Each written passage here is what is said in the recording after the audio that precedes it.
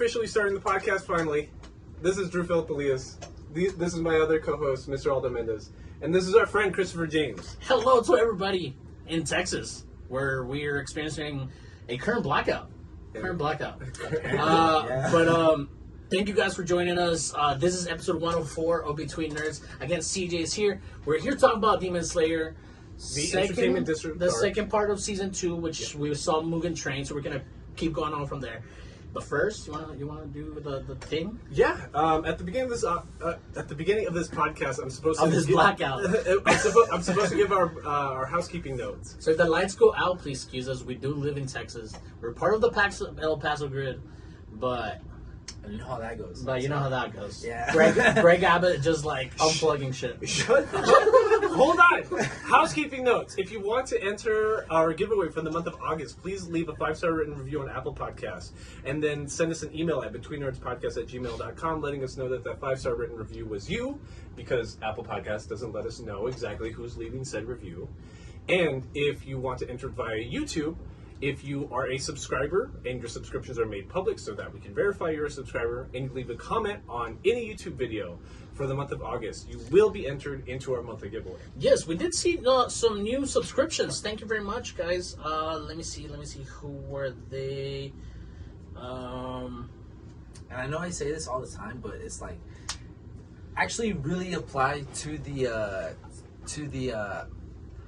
actually really try for the contest, because like the prizes that they give are actually really worth it. I'm telling you guys, I still love the fucking dude. That shit's literally. What did we get you? Tell us what we got you. You guys got me that the Luffy going for like the mid pistol fist and everything, dude. That as soon as you walk into my apartment, I swear to God, that's the first thing you see is him right there on the table guarding my shit. And that's the thing.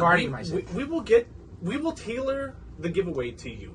If you like One Piece, like we know CJ does, we'll get you One Piece. You like Dragon Ball, we'll get you Dragon Ball. Even if you like something non-anime, you like Harry Potter. Nerdy, whatever nerdy. If you tell us, if you like lamps, we'll get you a fucking lamp. You like business. You like investing. I'll get you like a box of paper clips. Yeah, a box of paper clips. Hell yeah. A $10 gift card on Robinhood. A box of paper clips. Office Depot.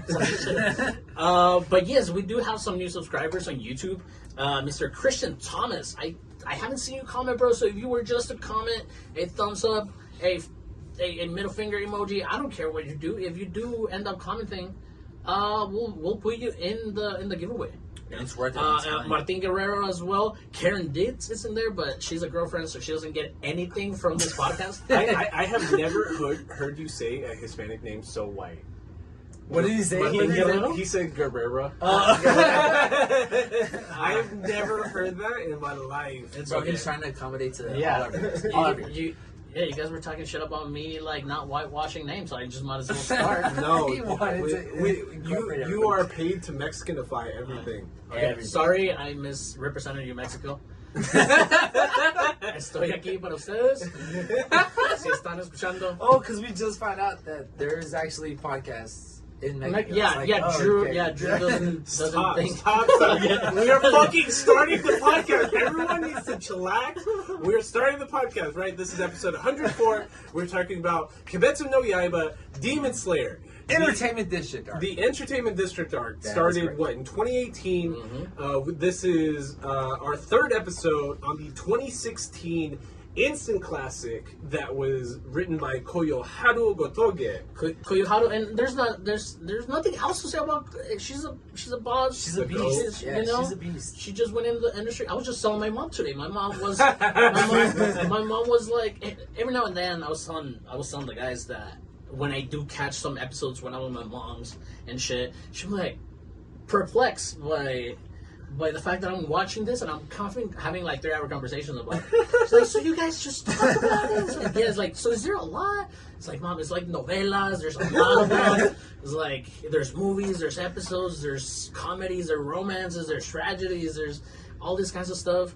And we're watching all of it. Yeah, and then I was telling her, I was like, look, one fact about this podcast is that in a men-driven industry, a woman out of nowhere comes in who just made her like project. Yeah, and I think it was you that said in the Mugen Train. That's why it was a good point that you brought up. It's like it's a shonen. Obviously, it's a shonen, right? Yeah. So this is tailored to Like mostly young boys. mostly young men, 16 Like or like little- 18-year-olds. Usually around there. Yeah. So it's a hell of a testament for this woman to actually come in and incorporate something that's tailored to young men and able to like, goddamn, fucking knock that shit out the park the way she did. I was thinking about it this week, and don't get me wrong, like me and you have read the entirety of the manga, right? Mm-hmm. Aldo is fully caught up on the anime, and the thing about Demon Slayer isn't that it's groundbreaking. Like, I hate anime Twitter. Yes. Because like it's always just salty ass nerds. Like, you cannot like anything. Like, You can never please them, yeah. Right. So, and what's cool about watching Demon Slayer this week, the Entertainment District arc is my favorite arc of Demon Slayer. Only 11 episodes. Only 11 episodes, which is crazy. Like, the storyboarding and the pacing is so amazing. Yeah. It's so. One thing- But like the thing that gets me though, hold on, just let me finish this one point. Go ahead. It is that Demon Slayer is in no way original. Nothing about it. Like, the more I think about it, the less there's anything original about it. The power system's not original. The characters are not all that original. The enemies are not that original. The time period's not even that original. The thing about Demon Slayer that's just like amazing every which way is how easily it weaves through and incorporates like all these different literary elements when it comes to shonen writing. Like what we talk about, like these standard shonen writing. There's like a call to action. There's a gimmicky power system. Like somehow he has a vested personal interest in the enemy because it's something family related. It's something having to do with his lover. Just shonen bullshit. Yeah. But the thing about Demon Slayer is like it fits into that mold so perfectly. You're comfortable. Like you're very comfortable watching it. Yeah. Watching it. Like the dialogue is corny. As long as the animation's amazing and I can follow what's going on, like it's like your safe space almost. Yeah, it's like a little comfort bubble. In the dialogue, I mean, it does get corny. It does get comedy. It's just regular shonen dialogue. Yeah, that's a shonen. But in between those fucking instances, there's really heavy dialogue here because the second part of season 2. The Entertainment District arc begins with Tanjiro missing from the butterfly camp. Yeah. Or butterfly what? The butterfly mansion. Yeah. So the reason he's missing, and to just catch you guys up on the last episode that we did on Moving Train, we finished with Rengoku, unfortunately, dying by a demon. Right. Getting punched through the chest. The demon was running away because it was the sunrise. And there's context outside of that too. Demon Slayer Mugen Train is the most successful anime film ever. You saw it in theaters, right? I saw it in theaters. I saw it in theaters. That shit was Sub. My girl was crying. Yo, I was crying.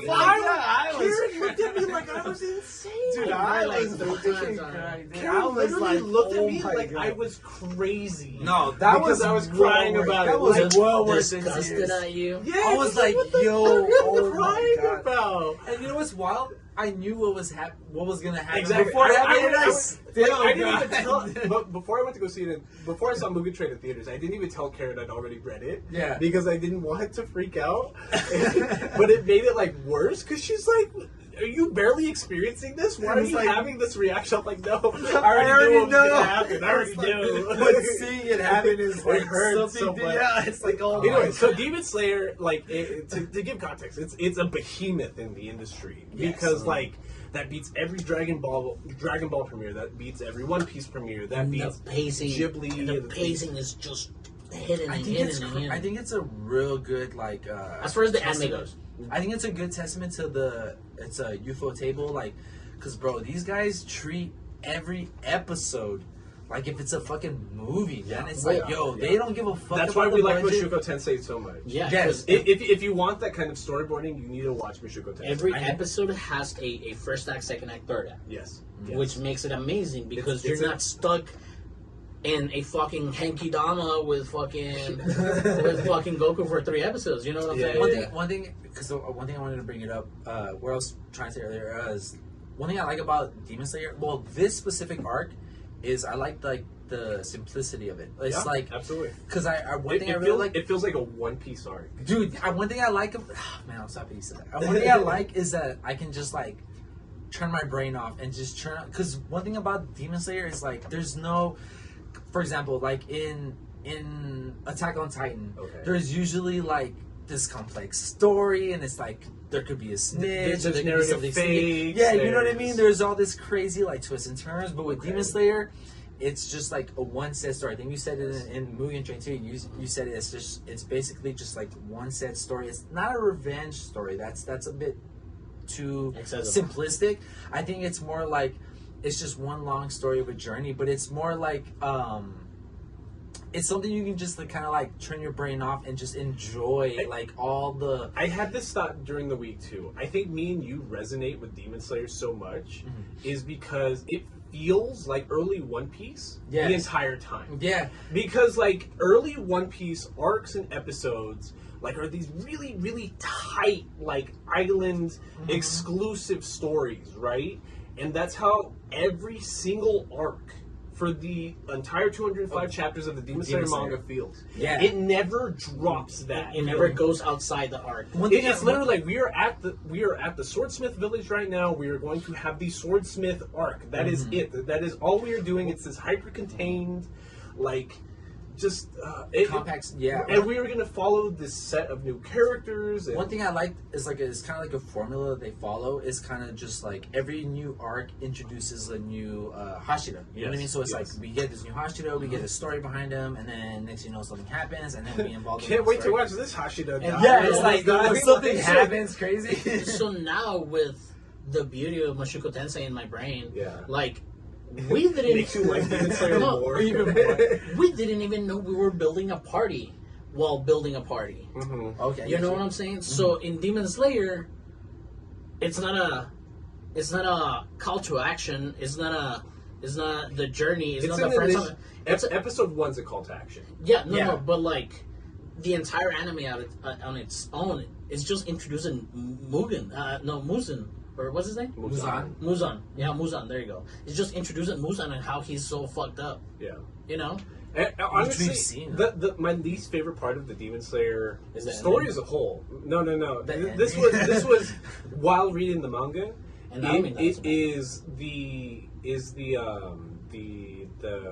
story behind Muzan. I felt like it was going to be a lot more. And then you actually learn about how demonism started and how Muzan came into this. You're like, that's it. Yeah. Oh, okay. That's it. I'm glad that you said that because I thought I felt like that would have been like kind of maybe like controversial. Not maybe controversial, but more like a minority type of absolutely, opinion. Absolutely. When I was reading that couple of chapters, I was like, I was like, shit. No. When I was like, that's it. I was like, wow, damn. But to be fair. Everybody's situation, I guess, is different, but I was like, damn, that's all it took to spark for you to, like, turn into this weird... I was like, hey, I guess if that's what it took, that's what it took. Fuck it. No spoilers, I don't want to spoil it. Where are we all? No, sorry. We're spazzing on this. I don't want to spoil it. We are episode... What, 10th episode? What? Of the season 2? Well, we're already past after the first episode of the first episode of the arc. The first episode of the arc is episode 34. 34? 34. Yes. Okay, episode 34. We get our demon slayers back to the Butterfly Mansion. Unfortunately, Zenitsu wakes up and he's like, "Fuck, that was a hard day yesterday. Like that was hard on everybody." And Inosuke was being insufferable. Tanjiro was being just so quiet because he was just so devastated about the whole thing. And then it turns out that Tanjiro's missing. The reason he's missing, and that's what I was, to my point after we went into the tangent, was that the dialogue gets heavy. And the first initial conflict that we have in episode 1 of the arc, it's he goes to the Rengoku family. Hold on. I've cut you off twice, and that's my fault. Like, you were also trying to give us backstory on where we ended during the Mugen Train arc. Yes. And I thought that's my fault. That's my fault. I keep fucking us up. Tie it back in. So, the end of the Mugen Train arc is we saw a Hashira die. The Hashira are the Is it 12? It's main less than pillars, 12. 6 pillars. We are part of the Demon Slayer Corps. We're tasked with defeating 7. demons. The elite Demon Slayer Corps is made up of just a handful of people I think it's 12. it's 12, right? so. That have mastered a different breathing style when it comes to swordsmithing. And the end of the Mugen Train arc, Rengoku. We were just making fun of Olga that like during the Mugen Train episode, he got every name wrong for Rengoku. That's my bad. That's entirely my bad. Hashiga Rodrigo. Hashtag Rengoku. Yeah. So Rengoku died while trying to defeat the Upper Moon 3 demon. Yes, sir. And what's interesting about that fight and how it pertains to this one is that Rengoku was seen as one of the top Hashira. Outside of the top 2. The Stone Pillar and the Mist Pillar are the undisputed 1 and 2. Everyone else is just kind of like, just in the mix. best. Yeah, in the mix. Yeah. But Rengoku was the top of that mix, right? So Rengoku... it was up for promotion. Yeah, kind of. Yeah, pretty much. But what the tail end of the Entertainment District arc kind of teaches you is that even though Rengoku's death in Mugen Train is like tear-jerking and deservedly so, is that he was not as strong as he thought he was. Yes. And he's not as strong as even Uzui thought he was. But I think Rengoku knew that he wasn't as strong. As everyone else kind of like was putting him up. Yeah. But I think he knew. He was like, no, I know where I stand. That's because like, you guys are putting me up here, but I know I'm more. He was really humble. I think Rengoku was all really drive. It was all drive. Yeah, like he was at 100% all the time. Because he felt like he had to prove himself, which like what we learn in this arc is because of his dad. I think this first episode. To be fair, I think you're the one that brought it up in the Mugen Train episode. I brought it up. What I brought up in the Mugen Train is that he learned his whole technique through his dad's diaries. Like Jesus Christ, imagine learning like a whole technique through books. That's impressive. That's very impressive. What are the books called? They're called like the Fire Pillar Chronicles or something. Scroll, like I can't remember what it wasn't his dad's. No, it's like somebody in that passed, family line. Yeah, that they passed. Yeah, it's like the technique guide to Man. that specific. What were you gonna say? Go ahead. No, I was just gonna say, yes, Rengoku, all drive, matched up against this third moon. No, what is it? Upper moon demon who ends up fucking, like punching in his fucking chest. Yeah. You know? I cried. I don't care. I did cry too. Yeah, I cried in theaters. And we've seen a lot of punches through the chest in anime. It's a trope. We see a cut through the chest this season. Yeah, no, yeah, we do. And it's a trope now, like in anime, to have somebody get punched through the chest. Yeah. It happened like 8 times in Dragon Ball Z, maybe 100. Yeah. You know, because it feels like the ultimate KO. Like you are not coming back from the punch. Like you are I pierced your heart. You are dead. But if you're watching Dragon Ball Z, you're like, oh shit, I forgot about the head and the fucking Dragon Balls. Yeah. And here, dude, it just seems so grotesque. Yeah. At some point, because even it's so much more permanent. Even the demon is like still with his arm through his chest, just like I killed you. And it gets so fucking dark. So, anyways, we'll skip the sad part that we cried on the last episode of Demon Slayer. But when the sun is coming up, the demon obviously wants to fuck off into the shade of the woods, and fucking Tanjiro, so deserving of his rage, being like, "You fucking coward pussy! You bite me out of the Your mom ain't got no nipples, motherfucker! You ain't got no nipples." And he throws his sword at him, and the demon running away. It's already getting heated, but he has to run away because of the sun. That's fucked up. Yeah. The first couple episodes of the Entertainment District arc, we're still dealing with our main cast of 3, like Tanjiro, Zenitsu, and Inosuke. Like, not feeling adequate because they literally could not help Rengoku. Like they are so much, so much not on like that plane of fighting that like they couldn't even keep up with the speed that they were at. They couldn't help. There's a line in Mugen Train from Inosuke that's like, if I went in there right now, I'm literally not quick enough. I cannot even register their movements quick enough for me to go in there and make a difference. I think he said he would he would be like, yo, I would be a hindrance, bro. He's like, yo, I would make this guy have to rely, like, he'd be like, fuck, now I have to fucking save this fucking kid. It's like, Jesus Christ. Like, if I throw him off just for a second, that's a shitty feeling to have, no, honestly. But the lesson for the audience at the end of Mugen Train is that you should feel more special that the Hashira can even keep up. Yeah. Because these are demons. These are immortals. In Mugen Train, the upper 3 moon says that he became a demon because he basically maxed out on his kung fu skills. And he's like, I became a demon just to exceed myself in mortality. He was like, yo, I'm basically trying to preserve how good I am right now, so I'm trying to be like this forever. And we talked about this on previous episodes. Hashiras are dropping like flies, and even more so, lowing rank demon slayers. The villains in the Entertainment District arc have like 15 Hashira deaths between them. Mm-hmm. It's like 8 and 7 or some shit. Yeah. Who knows how many lowing rank like demon slayers? Yeah, you know, the fact that Tanjiro, Inosuke, and Zenitsu are not capable, dead, just not dead. Dead. Exactly, just not dead. Who gives a shit about capable? Just not dead. Like oh, you guys are employee of the day. You know, who knows what's out there tomorrow? But like, yeah. So we talked about this before, and them recuperating from the death morally and in their mind and shit. They're also recuperating their bodies because they got trashed. Yeah, absolutely. Well. Like, shoulders blown out. Correct. Like, and then Tanjiro's running with a hole in his fucking side, and with a fever and shit. Running through was town. that in this one or the last? This is the first time. Tanjiro gets fucked up so much. I don't even remember. I can't even remember his injuries from the Mugen Train arc. I literally couldn't tell you. So he runs to the I can't fucking remember his name. The Rengoku family. That's brother? Rengoku. The Rengoku family. Yes. That's his last name. He goes to visit the house just to deliver his sword guard. Yes. Right.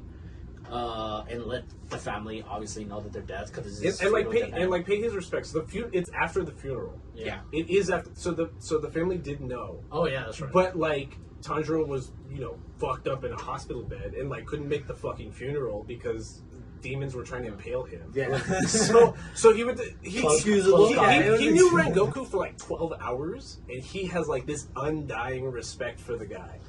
That's, I think, which goes to show how good of a person Rengoku is. Because, like, you only knew him for 12 hours and you're, like, devoted to that man. Well, I think it's cool that the storytelling, it doesn't feel cheap. No, there are points in JoJo's Bizarre Adventure where you're supposed to feel something after, like, a character dies after knowing them for, like, 3 days or some shit. And I make fun of it with Aldo, with you too, in our Stardust Crusaders, like, discussions. I'm just like, why do I give a shit? Why do I like, who cares? Like in Code Geass, too. Yeah. It's like, too. But, like, I think it says a lot about the storytelling. No, yeah. That you feel something when Rengoku dies. Mm-hmm. You barely knew him narratively. Jesus Christ, I just met the dude. He's just best boy. Yeah, he is. For someone that was just shouting "Umai" at the first introduction of him, and then it's like delicious. Yeah, and then I was crying at the end of that. It's like Jesus, bro. It's like yesterday I went on a date night with V. We had a sushi, and I was like, "Umai."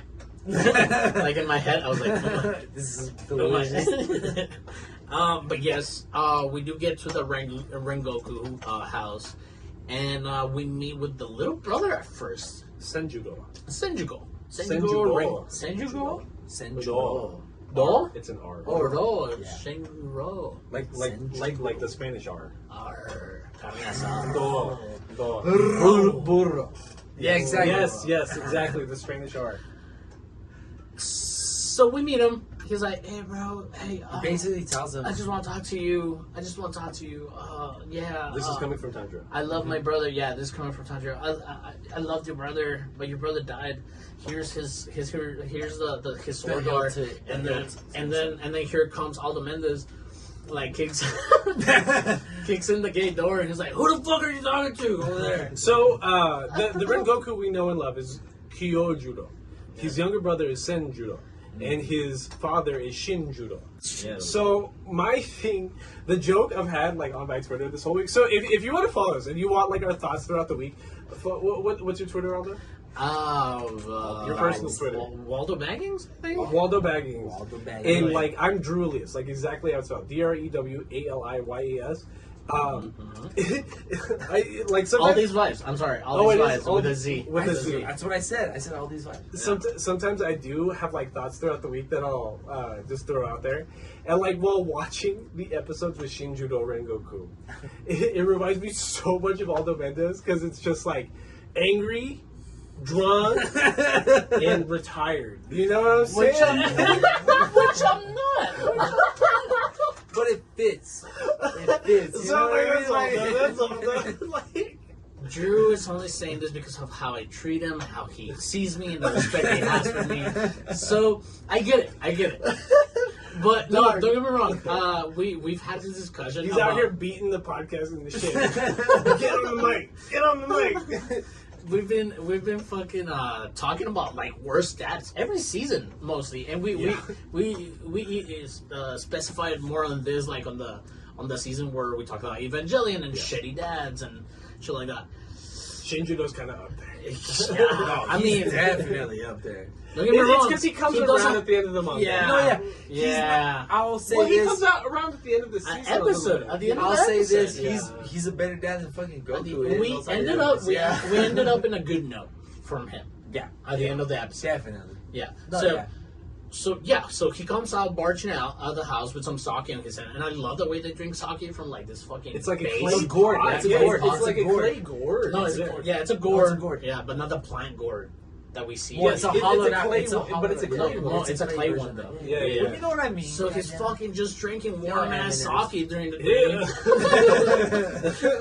day. He's getting extra drunk. He's like, "Who the fuck are you talking to?" "Oh, Dad." He says, "Or my brother is great." "Fuck your brother." You know? Yeah, because like I think the language coming from Shinjudo is literally like if he's dead, then he was a weakling, worthless piece of shit. That just confirms what I always said. Like he's a punk ass bitch. Yep. Yeah. It just like holy fuck. Like and Tanjiro again knew the guy for 12 hours. Starts headbutting Shinjudo. Yeah. They box in the street because you disrespected your son, pussy. I'm coming for your neck. I'm coming for your neck. I'm coming for your neck. And like military conservative right people will be like, "How could you?"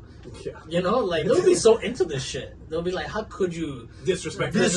He died on the field. Yeah, exactly. He died in battle, goddammit. How the fuck did you? And Tanjiro takes it to fucking gut. He forgets about his pain on his side. He has a fucking fever of who knows how long, who knows how high. Which ends up being a part of his power boost, the fever. How so? Oh, from the dance. We'll get to that. We'll get there. Yeah. But anyway, so like, what Tanjiro partially goes to pay his respects. Partially, he's looking for information on the flame dance. Mm-hmm. So this is the fire-breathing house, which technically they're different. The flame dance and fire breathing are different. It's a really big like difference. Especially Kami Kagura, right? It's the name of the move. Yeah. The dance that he does and shit. And you're right. And almost immediately, Rengoku's dad points out, there's like, "Get the fuck out of here, you sun dancer," or some shit like that. Yes, you sun-breathing dancer. And we're like, he's not a fire, he's a sun. It was like, wait, he's not just like S-U-N, not like a hijo. So for a paying attention audience, you're like, wait, what? Is there what? Like you're like, is there a difference? And when the dad, like when Tanjiro leaves, like he says a couple of things to Shinjiro. It's number one because of the scar on his forehead, which becomes really important. Mm-hmm. Number two because of the sun earrings that Tanjiro wears that he got from his dad. Mm-hmm. Yes, the rising sun flag of the last imperial control of Japan, which I think his dad. Oh, I'm not gonna say that because I think that's spoilers. Because I was gonna say which I think his dad got from someone else, right? Because of the earrings. From his dad. Oh well, they're passed down in the family. Okay. But they are a family heirloom. Okay. Because they were passed down from the OG. Someone else. Okay, yeah. The OG. That's spoilers. So like that was the flag at the time of Japan. Right. Yeah. Yeah. Flag. Okay, yeah, that is correct. Yes. Yeah. Correct. So there are a lot of tie-in elements to like traditional, like historical Japanese imagery, which I think is really cool. Because we are in the entertainment district. Like that was the last imperial period for Japan. Yes. Right. So we're talking like late 19th century. It might even be before. A little bit before. Yeah. Like still in the 1800s or before? No. 1900s, but like not. I said 19th century. Okay. I said late 19th century. Okay. No. Just so we're all clear, late 1800s. You're right. Yeah, right? Okay. So Demon Slayer also acts as like a period piece. A little Absolutely, bit, which is really fucking cool. It's that's cool. That's like cool. it's so There's no other way this could be interpreted. Oh God! I love talking about Demon Slayer. It couldn't be in the future because then it will be Star Wars. You know what's crazy? I think it's cool because it's like us being from Western civilization. It's like we would have never known what the culture was like over there had.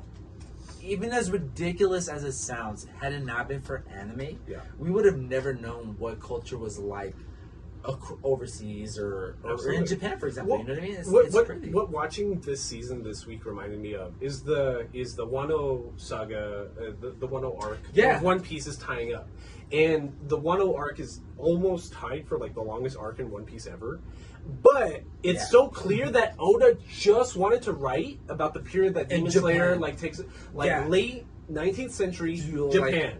It's the same period of time that like Samurai Champloo kind of takes in. It's like industrialization, not quite industrialization yet. Still have samurais, old towns. Still have old towns. Like it's right before like the industrial age of Japan. Like right when everybody was like about to change. Yes. And one of the cool things about the storyboarding, is how they use and set up villains in the story as well. Because I don't know why. It just started like triggering like if you were to make this a western, like your bad guy will be the bartender on some saloon, right? Or the sheriff of the town, or how Demon Slayer uses like the villain setting in this feudal Japan is like is a manager of a temple, which we see the boom boom boom. That was a little temple house. Right. We see the geisha, who is the top geisha in the entertainment district. We see. It's about like the crushing weight of capitalism. And it triggered like the British invasion, in Japan and shit like that. No, that wasn't Japan. That was China. I mean, in China and shit like that. Yeah, and. I don't know. You're thinking of Memoirs of a Geisha. Yes, and also you are literally Fearless. thinking... And also Fearless. Oh, Jet Li's Fearless? Yes. Oh, okay. That makes sense. That makes sense. Yeah. Because that's what I was thinking of. To be honest. Is it Fearless? really? Yeah, I was thinking of Fearless. Okay. Because even me watching this season with my girl, not this time around, but like before, like probably like 2 months ago. When you were watching it like week to week almost. Oh no! You started after the season. Yeah. Okay. And so when I was watching with my girl, I don't know if she pointed out, she's like, why are these women like in this house? What's going on? It's like, it was like kind of like sex slavery, like sex trafficking. Yeah, their husbands or their brothers or their dads had sold gambling debt and sold off. Not even gambling debt. You need a new goat for the week. Like I need to sell my daughter. You know what I'm saying? Like it's take my sister. Just like whatever, what any means. Yeah, whatever man needed something in your house, you were collateral. So after watching it, like when she had brought up like a lot of questions of like what they were doing like in the which in the those first are my half. favorite episodes of Samurai Champloo because like it like Samurai Champloo's all like entirely fight the system kind of narrative, right? Yeah. But my favorite episodes are literally like I'm breaking out this sex slave from this house kind of episodes. And this shouldn't going on no more. Yeah. So we did watch. I didn't make her. Well, I didn't make her. Liberation. I suggested Memoirs of a Geisha. I was like, do you want to see this? Memoirs of a Geisha. Did you watch it this week? Memoirs? Yes. No, I watched it like a couple of weeks ago. Oh, with V? Yeah. Isn't that movie okay. like ridiculously old? No, it's like 10 years old. It's Like 10, 15 years old. Sorry. It's a really good movie, dog. No, I've seen it before, but it's like, isn't that movie? Like early 2000s. I remember that. Isn't the main actress in that movie? She's the one from Tiger, Hidden Dragon. Yes. Okay, Yes. But yeah, no. It brings up a lot of. I don't remember what my point was bringing this up. You were talking about geishaism and selling off daughters. You were talking about before that the demon that actually sells. Oh yeah, I was talking about the villain placement in this period piece. Mm-hmm. You know what I'm saying? That's all. Like you're supposed to have empathy for like a lot of demons and demons. Like Demon Slayer, again, stealing from every shonen ever, kind of has this archetype like. You're supposed to feel bad for the villain. Yeah. Because there's some that don't. Because there's a reason why they're doing Demon what Slayer, they're you're literally supposed to feel bad for every because villain. there's a reason why they're doing what they're doing. You know Even Muzan, you're supposed to feel bad for Muzan by the end. But you'll get there. But yeah, you'll get there. I've heard things of what happens. I'm not really familiar to the story, but I know kind of what happens. No, but there's a reason why Muzan's doing what he's doing. You know what I mean? But I mean, like how Drew was saying, there's a that's like the staple of most shonens. There's a reason usually why that's the joke about Naruto is the Taka no Jutsu, like, Pain, you just destroyed my whole village. You're the biggest, baddest villain ever, but you had a terrible childhood and you were abused. Like, there's a reason and why people are you're trying to steal your eyeballs and like, I feel bad for you, dog. Like, just kill yourself so I don't have to kill you, but you can die as my friend. Yeah, you can die. That's kind of how every Demon Slayer villain is. Like, the ending of literally every Demon Slayer arc is like, I need their backstory now because I need to justify murdering this person. One thing I like about this specific arc's demons is, I guess we'll get there when we get there, but one thing I like about their backstory is it's kind of a what if scenario. What would happen to Tanjiro and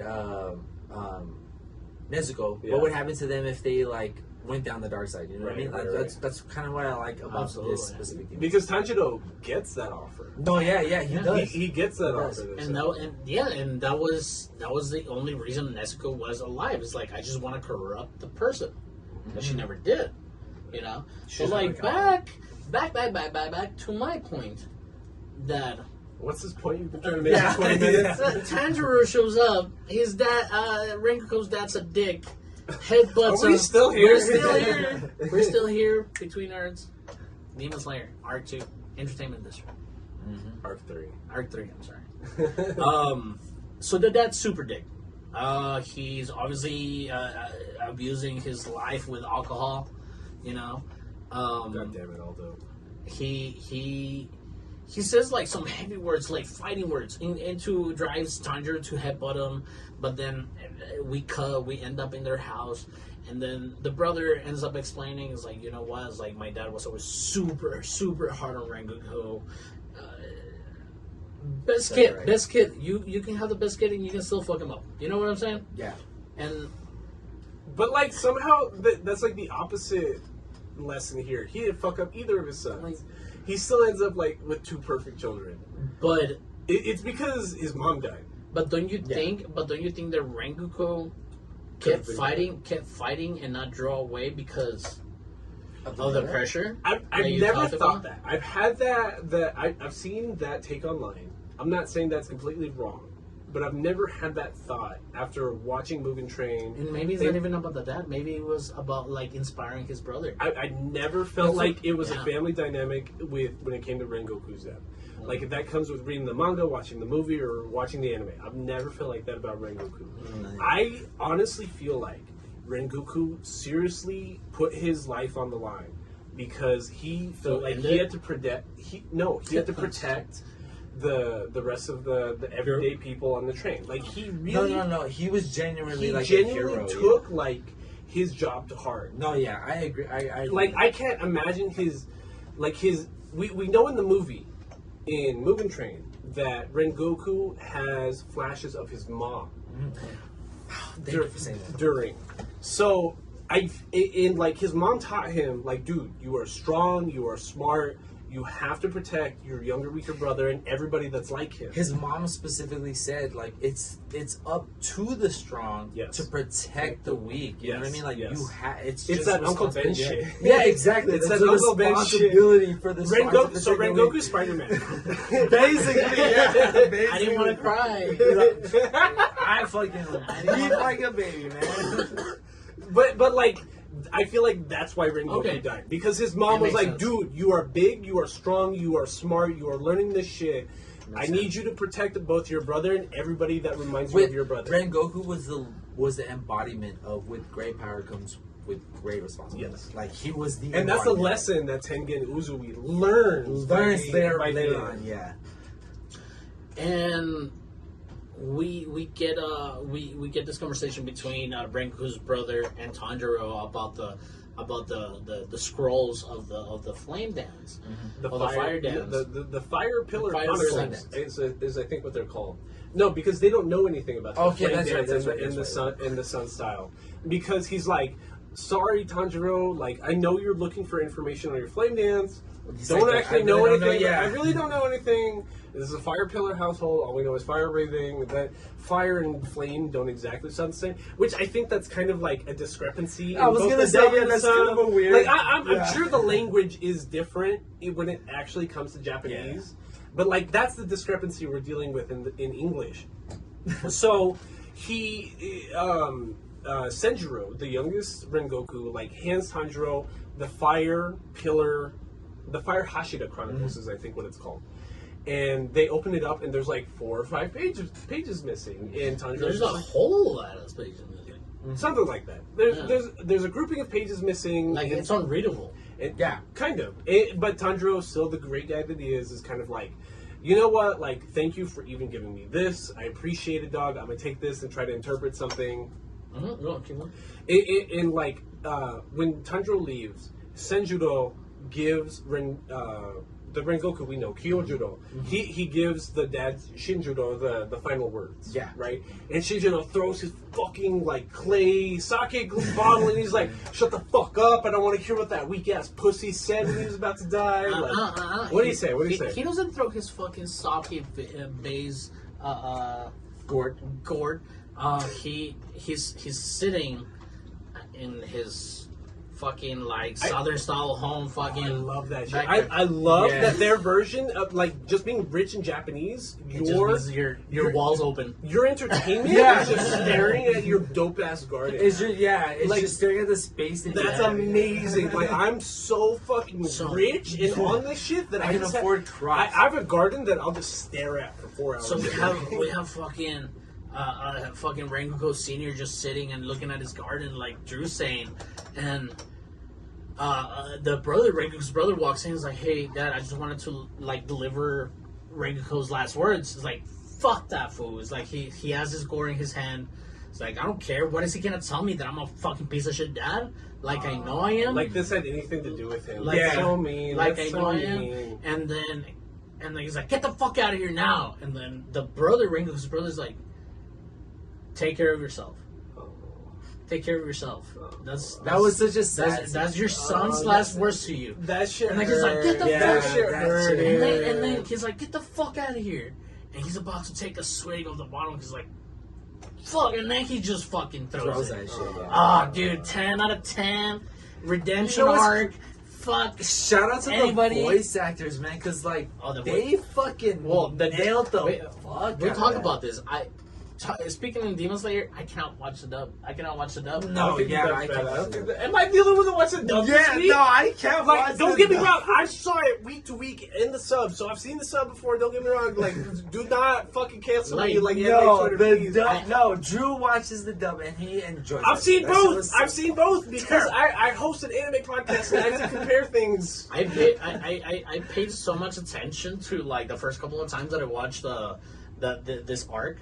The entertainment arc, that this time around, like, I was still watching it in sub, but I was just like, oh, I know exactly what's going on, and I was just watching it, and I was like, oh, fuck yeah, this part is doing dishes or getting the baby ready or something. Yeah, absolutely. It's just so on in sub. I can understand the why. dub for convenience, but the sub is the way to go. I think they just convey all It the is like the most display perfect better. sub ever. Yeah, Like and it's the closest really to a good. 10 out of 10 ever. Dude, And like, it's easy to follow because it's back and forth, back and forth. Yeah, There's no yeah. overlaps. There's no anything. It's just back and forth, back. And you forth. just follow along the Yeah. arguments. That I don't get me wrong. I do think it's the perfect sub, and I have Yeah. watched, but I don't think the dub's bad. Like just so we're clear, I do no, I not think it's the- bad. It's I think the because dub- Zenitsu, is- even though he's not super prevalent, even though he's not so prevalent like in this season, He sounds like Toad from the Mario just, franchise. you know what? One thing it's just I noticed Miggy from in the Parasite. in the dub when Tanjiro was talking about Rengoku, I think in the dub they call him Mr. Rengoku, and even that I was like,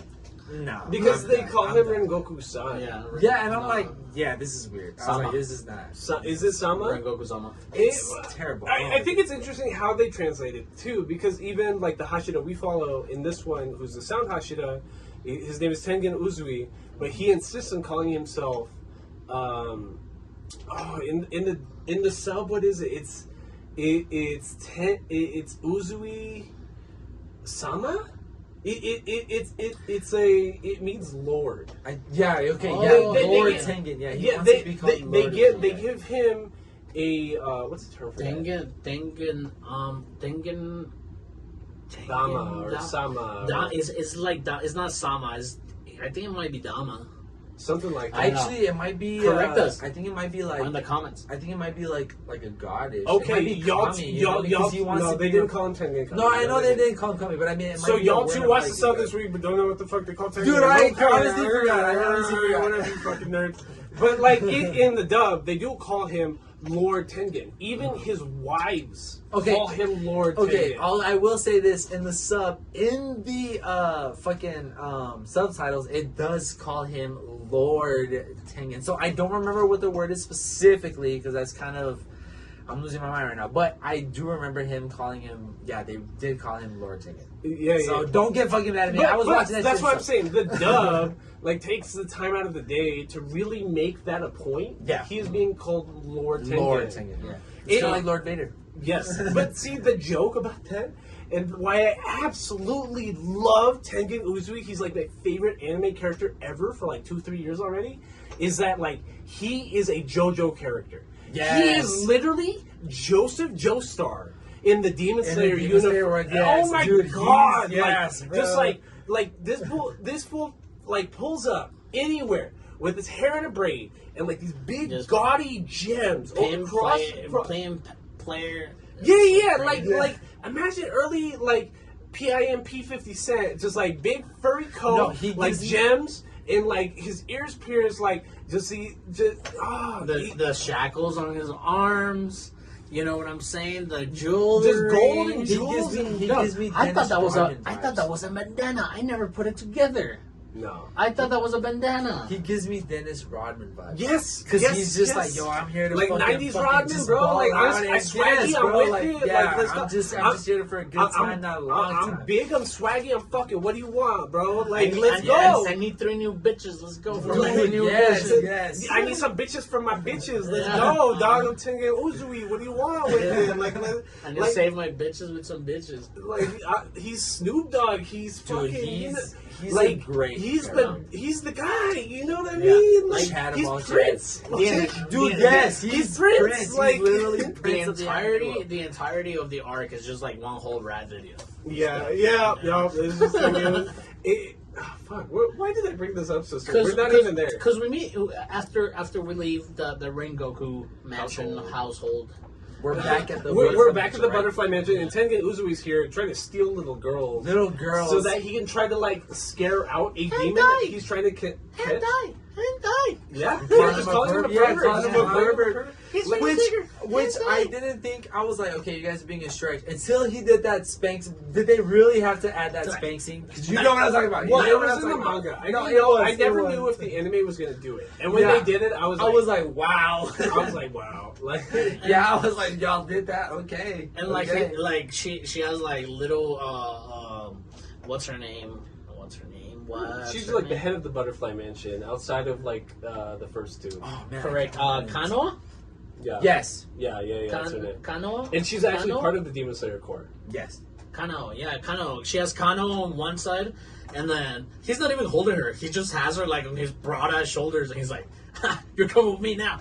Slap. Slaps her on the ass. And it's just like, whoa. And that's what even his character design reminds me of, like Jotaro Kujo, like so much. Because absolutely, because he's never seemed to be.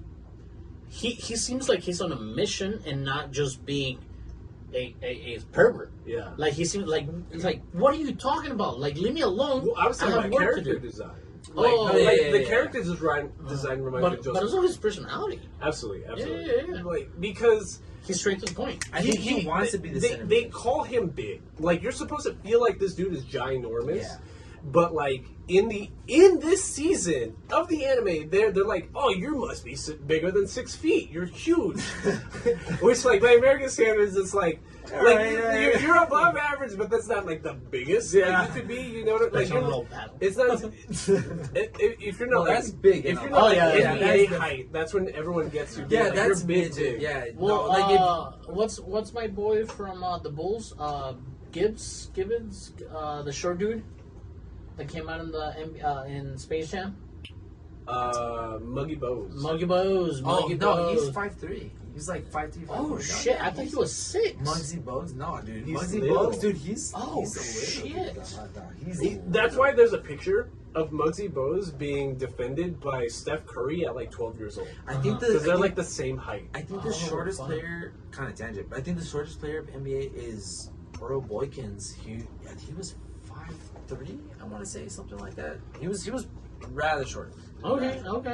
But yeah, I'm just saying. But anyway, that's like the difference between like being like Japanese and American perspectives is like when they bring Uzui on screen, he's the tallest person. He's like 6 inches taller than everybody. I think he takes 2/3. He takes 2/3 of the frame. Yeah. Didn't they say he's like 6'4", something like that? I don't know, but they just say over 6 feet in the anime. Yeah, he's pretty tall. But like they give him like large cap shoulders. But then, like, he's skinny because he's supposed to be like a ninja. So, like, a shinobi. Excuse me. like the way that he dodges Tanjiro's first headbutt. Mm-hmm. Oh yes. Yeah, like it's just like. Oh, I think they're supposed to. This was quick as fuck. They're supposed to demonstrate it like it's supposed to be like in a blink of an eye because you don't even see him disappear from the frame. You don't even see. You don't even see him bend his knees to like jump. Yeah, honestly, he just vanishes. That's something about the anime. Like, don't get me wrong. Like, it's almost a 1-to-1 adaptation, but there's like a couple pieces of dialogue or a couple of frames, couple of scenes that are not in the anime, and one of those is that in the manga, you get a sense that the sound form, the sound breathing technique, means he's moving at the speed of sound. The speed of sound, yeah. You do not get that sense from watching the anime. No, at all. Like, because like whenever he says sound technique, blah blah blah blah blah, like there's always a sonic boom. Boom, yes. Like you get that a lot more, like 1-to-1 being like in the manga because the manga will be he's moving so fast. He's like it's causing like but you can hear sonic booms. Thunderous booms. Yeah. In the anime, it's just like why is he doing this noisy ass technique? It makes it seem like it's instant transmission.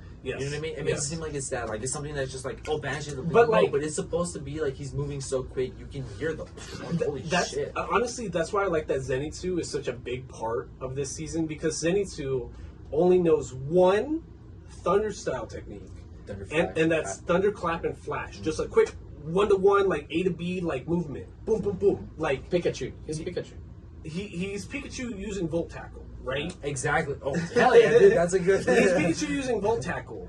But the thing about Uzui is, like, his whole breathing technique is just moving at the speed of sound. At the speed of sound, yeah. That's it. That's it. Like, well, I think he also uses, like, what's her name? For example, Toph from Avatar Last Airbender. Right. Uses, so like, he's sound, also... So, like, Zenitsu, Tanjiro, and Inosuke all have heightened senses, but specifically heightened for that character. Mm-hmm. Right. Tanjiro has like a type. Right. Tanjiro has enhanced smelling. It's like you smell like a demon. I can tell that he's stronger because the smell of demon is stronger. Inosuke is kind of like it's. I think it's fear sense. It's instinct. It's an instinct sense. He has Ren. I think he has Ren from Hunter x Hunter. I think his instinct is like, I think like for example in Mugen Train when he like instinctively knew he was like, yo, the fucking neck has to be in the front. Yeah, like he thought the train was a monster. You're describing Ren from Hunter x Hunter. Yeah, and then when he like how in the movie when he had the dream where he was just like, yo, this fucking train is a monster. I think that was a little foreshadowing and also like a little like incentive into knowing that like, yo, this dude's instinct is insanely. And we see that he calls it bloodlust in this. Yeah. Because he's a fucking mountain person. Right. Like, raised by the fucking just raised by boars on a mountain. That's it. Raised by the wilderness, man. Zenitsu's. He's a Cubone. He's a Cubone. I think that's his mother's face. I think that's his mother's face. I'm sorry. I think that's his mother's face. Wow. He's right. Damn. But then Zenitsu's is hearing. Like Zenitsu can differentiate a demon from a person based on how their heartbeat sounds, how their movements sound, and like footsteps. He's got all this heightened hearing, and that's exactly how Tengen is. Because Tengen almost has like sonar though. Like it takes it like a step forward. It's just like I can tell that this whole building is empty because I don't hear footsteps vibrating anywhere. It like it's insane. That's a good power to have. Well, I think it was you that brought it up last time in the Mugen Train when you were saying like, do the powers actually showcase? You know what I mean? Like Like I'm doing the flame. Do the flames actually come out? I think in this season it showcases that like. It actually does because he's really using. I guess maybe it doesn't because in this one he's using like. It makes more sense that he's using the vibrations of things to know like where things are. I think it's metaphorically. Okay. This season makes me think it's more of a metaphor. Okay, yeah. In this case, it's more like it's like it's called the sound form because you can break the sound barrier. Is it a metaphor in this specific season because of the fact it's more like how bats is bats radar a metaphor? Not really because they're using sound vibrations. So that's not really a metaphor. They're really using the anime never tells you it never directly tells you is a superpower. Mm-hmm. Right. Like it tells you that it's a thing they know. You know. Okay, I get you. You know, like I don't know. It feels more like, oh, you're moving so gracefully, Aldo. You have mastered the water dance. You're moving so quickly and fiercely. Thunder. CJ, that's the fire dance. Or the thunder dance. That I can see, but what I'm thinking for this specific season for the sound one, I don't think it's a metaphor because. Just specifically for Uzui, because it's the sound. Because in my opinion, it's like how bats do it. Like you know what I mean? Like bats do like a little screech, and then whatever bounces off the wall. So it's Tengen does have the power of sonar. So I think for him, it's not a. But it's not directly. Because there's not. It's not like you can see like. It almost feels like Shinobi training more than anything. I just feel that they're training it the same as the MCU is training the spider sense to Peter Parker. Well. Okay, no, yeah, I get it. Like, it's not a real sense. It's more like, I feel... It's like, he knows because that's Spider-Man. Yeah. You know? Well, to me, it's more like in my opinion, it's more like a Toph situation where she can feel the vibrations of certain things that's happening around her, and based on the sound that's going on, she knows how to react. Because he's a ninja, yeah, exactly. Because of the fact that he's a shinobi, he knows he's like... Okay, I know what's gonna happen here because of the vibrations. Hold on, can we move the plot forward, please? Yeah, absolutely. So absolutely. He almost steals girls from the Butterfly Mansion. They're not actual like Demon Slayer court, and then Tanjiro and Inosuke and Zenitsu. That's when the big three come together. The big three come through because like we get like a half episode of non-canon bullshit because episode 1's like 40 minutes long because half of it's non-canon. It's just meant to show that Tanjiro and Nezuko are doing demon slaying outside of like the main canon story that we know. So the reason Uzui was stealing the girls was because he needed inside soldiers inside some of these whorehouses in the entertainment district. He then cross-dressed our main three into going into 3 different whorehouses. He told Inosuke not to talk because he has a fucking mountain person voice, and he's like, 3 trees, rage. Hey, so my name is Kelly. You don't fucking talk. You don't even need makeup. You're beautiful, dude. Just don't talk. And then Tanjiro is like, we need a lot of makeup on you. Honestly, that was like a really big deal when the manga came out. Yeah. That Inosuke being the fact that he was so beautiful is beautiful. part of the story. Yeah. Like it actually matters in canon that Inosuke is gorgeous. Because like throughout when they were showcasing the girls, they were just like, "Wow, you're very pretty." Like you don't even have to say We won anything. that one. Yeah, I don't know about the others. They call Tanjiro and Zenitsu ugly bitches. Yeah, every time, like every the episode. shit out of them. Yeah, It's funny actually. Yeah, It's and funny. then they see Tanjiro is like, oh well, this one, okay, and then the other one's like, oh, She's fuck. nice. Can I say one thing I do like about the fact that they split up the three is because, It for gets example, Scooby-Doo. You get Scooby-Doo right away, and I love it because they're like investigating a crime. Well, the reason why Tengen picked these three houses is because he has three wives. He made each of them do espionage inside of each of these three whorehouses, and all three of them have stopped checking in. Mm-hmm. So it's kind of James Bondy. It's a little espionage. It's a little clue. Well, one thing I like is that they, like, for example, in the first season, you know Tanjiro's the main character, so we only focus on Tanjiro and what he's going on. But what I feel like it's well distributed. No. Well, what I like about this season is that they distribute it even more because now Inosuke has more lines, he has more dialogue, he has we get more in depth in his character. So it's not just solely focused on Tanjiro. Now that the three is split up, because before, for example, Zenitsu, everybody would always make the complaint that Zenitsu is just this whiny fucking crybaby and blah blah blah. But in this season, he actually investigates more. He's by himself. Because he's by himself. himself. So now he's like, yo, I actually have to step up a little bit more. So don't get us wrong. This isn't the first time the manga or the anime does this because they do this during the. Is it lower 5 or lower 6? The spider guy. Like I think it's that is when they do that. That's when we first start learning things about Zenitsu. That's when we first start looking things about Inosuke. But we get several episodes or several chapters. Like a third of the story is just everybody just by themselves doing espionage, doing shit. Yeah. Which I like. And the story for the next 5 couple episodes, we follow Zenitsu, Tanjiro, and Inosuke separately. Tanjiro being the great guy that he is, he's getting all his chores done back and forth. He's annoying the mistress. The house mother of the mistress of the whole whorehouse, and it's like, dude, I don't know, dog, just sweep the floor again, I guess. I don't know. I'm done with oirons. That's the word they use, oirons. Because even in the dub, they call it. They say oirons. It's a nice way of saying prostitute. So then, So then we start the bottom bitch, and then we start the bottom bitch. We start talking about Zenitsu's story or his journey in the other whorehouse. He's getting really good advice about these two twin girls. They help him. She helps them. He helps them. I think the first amazing bit of animation we get in this season involves Zenitsu being when he's strumming the. It's not he's a guitar. Trying to learn. No. I forget. I can't remember I know what you're talking about. So there's a Japanese guitar. Yeah, it's like a balalaika. It's called a. What the fuck did you say? Balalaika. Look it up. What is that? I have no idea what that is. What the fuck is that? No, I thought it was called a bin. It's I can't. I know what you're talking about. It's like a miniature guitar. It's a little Japanese guitar, right? Yes. And the first piece is actually Russian.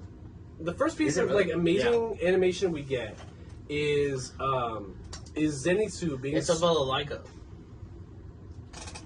but it's a Japanese version of it. Of a balalaika, Yeah. a Russian balalaika, which is like a little. It's like the Russian ukulele. Right, it's a ukulele. Right, it's this tiny little 4-string longer guitar, neck, though. longer neck, and Zenitsu showing off his thunder breathing. What the fuck did you just say to me? What? You're ridiculous. Go ahead. No. You're like, what the fuck did you just say? Zenitsu showing off his thunder breathing while being the last person to be sold into the households for the espionage, because of course, Inosuke goes right away because he's beautiful. Tanjiro goes away because he's nice, but they kind of can't get rid of Zenitsu. I just wanted to Shami-san. But it's the same thing, right? It's the same thing. Yeah, it's the same. I just wanted to point out, yes,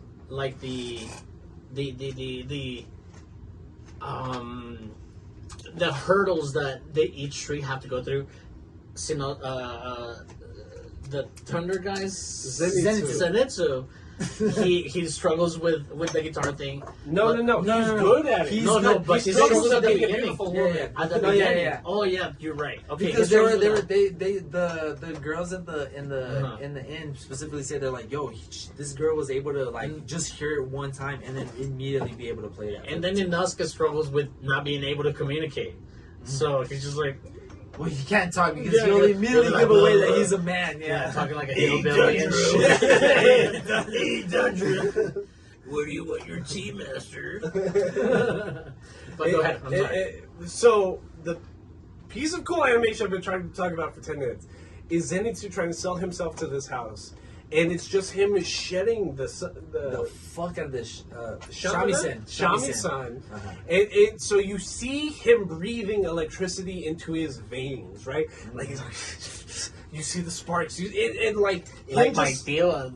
But the running gag of that, like what motivates him to go so hard is also because he needs to get revenge on the man that sold him into this house. Because he was like, yo, Tengen looks so fucking gorgeous, and I fucking hate that he's such a ladies' man. He's like, bro, I fucking hate this guy. Zenitsu and Inosuke hate. Yeah, no, Inosuke loves him. Inosuke loves him because their introduction, never like a rivalry. Their introduction at the Butterfly household is Tengen being like, shut the fuck up, how dare you not call me Lord? Yeah, he's like, you gotta respect I'm a Lord. me. Do you not see that I'm the most beautiful, flashy person in this bitch? Like, you're trash. And then Inosuke's like, I fucking love this guy. Tengen's like, I'm the god of parties and beautiful women. And Inosuke's like, haha, well, I'm Inosuke and I'm the god of the mountain. I'm the god of the mountain. Inosuke just met his first, like, gym bro. Yes. Which, again, it's like some JoJo shit, bro. Like, it's like Joseph meeting Joseph for the first time. Yeah, he's like, oh. So the first, like, piece of conflict that we get in between these three different courthouses. And I'm sorry I keep using whorehouses. It seems kind of harsh, but it's just feudal geisha houses. It is what it is. I guess the PC term would be like a brothel. Hey, you sex workers, you do your thing, bro. We're with Shout out to sex workers. Shout out to sex Nerds workers. Supports you. Yeah. Get that bag. Inosuke experiences. Inosuke. I'm sorry, Inosuke. Way to combine the characters. We fucked this up because now we are too. In my head. Yeah, we are now too into like getting everybody's names right. We have fucked this up. Okay, Inosuke. Inosuke. It's Zenitsu and Inosuke. Inosuke. He is at the house of what we know by this point is the house where the main demon lives at. Do we know that? Why do we know that? Because there was an explanation even like in between these episodes where they talk about the most praised geisha for a while. There's a term for it, and it seems weird that it is the same family. So they think that this girl that is the most like popular geisha in town, the head bitch in charge, it's been part of a family, but it's just been the same girl. Mm-hmm. Yeah. I like the lady that calls her out on that. Do you remember that? Mm-hmm. Yeah. When she calls her out. I don't know what episode it was. But it was the maiden of the house. Yeah. Where Where she's she's just mother like, of the house. I think it was Oiran. Yeah. The term is Oiran. I said that earlier. Did you? Yeah, she did. He did. And so there was an instance where the two little girls that are in the house were Inosuke. Inosuke is at. Check your phone. Inosuke is at.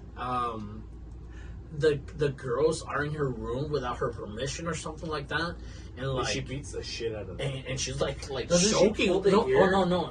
Oh yeah. She pulls the ear she's out. Holding the ear, and like the animation is a close up of like the little girl, and like her ear is bleeding, and that's when. Inosuke. That's when Zenitsu pulls up. That's No. when Zenitsu. No, yeah, Zenitsu You're getting them confused. Oh, okay. So like there are Oirons in each of these three households that are very destructive and mean. I think the only nice one is in Inosuke's. No, it's in Inosuke's. And basically it's the same demon like portraying all of them. So like this demon has been alive for hundreds of years.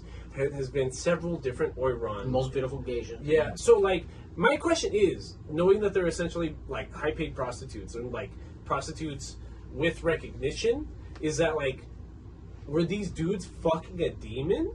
Yeah. Like Oh, that should be kind of a big deal. Hey, who to hasn't? be honest? Who hasn't fucked? Hey, Hey, no, but imagine. What the fuck? He's like, you ain't not even. I fucked the shit out of her. Who hasn't? Whoa! So everyone's out here fucking several different demons. So like the thing about the Zenitsu and Tanjiro household is that they're technically different Oirons, but they're essentially the same woman. They're really mean, abusive, whatever. But the heads of the household, the owners of the brothel, don't do anything about it because she's the one making that house all that money. Making the money, right? But Inosuke's house is different because what we learn is that what is her name? Hold on, I have it right here. Makio.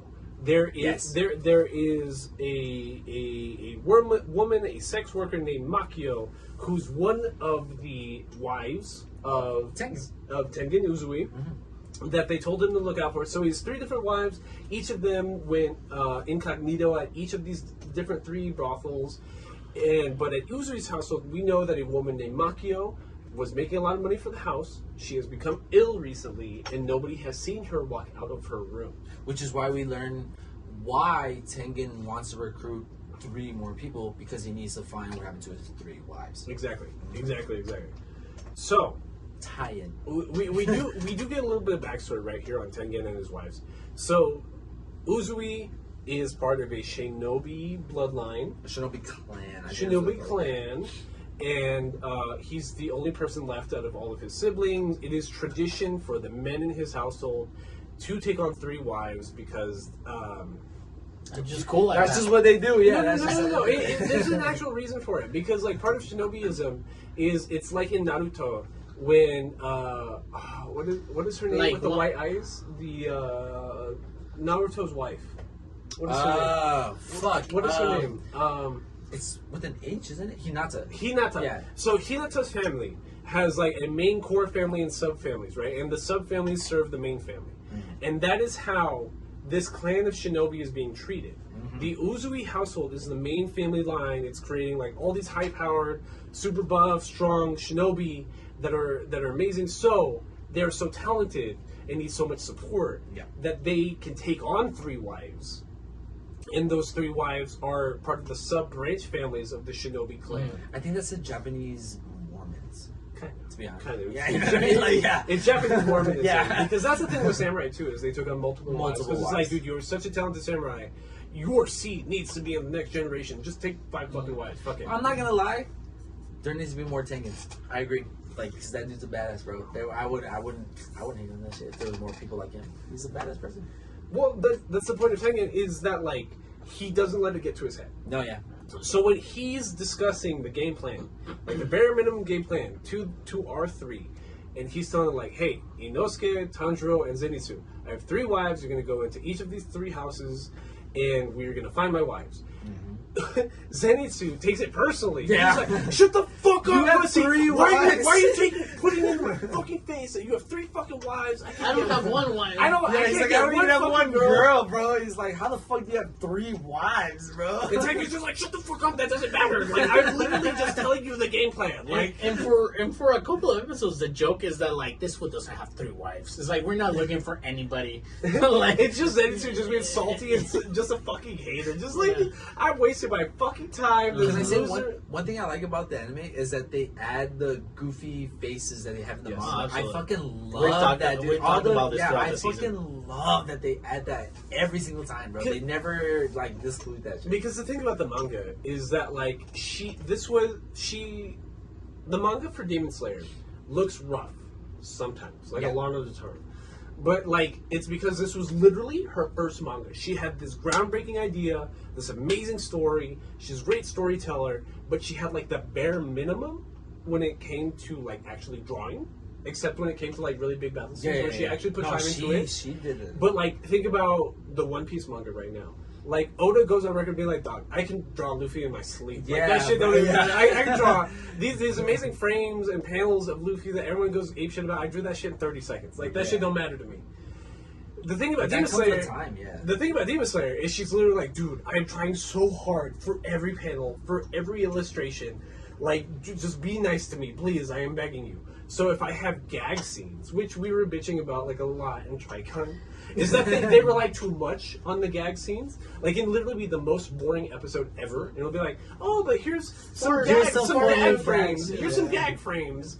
And I'm supposed to, like, all of a sudden not be pissed. Yeah, like, oh, fuck, I'm on board now. like, at least in Demon Slayer, they come when they're supposed to be when expected. they are funny. Yes. They feel like Rick and Morty level, Yes. like droopy ass lips, fucking dorky ass shit, which is fine. I think they're she worked so well with what she had. I think they're placed right where they need to be. Yes, you know what I mean. They're not like overdone or it's like, oh, I'm trying to overcompensate for something. Like, no, like this gag, funny little face was placed where exactly where it needed to be, and I love that she nailed that shit. And she also expressed about the team of animators like coming up with like such badass animations that Demon Slayer is. Yo, shout out to UFO Table, bro. Some of her quotes, like, depending on how they're translated, or kind of translate to like, I am so glad that they were able to interpret my vision. What she wanted. When it came to, like, especially those gaggy effects, that they were able to do it. Yeah, it's hard to incorporate what someone like in their you're brain. Trying to interpret intention. Yeah, and that's really hard. Yes, that's really hard. That's almost damn near impossible because you don't really know what someone's really full on thinking. It's like being, but they were able to demonstrate that. It's like being in Violet Evergarden. Yeah. Well, that is a good. The thing about UFO Table is that they're amazing, like a groundbreaking, like nerds have not shut the fuck up about the second to last episode of this arc since it came out. I think because of the level of animation, it set the standard. Every season it sets the standard. Like when the second to last episode of season 1 of Demon Slayer came out, and like you see Nezuko burning up those fire webs, and like that big Sakuga like flame dance, like what's it called? Hinokami Kagura. Hinokami Kagura, like coming off the screen. You're just like, what the fuck did they just animate? Yeah, it's like, what the fuck did they just do? And like UFO Table keeps doing that. It keeps doing that with Demon Slayer. What I like, sorry, I'm gonna cut you off. What I like about this one is like, for example, in season 1, they had like little moments in between, but not until episode 19, the famous episode, everybody was like, "Oh my god, these guys are like the real deal." Yeah. But what I like about this season is it's basically. Every episode, they were like, "This is movie budget. We don't give a fuck. We're gonna ball out." I think this is a testament to this UFO Table. Yes. I think this is a good demonstration to them showcasing what would happen if you take your time and really like try to focus on like the drawing and the animation. This is what can happen. What this week reminded me of, just because like I talk about this show with Aldo every week, was a comment Aldo had when it came to talking about quick shonen anime movement. I talked up Dragon Ball because I was like, they do quick shit well when it's really just like clip. There's nothing really being animated. Clip. Like you get what I mean? But Demon Slayer will really take the time to animate like all of Uzui's like arm movements and stuff like that. But what I miss UFO Table because a lot of everyone's first introductions to UFO Table was the Fate series, and that's what not a lot of people like remember. Was that like when Fate, Stay Night, Unlimited Blade Works, the reboot of the like 2015 reboot of the 2006 Fate Stay Night anime reproduction of the not even a light novel. It's based off of like a gacha video game. The reboot of that, when UFO Table did it, it broke up the internet. Yeah. I literally saw a clip like this week of Lancer and whoever the fuck Lancer fought when he died. Like just big Sakuga explosions and blue versus red, and like it looks like the best animated Star Wars fight. And that got me thinking a lot about the podcast because like Aldo's been yelling at me, and like I'm supposed to be only recommending things that like are supposed to get us big traction on YouTube because he's a capitalist all of a sudden. So my appeal to fascist Aldo right now. Fascist Aldo right now. I was a business owner a couple of He's Lord Vader seconds ago. Darth Vader out here, just like. You made me into this. Is that we have talked in Nerds Down before, we've talked in episodes before. If we don't know how to get into the Fate series, I finally spent like 2 or 3 hours on Friday figuring out how we're going to go into the Fate series. So whenever Aldo lets me go in, I figured out 2 episodes worth of content. This is also Drew's podcast, Between Nerds. I figured out 2 weeks worth of content. Is we are basically, whenever we get into the Fate series, we are going to skip the 2006 original Fate Stay Night adaptation. Okay. Just skip it completely. We are going to watch the 2011 UFO table, like Demon Slayer UFO table, adaptation of Fate Zero, which was a 10-year prequel to Fate Stay Night. And then go back? No, and then we will finally watch the reboot they did of the original Fate Stay Night called Fate Stay Night Unlimited Blade Works, which came out in 2014, which has the most iconic animation out of the UFO table outside of Demon Slayer. See, that's why I can't invite you out with me. And where else would you find the time? You know? I'm just out here just storyboarding weeks of the podcast. So I figured it out. Whenever we find the time, and outside of recommendations we get from our audience or guests that want to watch X, Y, and Z with us, we're going to be watching Digimon in the next couple weeks with Roby because he's getting some the first season recommendations. of Digimon? The first season. The first half of the first season. We're going to be out watching episodes 1 through 21 of Digimon Adventure. Okay. So if you have anything, we love having you as a guest, don't get me wrong. So if you have anything you want us to watch, let us know. Dude, I love being a guest, by the way. I love being a guest. It's just such a cool talk. It's fun. It's always fun. And that's not just because I'm part owner of the podcast.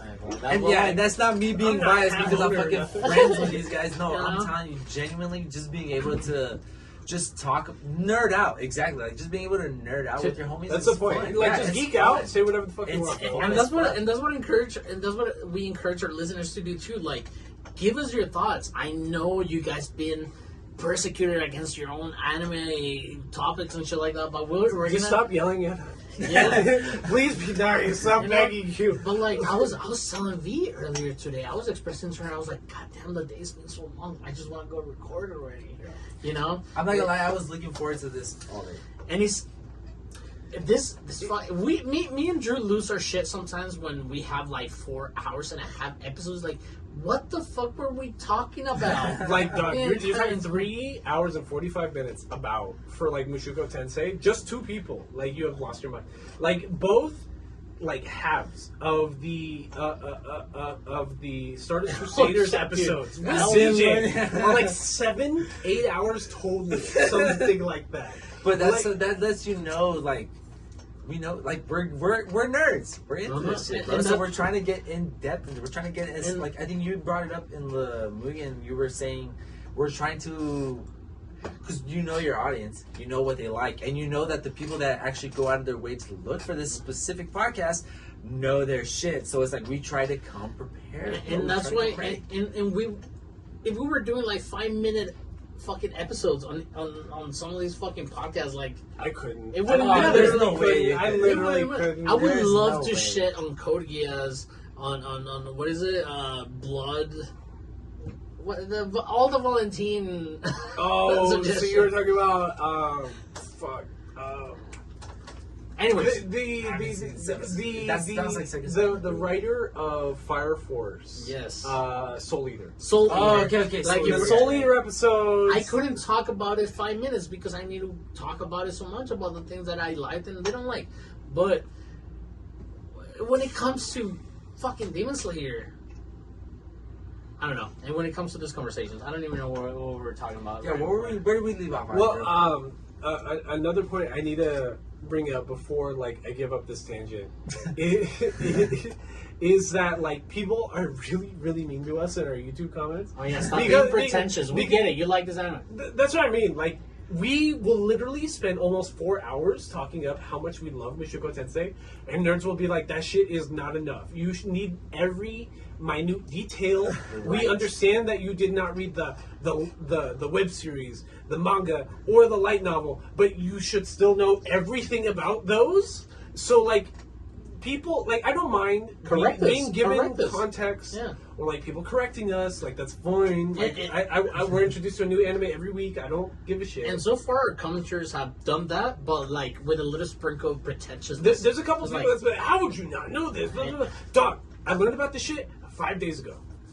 Sometimes you forget things. You know what I mean? Not even that. It's just like it's because there's so much story to animes. Will even if I recollect the anime perfect, it's not the same as how they interpreted it. So they'll still get mad at me and be like, "How did you not know that it was his family and his brothers that kicked him out of the house?" Dog, they were all in black. Like I think like for example, there's people like, for example, in One Piece, there's people that like know things that like.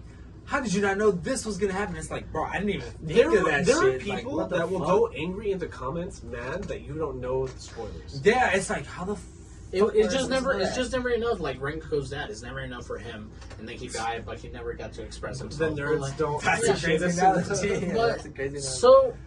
So, Senetsu starts like knowing that this bitch is evil. Yeah. Because she's literally ripping the ear off this little girl. Anthony grabs, he's like, "Yo, you need to go." Inosuke. Zenitsu is kind of like the Sanji of Demon Slayer. Like Sanji will like, dog, you do not hurt a woman, you do not disrespect women, like Emerson Avenatti's about it. You know what I mean?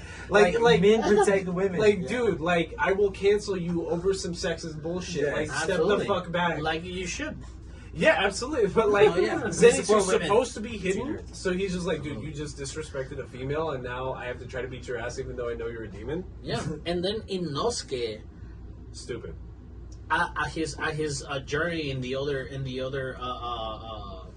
whorehouse brothel, he starts feeling the sense of a demon. Like the demon is not there physically, but it's crawling through the walls. Ugh. And it feels weird because he can't talk in front of anybody, so he's just like freaking out inside his head. And I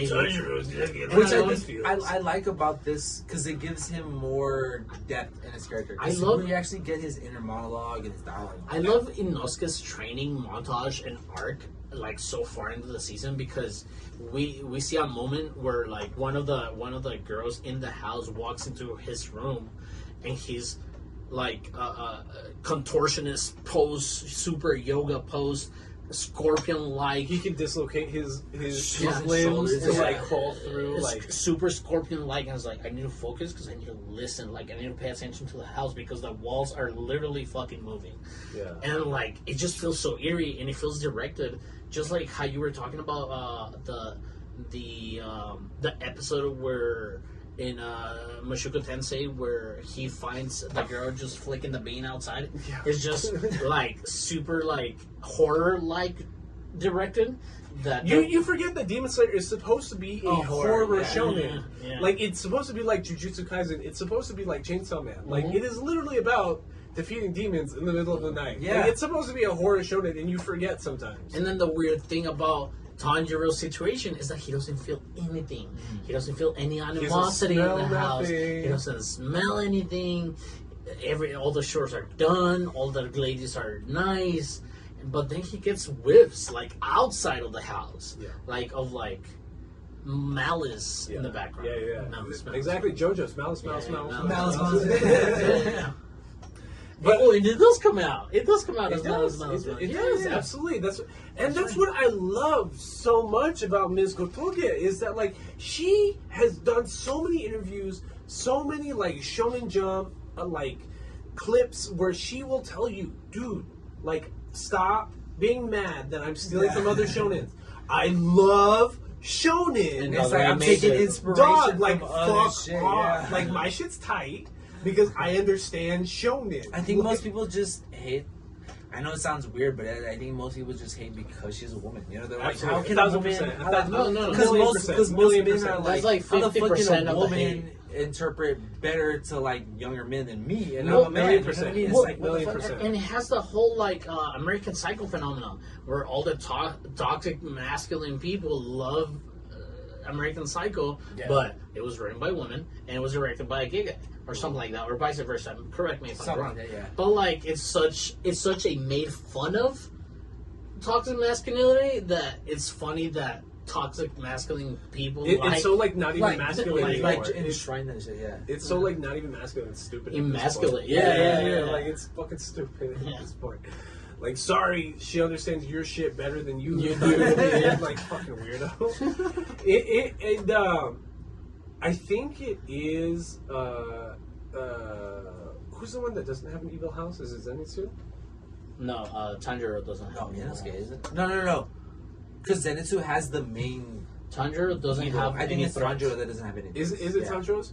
He does get a scene where what's her name? The Oroida? One of the girls mentions the wife.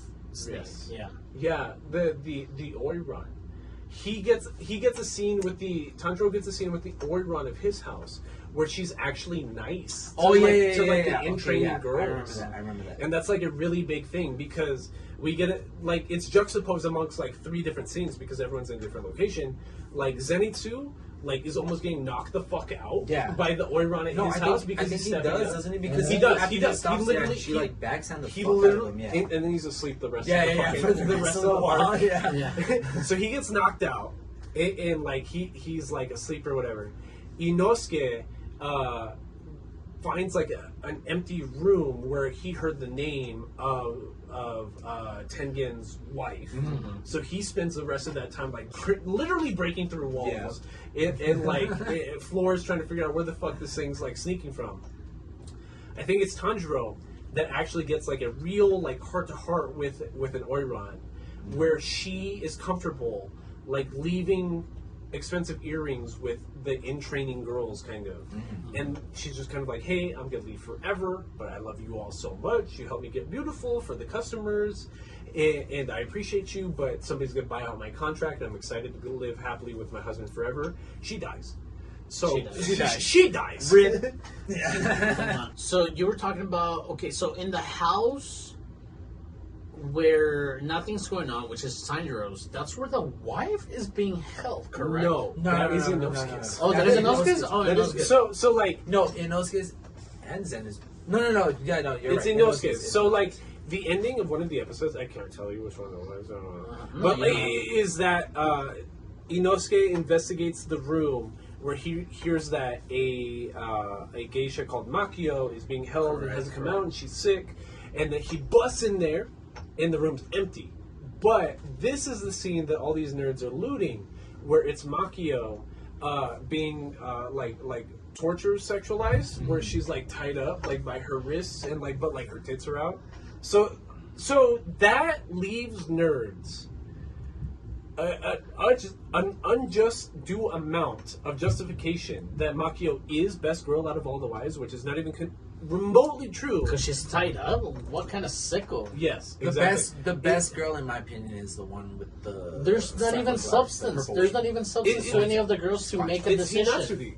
It's Hinatsudu. I'm just saying the one that I like the most. The one that participates in the fight? Oh, okay. Yes. The one that does the kunai. And it's Hinatsudu. Yes. Like, so we... Like, between these episodes, like, basically what's happening at this point in time is that the guys are discovering that the Oiran are basically might be the same demon, and they're all high-powered, but at that same time, Lord Muzan, the king of all demons, the lord of all demons, the originator of all demons, is visiting the Oiran of Zenitsu's household, and he's calling her Daki. Yes. And it turns out that Daki is actually the lower 6th demon, like the upper six demon. Yeah.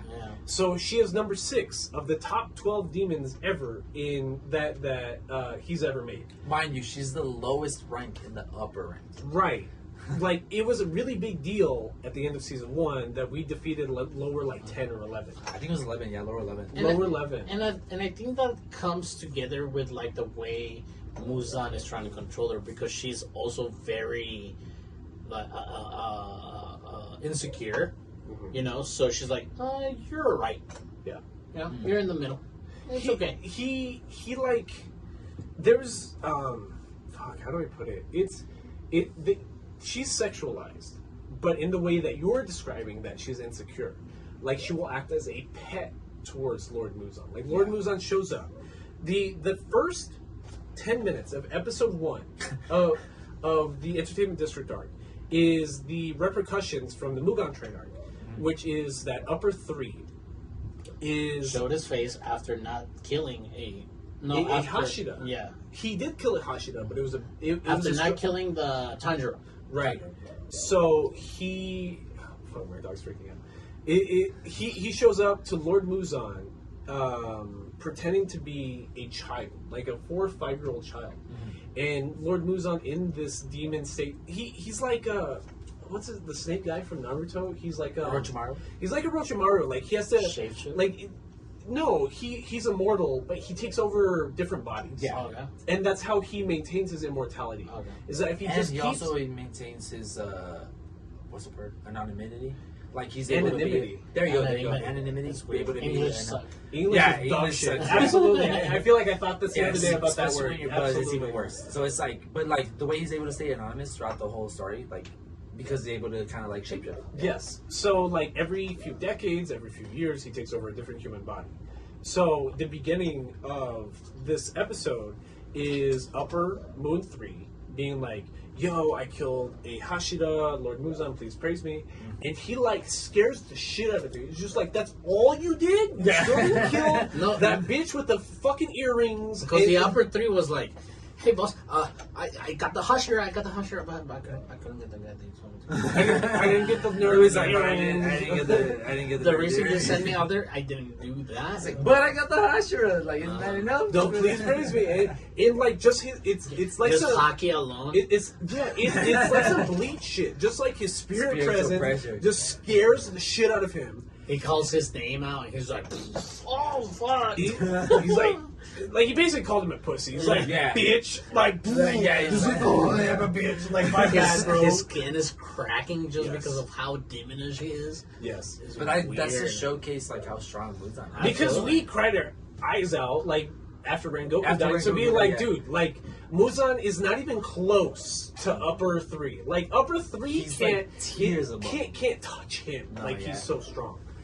So what was the point I was trying to make with this? You have to read the one I think the point I'm trying to make is it's when Muzan shows up with Daki. Yeah. So yes. like, so like he captures Daki, or he meets with Daki at the brothel after hours, but he's in his outfit that he was in season 1. His Michael Jackson form. Yes, the Michael Jackson form. So it gets really confusing because it's like, what time period did this actually take place in? So this had to have been before the Mugen Train arc, because he hadn't yet like put himself into a child. Yeah. But that means that Tengen Uzui was already an issue in the entertainment district. Yeah, that's true. For him to be on both Daki and Muzan's radar. So we're getting a better sense of this time frame right here.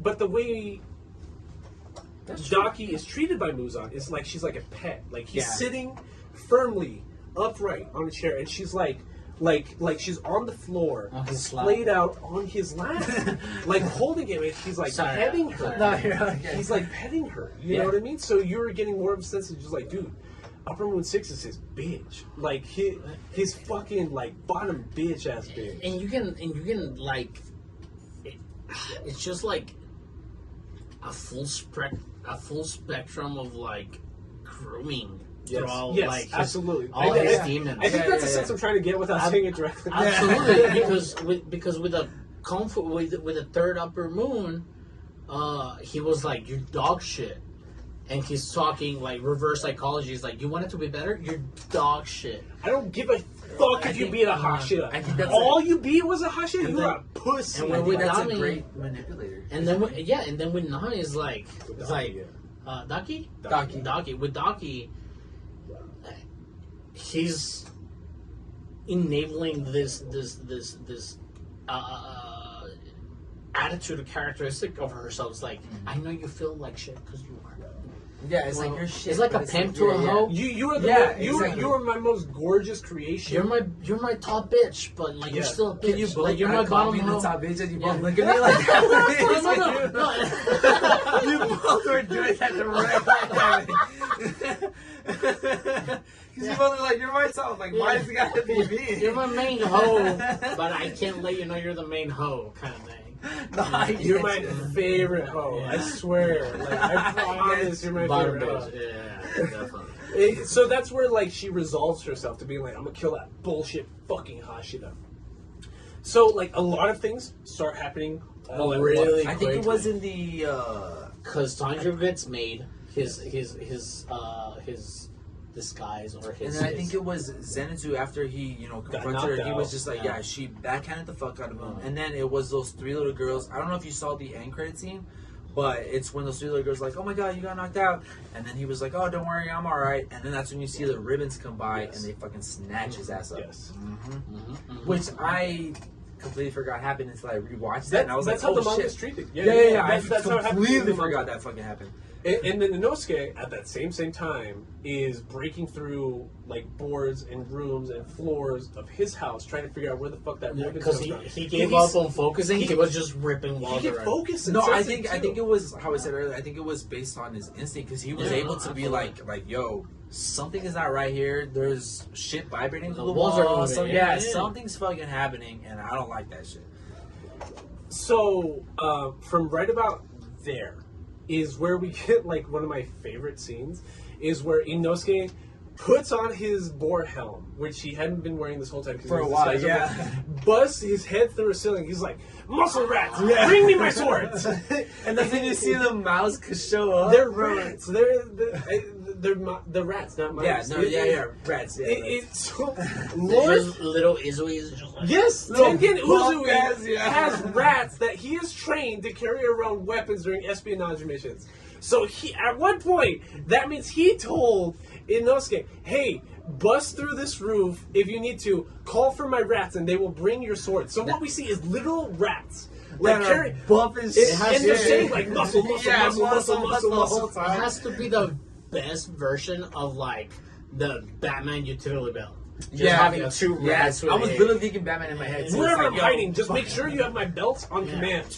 Just put the rat signal in the air and they'll show up with your weapons, bro. Don't even worry about that. So they even posed. That's what I mean. He's a JoJo character, bro. Like, because they're even that's a fucking JoJo yeah. power. Like It's a stand, yeah. Just call for my muscle Rats. mics and they'll come. And they'll Like, show up. So they come. Bring like Inosuke's sickles, which are like broken in between, and they're just like muscle, and then they just start posing. Just chugging. He's like, Jack. "Thanks, muscle rats." just chugging Jack 3D. Yeah, exactly. The original I think when formula. we showcase one of his like most ridiculous fucking powers is how he's able to, like how you said earlier, how he's able to dislocate his shoulders and kind of just like. So once he gets his swords, there's people in the house being like, "There's a fucking boar demon just breaking fucking boards. I don't know what's going on," and they're just like, "Shut the fuck up!" Like you're just making shit up. It's literally just Inosuke and his boar mask just breaking shit. Because like he can sense this demon ribbon like running through the walls. So at a certain point, on the first floor, he feels it go through a hole. Where is it? Where is it? Yeah, and just smelling the fucking walls. He feels it go through the floor, and he's just like, "You think going through a small hole could stop Lord Inosuke?" He starts calling himself Lord Inosuke after Lord Tengen. So he's just like, "What's this?" And you see like a whole ass like Power Rangers like animation, like of him like transforming into somebody like can dislocate his shoulders and arms, and he just like snakes his way like down into the hole. Yeah. Which is, I'm not gonna lie, when I was reading that through the manga for the first time, I was like, that is. I laughed out loud. No, I literally laughed out loud. Like yeah. just reading on my phone. I was just like, ha! I was like, yo, are you fucking kidding? This dude, I was like, of course he can. Of course he fucking So can, stupidly funny. I did want to mention I mean, just like the Oscars, anime characters don't get a lot of outfit changes. Yeah. But, like, here, like, Demon Slayers, they have been going through a lot of, like, outfit changes. Tanjiro, and not so much in Inosuke. Not Zenitsu. Yeah. Zenitsu the least. But Uzui, his relaxed garment in his bathrobe and his hair loose, he looks like a turtle pin. Inosuke? No. Tengen! Tengen is that's a big part civilian of it. clothing. Yeah, bro. I was telling you, I thought that was a bandana. Because didn't the house maidens even say that, like, yo, that was the most beautiful person I've ever The seen in most my life? gorgeous guy Yeah, I've they were ever like, seen in my life holy dropped off this shit. bitch. Yeah, Like, they were like, I don't want her, but like the most I gorgeous want guy I've that ever seen. guy, yeah. And the second most beautiful is this boar child over here. Yeah, once they take the mask off them, they're like, yo, this guy's actually pretty good. Because the thing about Tengen too, like when you see him in frame, it's just like it's like big hair, big rings, like you painted nails. God, and like even his nails are like male gaze, bro. Even his nails are like neon green and like purple pink and shit. and yes, bro. Like neon green and pink nails in like late 19th century Japan. Just be like, take my bitch, bro. That girl has been making me no money as of recently, and I will gift her to you for free. You can have. I was like, hey, some gorgeous pimp just showed up and dropped off this bitch. Right? It's like, god damn, bro. No, I'm not gonna lie, bro. When I first saw his like character design, I was like, yo. It's just ridiculous because like the most eccentric like character design is Muzan as like Michael Jackson. Yeah. But like Tengen Uzui, like it's the way he said it, flashy. He's flashy. It's because every scene he will judge you based on how flashy you're being. He's like, you're not talking literally flat. You ain't even wearing flashy as I need you to be. You ain't even wearing Sims. You ain't even wearing Sims, bro. Where your waves at, dog? Where are your gems, bro? You see these diamonds hanging off my fucking. Where's your eyes? Like, I got. Where's your Gucci belt, bro? You ain't got none of that shit. It's like if Gucci Mane showed up. You're just like, hey, Lord Gucci, what's good? Bro, this guy just kept buying stunned on everybody. Absolutely. Lord Gucci made me feel like shit today. What the fuck happened? I thought my outfit was cool. What the fuck happened, Lord Gucci? Nah, not until Lord Tengen comes by and just like shows you up. It's just like he does like JoJo hand poses too. Like you might not hear it in the audio only version, but like he like gun poses at like the frame. Yeah, in the manga. In the manga. He's like, hey yo, shut the fuck up, bitch. Like it's literally like side holding pistol kind of 50 Cent early 2000 shit. Yeah, some LL Cool shit. Like shut your. Don't you know I'm gorgeous, ho? Don't talk to me like that. I told you what the LL stands for, right? You did, and I already forgot. And I remember it being a big deal when you told me. Ladies love Cool J. Yeah. Oh, I think I read that LL Cool J. Yeah. That's wild. That's Tengen Uzi. Yeah. So early on in that night too, they also made a game plan. Was that like Tengen Uzui had told them like, yo, like we're gonna meet at this place at this time at one of the households. I think it was Zenitsu's. And that's why Tanjiro kind of like ditches his like garment and actually like gets dressed and like. I think even the lady even tells him, she's like, all right, first of all, I know you're not a woman. She's like, I know you're a fucking man. I can clearly see that. Yeah. She's just like, yeah, I can clearly see that you're a fucking. She's like, but he tells her, the Oran tells him, he's like, I know that you have good intentions, so I didn't really call you out on it. So I know you're doing something good. She's but I know you're not a fucking woman, dog.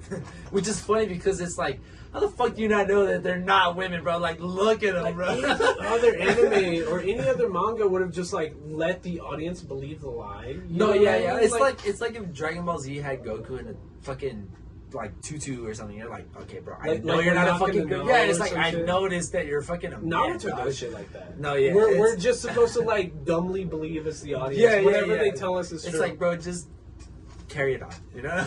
So like the fight's happening, right? Yeah. So Inosuke is going underground, figuring out where this ribbon is that took Makio, one of Uzui's wives. Zenitsu is captured by this ribbon at one of the post-credit scenes, and Tanjiro is confronting the Oizan from the Oiran from his house and being like, hey, I know you're a fucking demon. I know you're probably one of the upper rank demons. And at that same time, we see Tengen hearing the location underground where Inosuke is going. So, like, that's the first time we see him using a sound breathing form, and it's like sound breathing form 4 or 6. That's kind of like Sonic's boom, and it's just this big ass fucking just like he slams the ground kind of shit. He sliced that bitch up at the beginning when she was confronting Tanjiro. Well, that's after the scene I'm talking about. No. Like, that's after? The one he's talking about is when, because Inosuke is in the underground and he sees all the ribbon, and he notices all the people when Tanjiro's talking to that bitch. Right. When Daki like reveals herself, and she's kind of like, hey.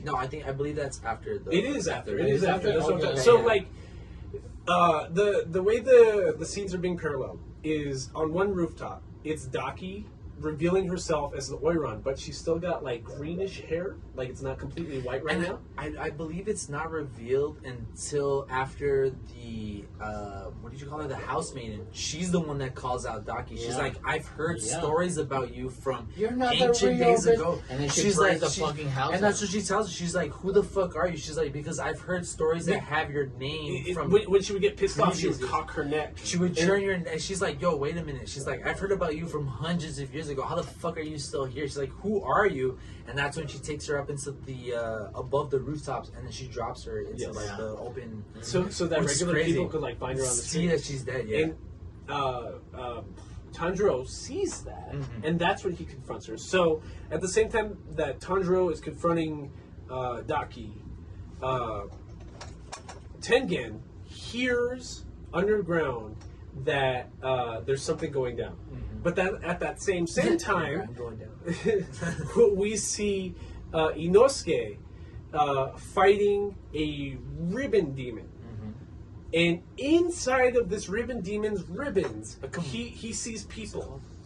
It's what Zoro wears too. Zoro on his waist. The first time watching it, it felt really like Cell Saga in Dragon Ball Z. Like she's absorbing people, but it's never mentioned again. No, like it's not power. It's kind of like the generic power system for demons in Demon Slayer. It's kind of like the more demons the more people you eat, the stronger you are. Yeah. But that kind of is a testament in why Daki is not stronger, because she's selective on the people she eats. She's kind of like, you are not beautiful enough, you are not gorgeous enough. She'll only scoop up and eat the most beautiful people. And just the fact that that she has like cell-like powers of absorption, there's a sense that you can recuperate the person who was absorbed, but like that's never mentioned. It's not. No, because like the way that's averted right now is they cut these people out of the ribbon. Which is how Zenitsu gets out of the ribbon, because he'd already been eaten, basically. Yeah, but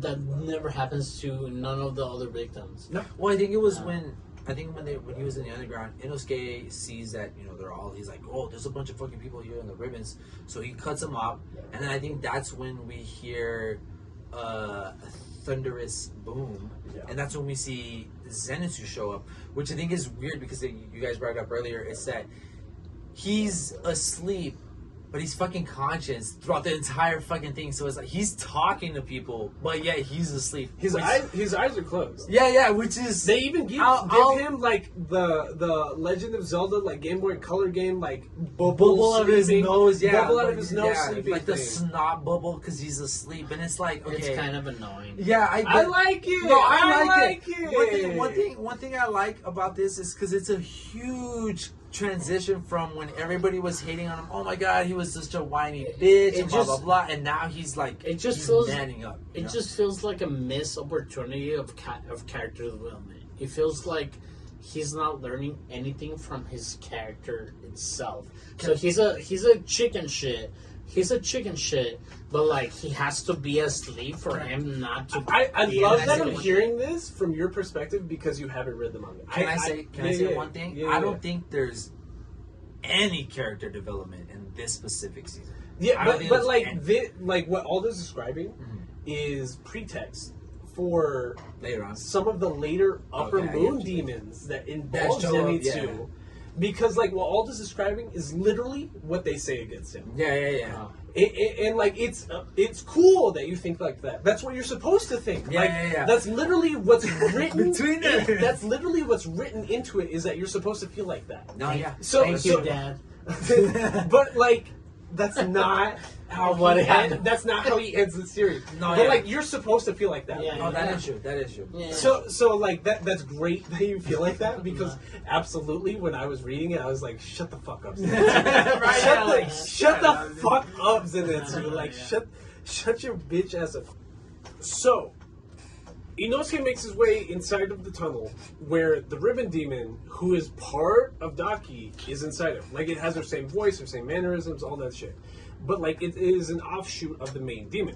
So, what Inosuke does while the ribbon demon is trying to kill him is he's dodging around and able to cut people out of the ribbon. The ribbon demon even comments that, like, how is he able to feel bloodless like this? Yeah. But at that same time, how is he able to cut people out so effectively? At that same time, we see Tanjiro. No. It's Tengen. Tengen is on the surface, hears people underground. It is using his sonic boom blast, like sound breathing style, to punch holes into the floor to make his way down. At that same time, we have Daki versus Tanjiro. And he's like, you're fucking ugly, you piece of shit. Yeah, so Daki's thing is that she was the demon that was disguising herself as several Oiran over the past few hundred years. And Tanjiro found her out. And, like, Tanjiro is trying to not only distract her, but he is trying to kill her. Yeah. What's frustrating about this art is that he is still wearing the box with his sister on it, on his back. Thank you for saying that, It's super frustrating. Because it was part of the manga, too, and, like, even as part of the manga, I was like, dog, just take it off. Yeah, just put it down, bro. Because there was a bunch of times where he was about to fight Daki, and I'm just like, dude, why is that shit on your fucking... Just take it off. He's clearly commenting, yo, I'm not nearly fast enough. I can't dodge her shit. Dog, take it the 100-pound box off your back. And then it's funny because dude, it's nighttime right now. But literally just throw it anywhere and just fucking fight this girl. And even if it was daytime, like, throw it either way. But I think this is one of the aspects that I like about Dragon Ball Z too, about, like, the weighted training garments. Yeah. You know what I'm saying? That was a big part about in Naruto. Naruto too. During Rock Lee, right? During Rock Lee's, like, when we art. first realized how strong Rock Lee was, and he put down his weighted, like, wristlets. It was the anklets. It was both. The It was the anklets, and he had some on his wrist too. Yeah. He knocks him down, like, he throws him down, and you see this big ass explosion. Being like, holy fuck! You're about to that's get like, fucked up. fucking strong. And it feels like that to me. I know it feels annoying because it's almost could like an beat her right overprotective. there. Yeah. But man, like in the emotions that Tanjiro gets at this point, even like right after he drops the box, like it gets pretty fucking intense. Yeah.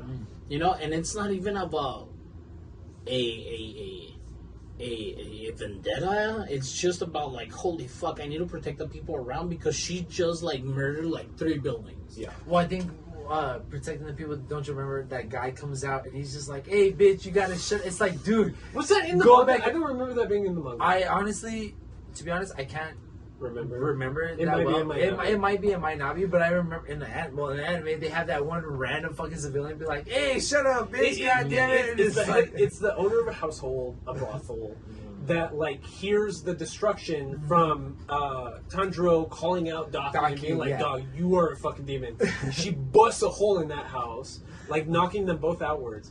This, you know, he doesn't. Something interesting about Demon Slayer is that the everyday person, most of the civilians don't actually believe in demons. Yeah.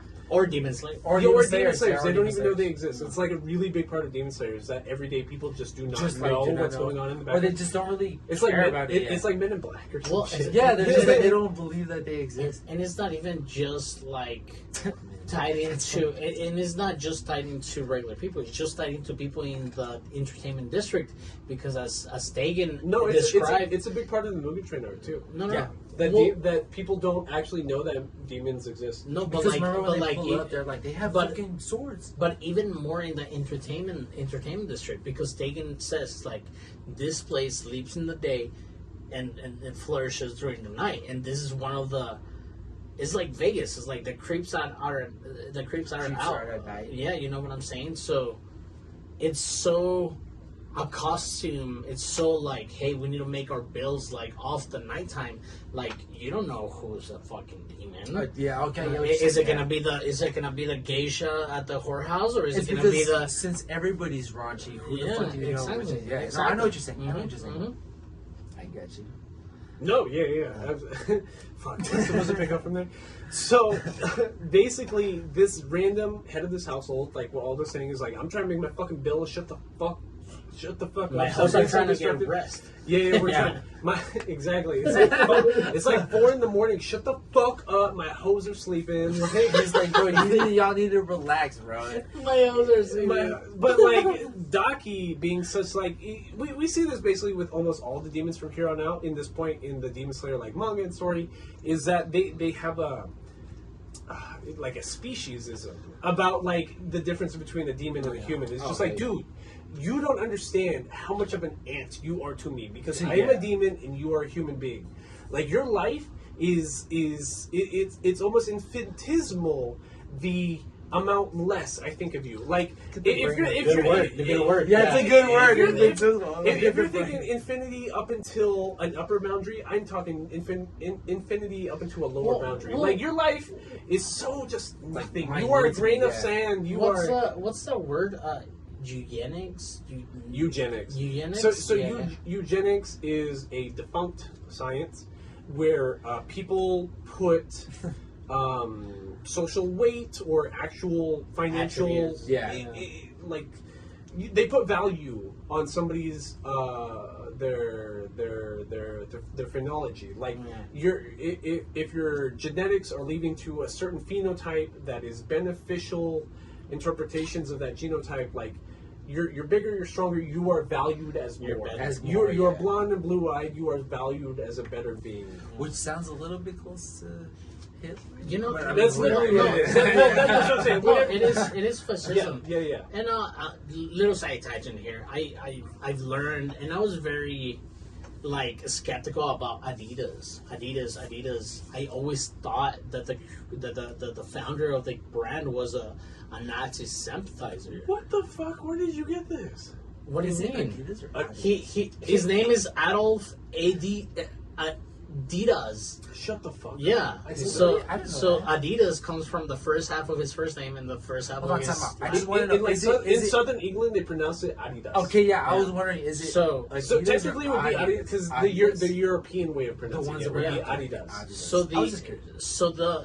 I always thought that Adidas, the brand, just like Hugo Boss being like Nazi Hugo Boss sympathizer. is Nazis too. Dude, they made it really? they made the leather suits for the military. Shut the I fuck, didn't dog! know I didn't know he needed this. What are you Are we talking going about? down this rabbit hole? Like What the Nazi badass like leather garment, it's all Hugo Boss. I didn't know. I he did did not this. know that. Like I did the not SS, know the SS. What is called the It's like the upper Nazis. Gestapo, like, the Gestapo fucking garments are Yeah. all Hugo Boss. So I didn't know that. 19, I did not know that. I think it's 1934, just close enough for like the second World War, where the Olympics were hosted in Germany Yes. with Adolf Hitler. Adidas sponsored the first African American to wear their shoes, and he won first place in track. Oh, that's Shit. tight. Yeah. Isn't that also That's a the tight same story. year It's that the we same- dominated him in basketball? Because I remember Hitler was talking And- mad shit. yeah, 'cause We Hitler- ended up Hitler winning just- that. the Americans were like Yeah, we just owning up on the- dominated Yeah, the he fuck out didn't of it. want I he remember didn't that. want black players there. So, anyways, yes, the term the demons are new.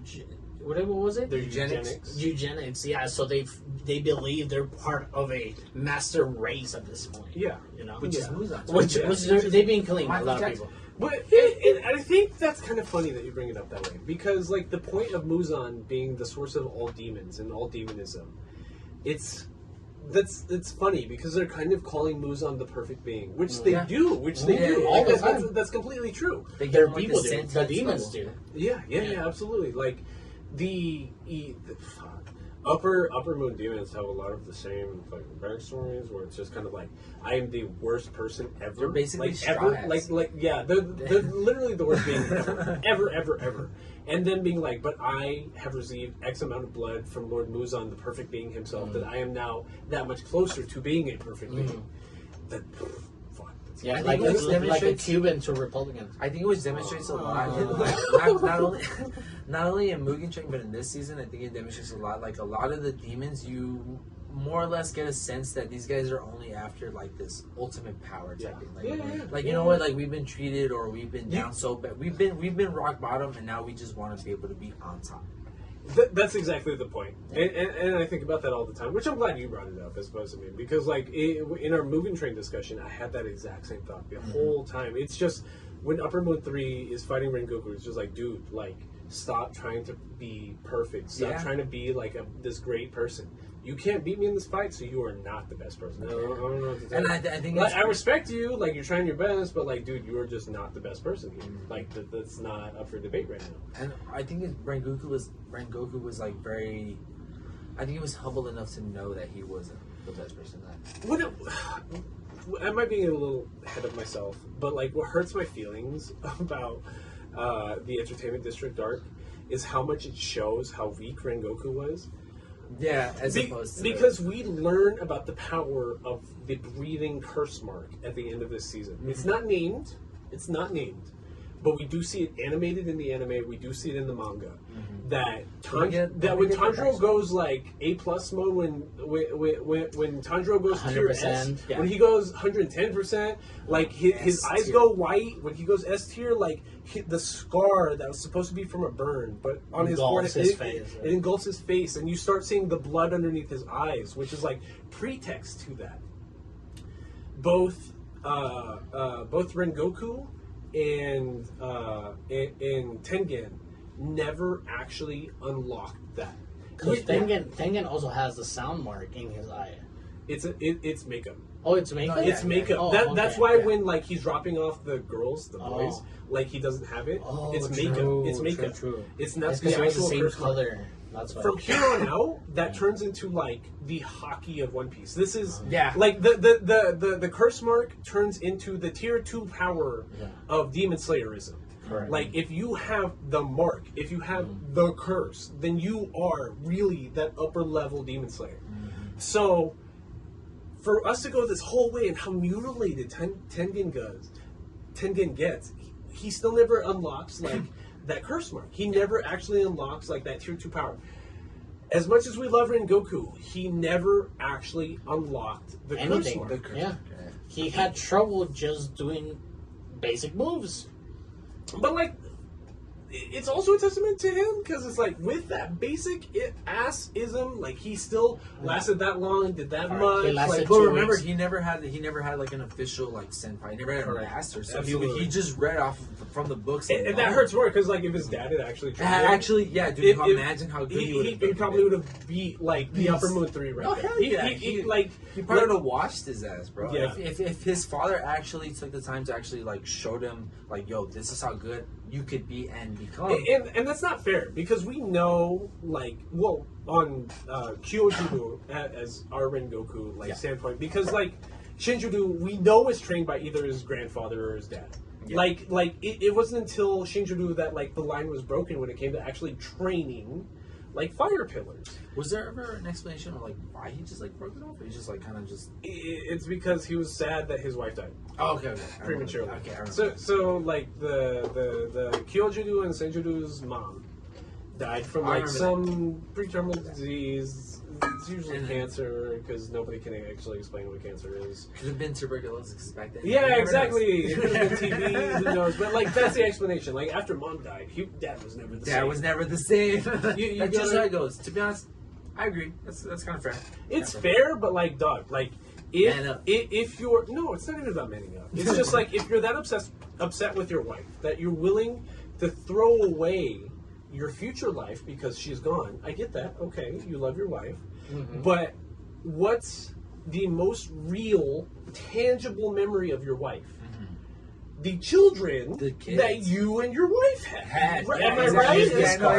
Yeah. So you're being like, my wife's dead. I forgot about my kids. They don't matter no more. He put him on the back burner. He was just like, yo. But see, that's what I mean. Like, he disrespected. It's not noble enough. He disrespected his own wife's memory by being like, dude, that these two people that are half you, half me, I'm just gonna like pretend they don't exist from here on out. And see, but to be fair, I mean, I don't kind of agree with it, but to be fair, that happens a lot in society in general, and like a lot of men, like, because there's a lot of I don't mean to be on this tangent, but there's a lot of fathers that just kind of just. What amazes me too is the whole drive about this next couple of episodes here before we come into the end, is that the fight between Tanjiro and Daki the language that she's using, the fascist like language that she's using, and her killing like the surrounding area of like innocent people.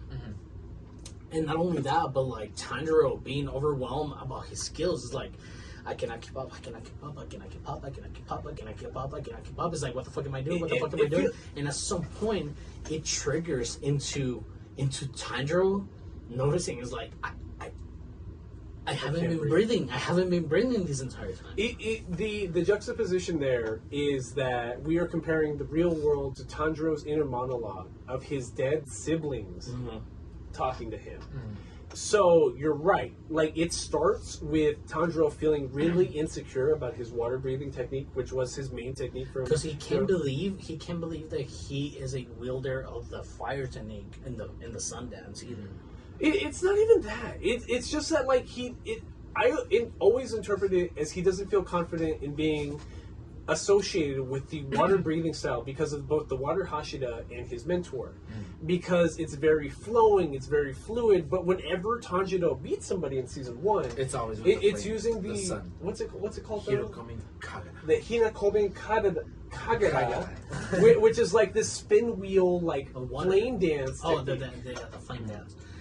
But also, if you think about it, like, just like Rengoku's dad was currently doing of erasing the past, Tanjiro's dad, for some John Wickish decision, was like, you know what? I need to stop being this person to protect my family. Honestly, CJ, I love hearing, like, Aldo try to interpret, like, what's going on, because like that's explained in the manga. In later chat, like I appreciate that you're like, I'm here, that you're real, that you're real time with us trying to interpret it, because, like, for real, like, exactly. I think that's the expectation you're supposed to have. Oh yeah. But there is reason behind it. I watch that. There is reason behind it. There really is. Like the only thing about the ending of Demon Slayer that pissed me off or annoyed me, not even pissed me off, was the explanation for demonism. I explained that in the beginning.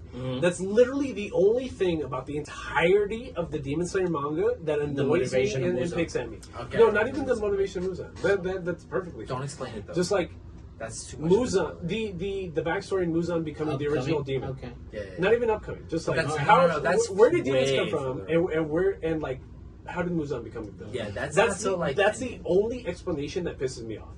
But everything, that's spoilers. Don't say that. I'm not. But, like, obviously that's part of it. Oh, okay, I get you. You get what I mean? Like, I'm not. Like, obviously that's one of the questions we have to go into. No, yeah. Later, once like, we get. arcs. Oh, I can't wait till we get into that. But, like, you're right. You were supposed to feel annoyed at this point on exactly what you're describing, because Tanjiro is both, like, the perfect human and, like, very just and Argon. He's Argon. Like, he's very like pure-hearted. Well, I'm thinking in, like, Dungeons and Dragons terms, like not chaotic neutral or like chaotic good. Chaotic good. Yes, Tanjiro is basically chaotic good. He's like half a step beyond, like, below chaotic good, because he's not actually gonna, like, destroy buildings. As opposed to somebody like it's like, I need to blow up a bank to make good in this world. That's what I was going to say. Like, Bash the Stampede is chaotic good. Like, dog. Like, as long as people don't die, I will destroy any amount of property or whatever equipment, whatever. As long as that means people will. Wouldn't that be a little bit of a Goku-esque? Because, I mean, that motherfucker destroys, like, shit like crazy as long as Goku's, like, chaotic neutral, bro. Yeah. Like, like, he will literally help the bad guy if it means he gets a good fight. If anything, beer is chaotic good. Yeah. Beer is chaotic good. We have a problem here. Boom, let me fill up. Okay. You mean, like, I'll just cause an extinction. Yeah. Like, that problem's averted. Right? No more problem. Fuck it. But you're right. Like, that's exactly how this point's supposed to feel, because Daki's still going into that fascism that you also brought up earlier. Like, every time she attacks Tanjiro, or, like, she almost gets slashed by Tanjiro, she's just like, why the fuck is your ugly face why is your ugly ass face trying to attack me right now? Don't you know I'm beautiful and you an ugly bitch? Like, and there's a very short amount of frames where Tanjiro slices one of her ribbons, and this is even before Tanjiro starts getting heated up, because we already are talking about that right now. But like he cuts one of those, and she's like, "What?" But like she continues with the fight. It's like, this would just cut one of my ribbons. I'm like, what? This ugly motherfucker is cutting my ribbons. I do like that the mangas really like that, because like even in later fights where it's just like this high powered fight. And you, as an audience perspective, are always thinking from the protagonist, because it's who you're following, right?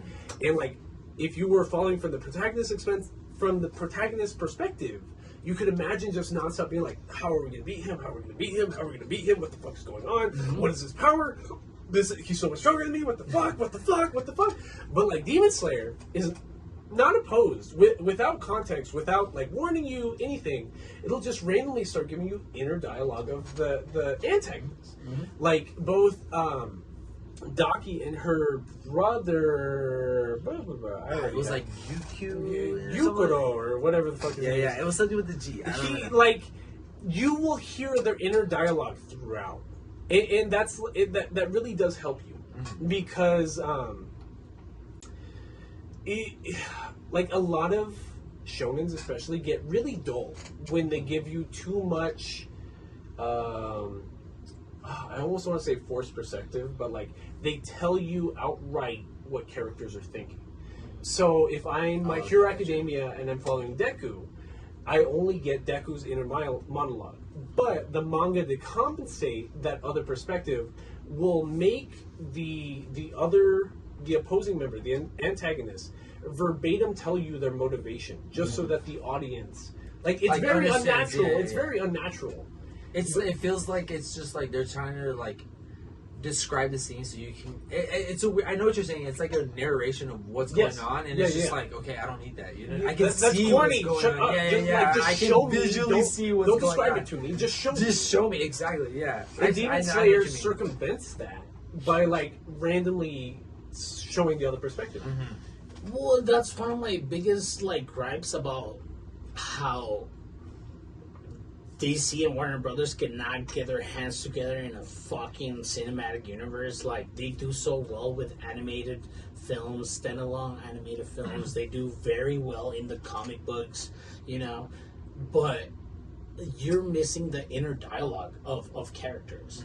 And in Demon Slayer, you see inner dialogue, but it's a little bit too much of inner dialogue sometimes. Oh, you think it's too much the other way? Well, not that it's too much, but like how you said, it circumvents easily what everybody's trying to do. Yeah. So it feels less fluid, it's less natural.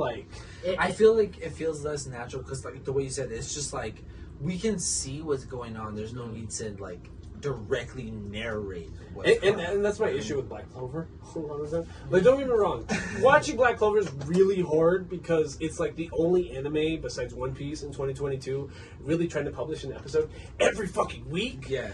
So you get a chapter a week, you get an episode a week, and it's and they're trying. It's hard. Trying. It's hard keeping up because as a everyday anime viewer, it's just I haven't been paying attention to Black Clover for 3 months, so now I have 12, 15 fucking episodes I gotta keep up on. Yeah. That's bullshit. And I'm not saying that the inner dialogue is too much in Demon Slayer, because something like a Batman character or a Flash character or anybody in the DC universe, they're being carried by their inner dialogue. We don't really have in the comics right. We don't really are interacting with anybody. He's just in his head, because either Flash is being trapped in some jelly, Batman is being he's being blackmailed by the safety of one of the family, Clark Kent, Lois Lane got in some shit, you know what I'm saying? So it's mostly in their heads.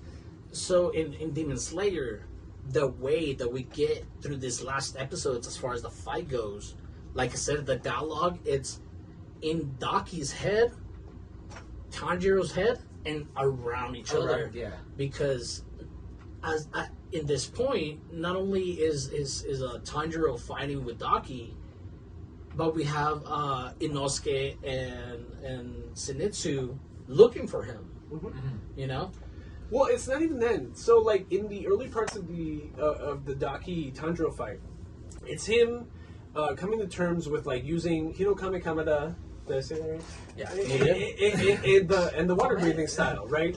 Because like the Hinokami Kageda uses like increased stamina. He moves quicker. He moves stronger. Remember, but it burns up his lungs and it hurts his limbs. Remember, what makes him like kind of bring it up, because I don't want to kind of skip this part, because I remember visually in the anime when this happened is after she does, because one thing that makes me want to bring this up, because I remember in the Mugen Train, you guys were a little bit, and I agree, you guys were upset with the CGI of the tentacles and shit, which I agree. Yeah, it was in Mugen Train, it was whack. Yeah, it was question exactly. It was okay, whatever. But in here, when she slices everything up really quick, when you see the CGI, amazing. It was fucking well placed. I was like, yo, this is really good. And I remember listening to the Mugen Train episode, which unfortunately I couldn't be part of. But it was when I remember listening to it, I was like, yo, I wanted to bring it up during this season episode, because I was like, yo, the CGI in this season,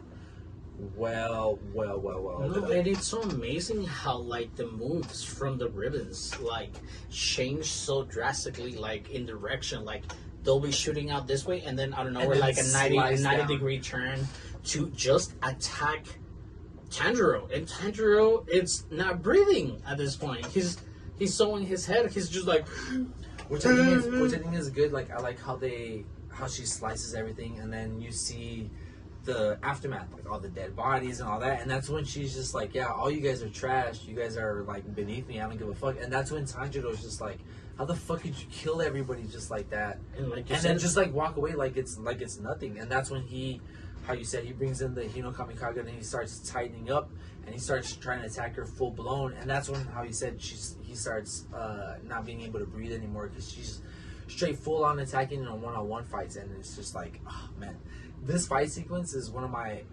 We haven't even gotten to the main fight. We're talking about like the pretext fight. Yeah, we're talking about like the little prelude fight. This is the moment when Tanjiro gets hit in the torso again. Yeah, like that.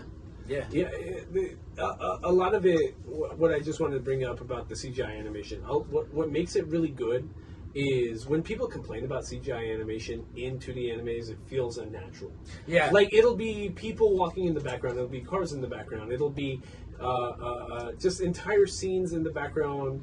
And like our only thing is our main two characters in 2D animation in this 3D background. This 3D world, yeah. Best example would be like Godzilla. What is it? Singular point. Singular point. Have you seen that? It's bad. Don't watch. I've seen. Yeah. Don't watch it. The 3D animation is terrible. It's bad. but like to your point, Aldo, about it feeling unnatural and it feeling quick and it feeling like what CJ's talking about. You notice the quick motions and like it's supposed to feel unnatural. Yeah. So like if the tentacles and the ribbons are in 3D animation over Tanjiro's 2D frame, it's just like, holy shit, those should not be there. Yeah. Kind of thing. Like so. Like what the fuck? So it's a lot of Tanjiro feeling guilty because it's just like, oh, my master was a water breathing master and he's the ex-water Hashira, and the water Hashira saved me and my sister like initially in episode 1. So and I'm not as smooth and as quick as him. Like, what the fuck? I'm so weak. I have to rely on the Hinokami Kageda because it's so much quicker and faster. But the lesson there is like, it's okay to do a mix of the two. Mm-hmm. It's okay to match the breathing techniques to your skills. Yeah. Which that like it becomes a really, really big part of like later arcs. But like this is the first time that we're just like, dude, like all of these breathing techniques are made up. They're all made up bullshit. Even the fire pillar technique, the sound technique, the lightning technique, I guess the first time we see it is probably with Inosuke with the beast technique. Yeah. Because I think it's all about ingenuity. He literally just lived in the mountains and just made some shit up one day, and he became a badass swordsman. It's all about ingenuity. Like it's all about like what. Like, it's basically like if you think it, you can make it real. Well, this is the first time we see Tanjiro do it. We're just like, dog. Like I need the speed of the fire technique. I need the flexibility and the not like beat up my body ass technique of the water technique. I'm just gonna do both. I'm just gonna do both. And this is where the issue with like Full Metal Alchemist comes in.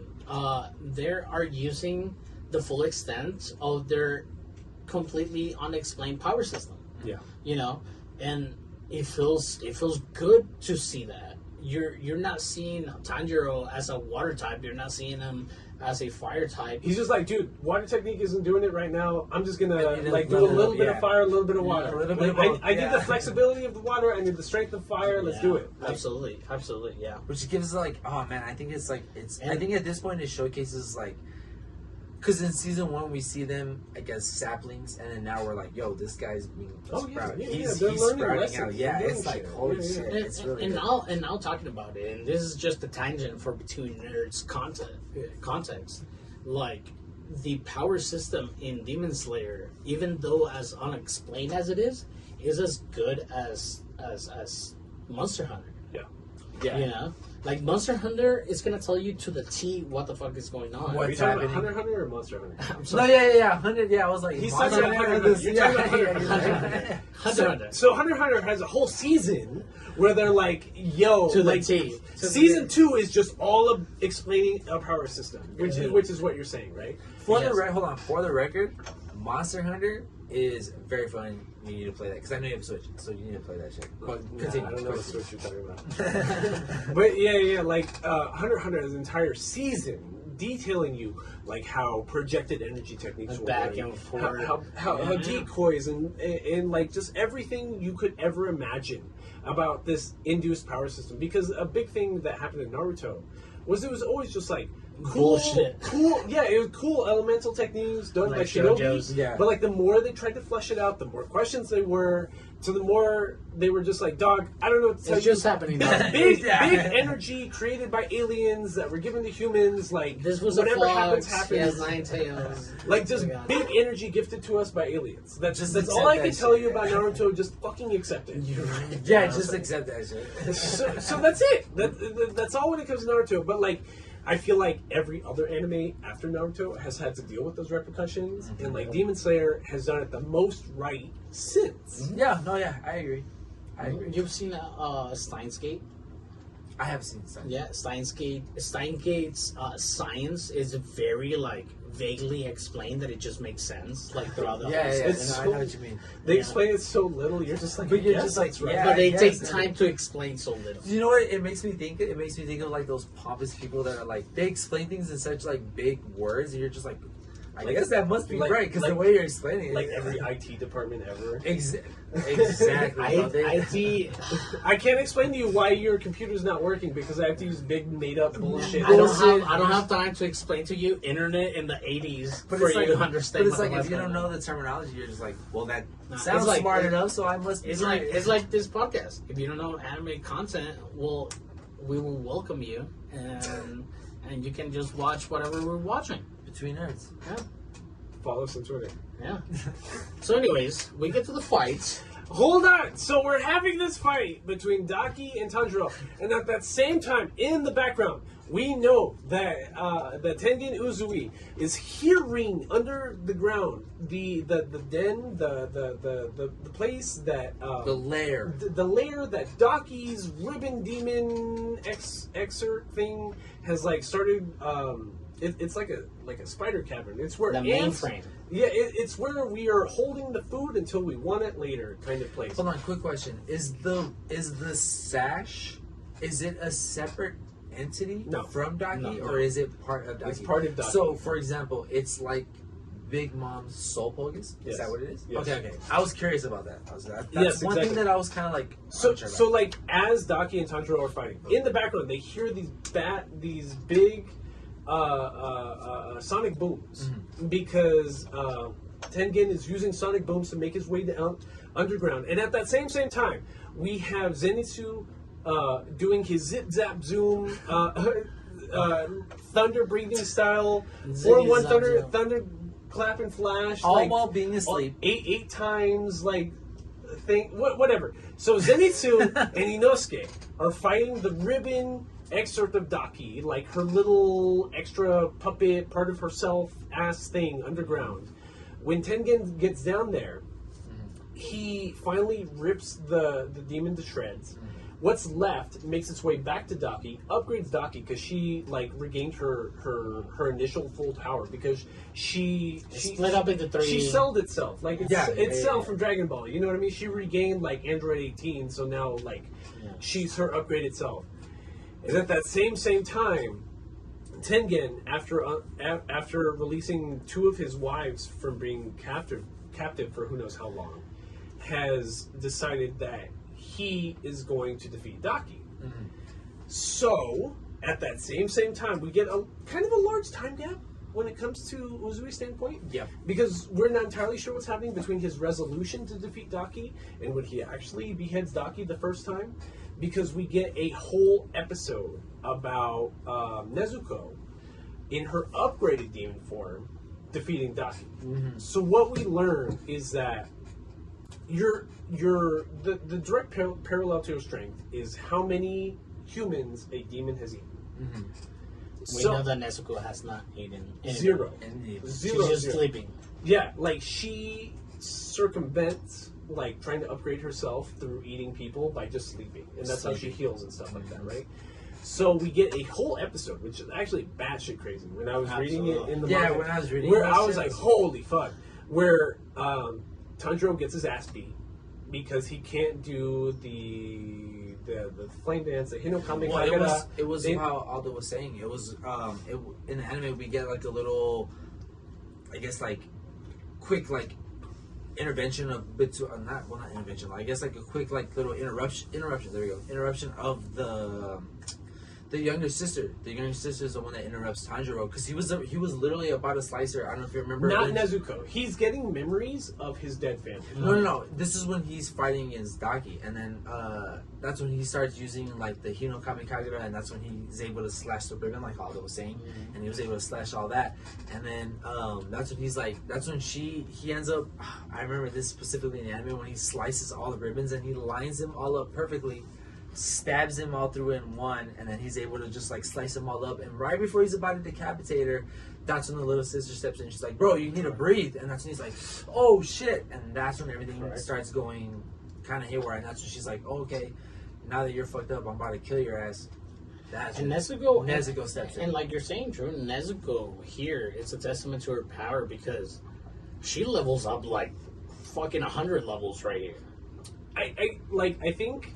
Well, when I read the manga, I feel like this was a stronger point in the dialogue. It's not that big of a difference in the anime, but when I first read the manga, I got the feeling coming from Daki that she's upset that Nezuko has consumed so much of Lord Muzan's blood. Yeah. Oh, yeah. Because like a lot of what we learn, especially coming from Daki, is that like not only can you power up from eating more people, but the more of Lord Muzan's blood you consume, the more directly powerful you are. And she's a second rank to Muzan. Who? You know, like she's a second blood to Muzan. Like Muzan, that's what she feels. Yeah, like Nezuko is like closer to Muzan than what she is. I've always interpreted it by volume, as if Daki's saying, How have you consumed that much of Lord Muzan's blood that you're not dead? Yeah. Because in the end of season 1, we get a sense after Lower Moon 5 dies that like when Lord Muzan just kills all the Lower Moons, and he's like, have some more so you can die. Yeah.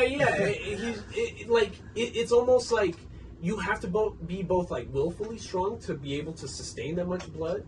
But if you're not actually that like physically strong, that you can consume more blood, then you can eat people. Yeah. Then I guess you can eat people. Okay. I know you haven't seen The Boys, but have you seen The Boys? I've seen all of season 1. Okay, I've seen all of season. So later on in The Boys, there's this conflict about how the heroes came to be heroes.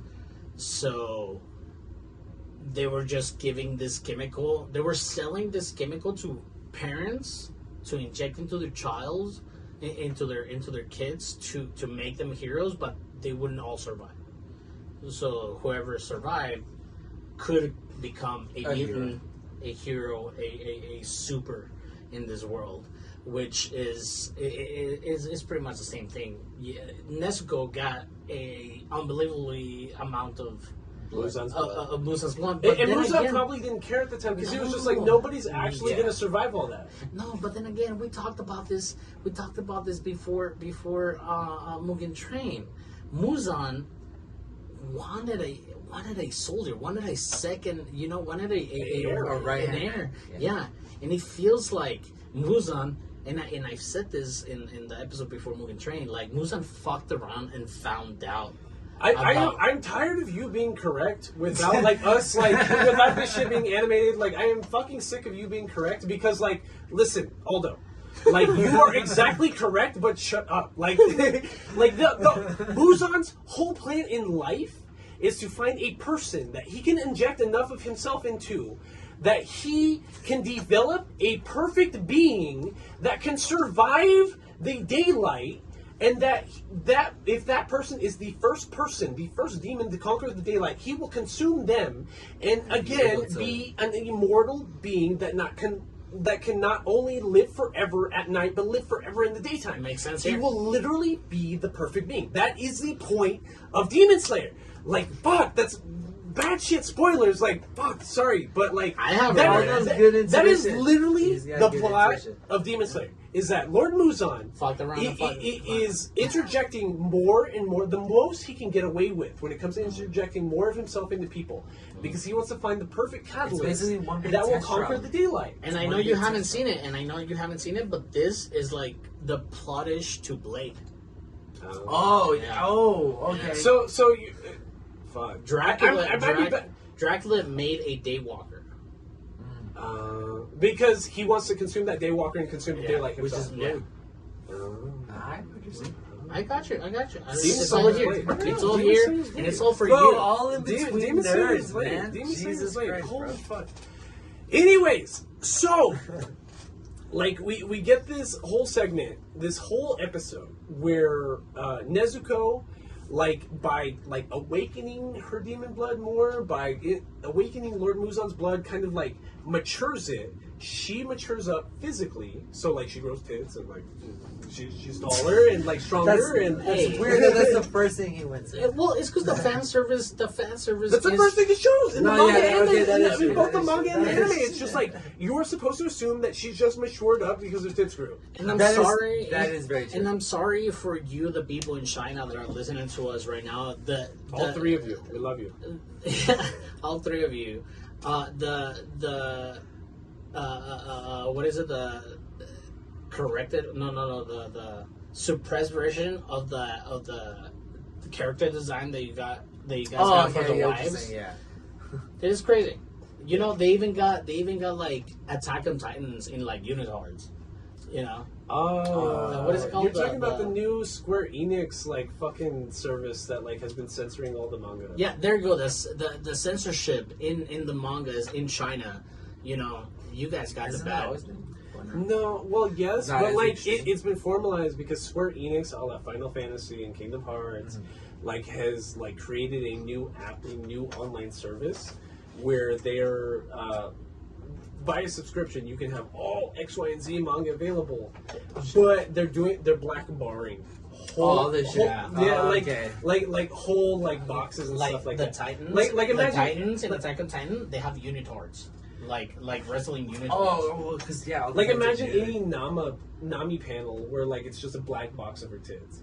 That would be whack. You know what I mean? Like that's exactly what it's turned into. That's why everyone's mad. Isn't that what we were talking about earlier? How Crunchyroll's kind of going down that road. Yeah, exactly. So like Crunchyroll bought Right Anime, and like Right Anime is the biggest like third party like anime franchise distributor in like North America, and that includes like figures and mangas and all that stuff. But like a lot of it includes like X-rated, 18 plus rated stuff. So to be fair, I guess that's what's like popular in Japan. So but Crunchyroll's convinced it's gonna be the Disney Plus of anime. So like it's just like we're banning all hentai figures. It's been part of Japanese culture forever, and I don't know why I was gonna bring this up, but like in the old interpretations of our main geisha, what's her name? Daki? Yeah. Daki. Like, they show, like, paintings of her, like, in the past, right? So, you know, like, the only reason, like, the whole octopus tentacle porn came around was because of the censorship in Japan. So instead of showing you a phallic, coming at her. yeah, instead of showing you a full penis, they will show you an octopus tentacles to portray that phallic sense to the censorship. So I don't know, dog. Like, if you want to get rid of your lewd figures, you're gonna lose a lot of business, all the business, if anything. You know, I don't have lewd figures, but I want them. We still have not made it out of like Daki and Uzui meeting for the first time. We still have not hit this point. Uzui ends up after Tanjiro, fucking gasps out of fucking Daki's fight, crazy. And Nezuko steps up. Which I'm not gonna lie, when I read in the manga, when I first saw the finish panel, Nezuko's fight. We just still Nezuko's kicking the shit out of her head and out of her torso. It's amazing. And that's when Daki ends up trying to slice her up. One of the big testaments on exactly how the first time we get a real understanding of how much of Muzan's blood Nezuko has ingested is when she first became a demon. Is she recuperates the rate at which she can regenerate limbs. Yeah. So Daki will just cut off her left arm and left leg and be like, dog, you're never gonna catch me. You haven't eaten any people. And Nezuko just went I think they demonstrated it really fucking well in the anime, because there's a scene where she's about to kick her on top of her. I think it's she stomps on her head. She slices her leg off, and in the same motion of going down, she still stomps her fucking. She regenerates by regenerating the leg at that same and it's time. oh my dude, that's impressive. So Nezuko is going for a kick. Daki cuts that leg, but in the same intent of that kick, she regenerates and finishes the one kick. And stomps dude. So great. When I saw that, I was like, "Oh my dude!" When I read that shit, I was like, "Yo, that is." Daki starts feeling ugly compared to Nezuko. Not only that, but she feels like, "Yo, how the fuck is this random ass chick able to do all this?" But the thing again is her insecurity. She's like, "How are you so fucking beautiful and you can do this?" And she just shuts down, and that's one of her. It's her fucking flaws, I guess. Because I think it's a character flaw or a fatal flaw. Yeah. Again, I know you don't like it, but in The Boys, Homelander's main witness, even though he's the Superman-esque character, his main witness is his insecurities. Yeah. And it's wild to see. It's wild to see those characteristics in a character alone. You don't see that shit happening all the time, especially in Hollywood. Hollywood is so backtrack shit. Yeah. No, I know what you mean. So the resolution to the Nezuko Daki fight is that Daki is not as much as a perfect being as she claims to be, right? Mm-hmm. It's that fascism that Aldo was bringing up earlier, trying to tie it all back together. To Hitler. So there's a certain point where Nezuko going so full demon starts making her bloodlusty, starts making her hungry. Because if they're busting into brothels, because it is during the nighttime, people are working, these brothels are full right now. If they're busting into brothels, Nezuko, having never eaten a human, and she shattered her bamboo muzzle that she's been wearing for 40 fucking episodes. She starts getting bloodlusty and hungry, and the I think it's I want to say it's the 9th episode in the season, something like that. The episode starts amazing because it's both Tanjiro trying to deal with Nezuko, not eat people. He has her in a chokehold. She's like, yo. I think he has his katana. And he has his katana in her mouth. Yeah. And he's doing the chokehold on her. And at that same point, Daki's in the background being like, dog, she's not as strong as I thought she was. She's so juvenile, and she hasn't eaten Look at her, people. she's starving. She's starving. She can't even control her power. She doesn't know what the fuck she's doing. Again, Daki shit. I'm the perfect being. I'm the perfect demon. Blah, blah, blah, blah. Look at her. What you hear in both the sub and the dub In the dub, it's a little more prominent because, like, I know English and nobody Japanese. watches the dub. Nobody watches Is the dub. that you hear the voice of Tengen being like, "What the fuck, Tanjiro? Like, you're not strong enough to control your sister.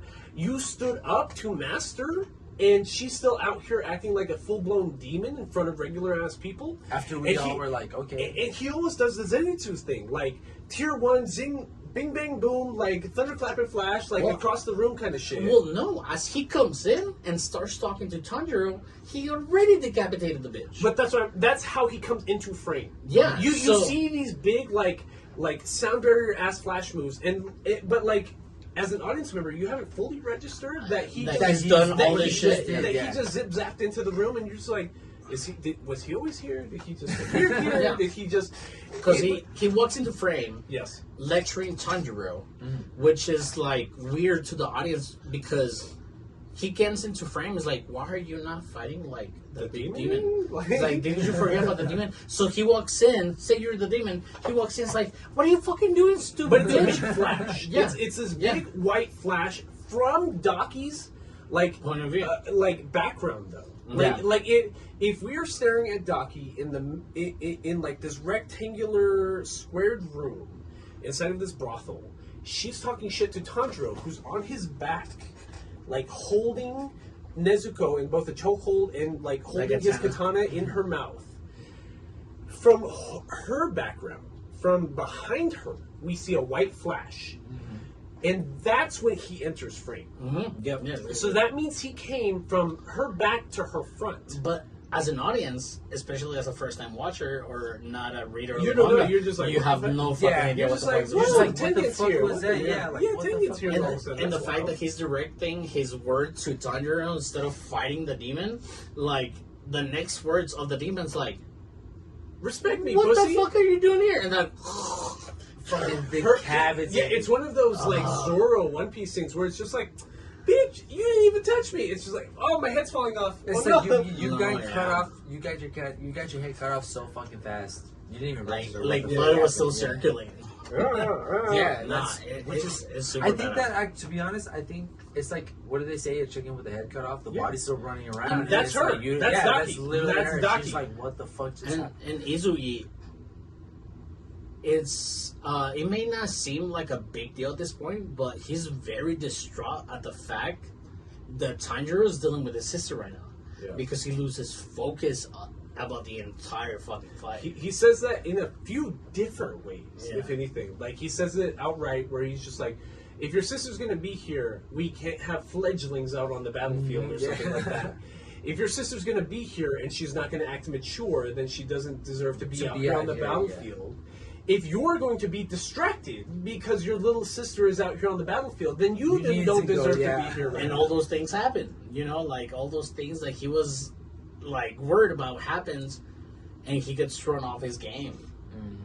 Tanjiro is also having like full blown asthma attacks because Absolutely. like he can part of the like his lungs are like yeah, part of the thing to have the what's it called? Hinokami. The Hinokami Kagura is that like it's a metaphorical flame, but it's also literally like raising his core temperature and burning the inside of his lungs. I think it's at this point we have like a little miniature flashback when they flash back to when he was with In the Butterfly Mansion, and that's when he's basically practicing how to keep that fucking status going throughout the entire day, like trying to keep that Hinokami Kagura going. It's a parallel to being able to water breathing technique all day, but like the flame breathing technique is so destructive. Like he does it in like 3-second bursts, and that's it for like the whole day. And they notice when they start taking his temperature, they're just like, "Yo, your temperature's like, Dude, you are like 110, and it's I like, just bro, tell- yeah, can you Just brain need to damage chill, for bro? like It's like, 5 yeah, minutes. like normal people would be dead by now, bro. You've been You at know, 110 for relax. like an hour. Yeah, it's I like, just you tell need- somebody, please. and I don't know, just a little side tangent, not important, but it feels like they treat it as like pilots going through G-force. Yes, You know? yes, that's Like, exactly just- how it is. Of course Yeah. you're stressed. What do you mean? No, yeah, like yeah. you just hit how many G-forces? Of course you're stressed. It's like, yeah, Your of course lungs you're can gonna be like expand, that. you're just like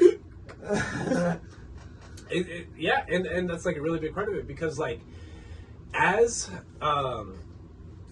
Daki's head is rolling down, as Tengen is talking to Tanjiro, being like, dude, that's embarrassing that you can't control your sister right now. is when we get the reveal for the actual villain, the actual Upper Moon Rank 6, like if you would have me, even though they're technically both Upper Moon Rank 6, the actual Upper Moon Rank 6 is it's like the second wave of an Elden Ring boss. Yes. You know what I mean? It's exactly what it is. It's like if what's your Elden name? Ring? The Rod Demon bitch. If the Rod Demon. The Rock Goddess. Oh, okay. I know who you're talking What is her about. name? I don't She's know what like her the name most is. famous Yeah, boss I- in Elden Ring right now. Oh, the bitch. Liara? No, I- Liara's not right. I know who you're talking about, but Never I can't. known I defeat. can't. Yeah, I feel so mad because I can't remember her name right now. But it's probably my inebriated state. so whatever. the Blade of Mikola, she's got a part 2 where like she turns into the Rock Goddess. And I hate that fucking second wave of the boss fight. Because you know how long it took me to beat the first fucking wave? And I was like... I did cheese. You did cheese? I did cheese. Dude, both nah, ways. I wasn't even that mad. I practiced a lot of my fucking... You did a lot of practice dodging and stuff? No. I did a lot of the... what's the name of Magic? What's the word? No. When you fucking basically block that shit and like repel that shit the entire time. Dude, I did... parrying. Parrying, there you go. I did a lot of fucking... Dude, I practiced that shit a lot of fucking parrying. Parrying's a a lot lot. of moves. Parrying's a Melania. lot.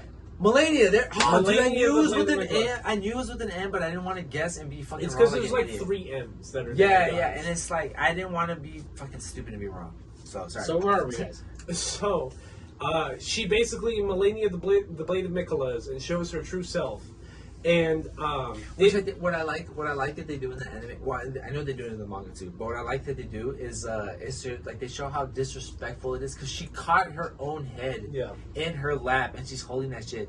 Talking shit like, oh my god, I can't believe you fucking decapitated me, and that's just she's like, brother, come fucking save me, and that's when we see the Gyotaro, the fucking main fucking, I guess, boss of the actual Upper Moon Rank.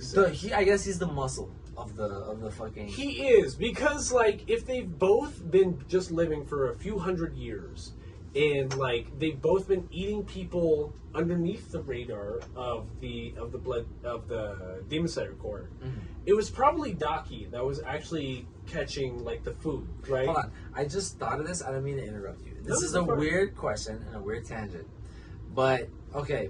So she was an Oiron, and he was inside her the entire time. He watched his sister get fucked. That's what I'm saying. That's what I'm saying. He was part of his sister getting fucked. That's legit. So question. I'm like, yo, He that's was part of his sister getting fucked. the entire time. I was like, yo, you were. All right, that's A. Have you ever heard about the would you rather question? That is, would you rather fuck your girlfriend's mind in your mom's body, Jesus, or your mom's mind in your girl's body? Jesus Christ! What the fuck? Yeah, this is one of those stupid like would you rather questions. I am definitely not gonna answer that. You don't have to. No, You don't have to. Definitely not answer that question. But it's like one of those. It's one of those things. One of those Yeah. fucked up scenarios. Sorry, I didn't mean to go on that No, tangent. I was just always I don't know like, yo, where the this. fuck you just took Aldo right now? I don't know where I took Just bring him back. It's because like one of the podcasts that I watch, so one of the Mexican podcasts, they do like a would you rather section, but they take it To the like to extreme. gnarly situations, and that was one of the gnarly situations. That's Yeah. that's gnarly as fuck. That's too fucking. But anyways, so you get the anime actually fucking starts with like 3 episodes left, and it's when Gyotaro like kind of crawls out of Daki's shadow and also like her back. Mhm. So he's the actual Upper Moon Rank 6. And his character design is amazing. His character design is like the exact opposite of Tengen. Like, he is probably as tall as Tengen, but he's got really bad posture because he's not as confident, or he wasn't as confident in real life, so he bends forward. like a nerd.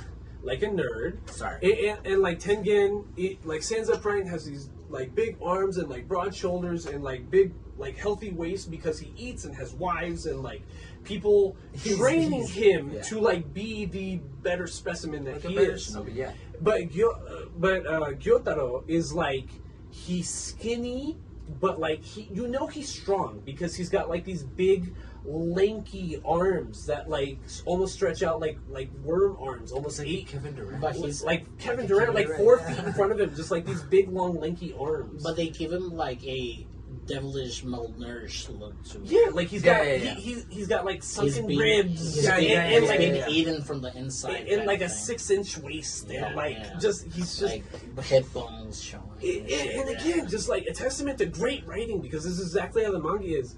Like, not only is he a parallel to Tengen, but he starts picking at the other parallels we've had just in this arc, where he's picking at both Zenitsu being mad about his girlfriends and Inosuke like praising him as a self-proclaimed lord and stuff like that, where like he's just like, look at like Gyotaro starts like clawing at his face, like, you're so beautiful and gorgeous and you're so tall. You must be over 6 feet.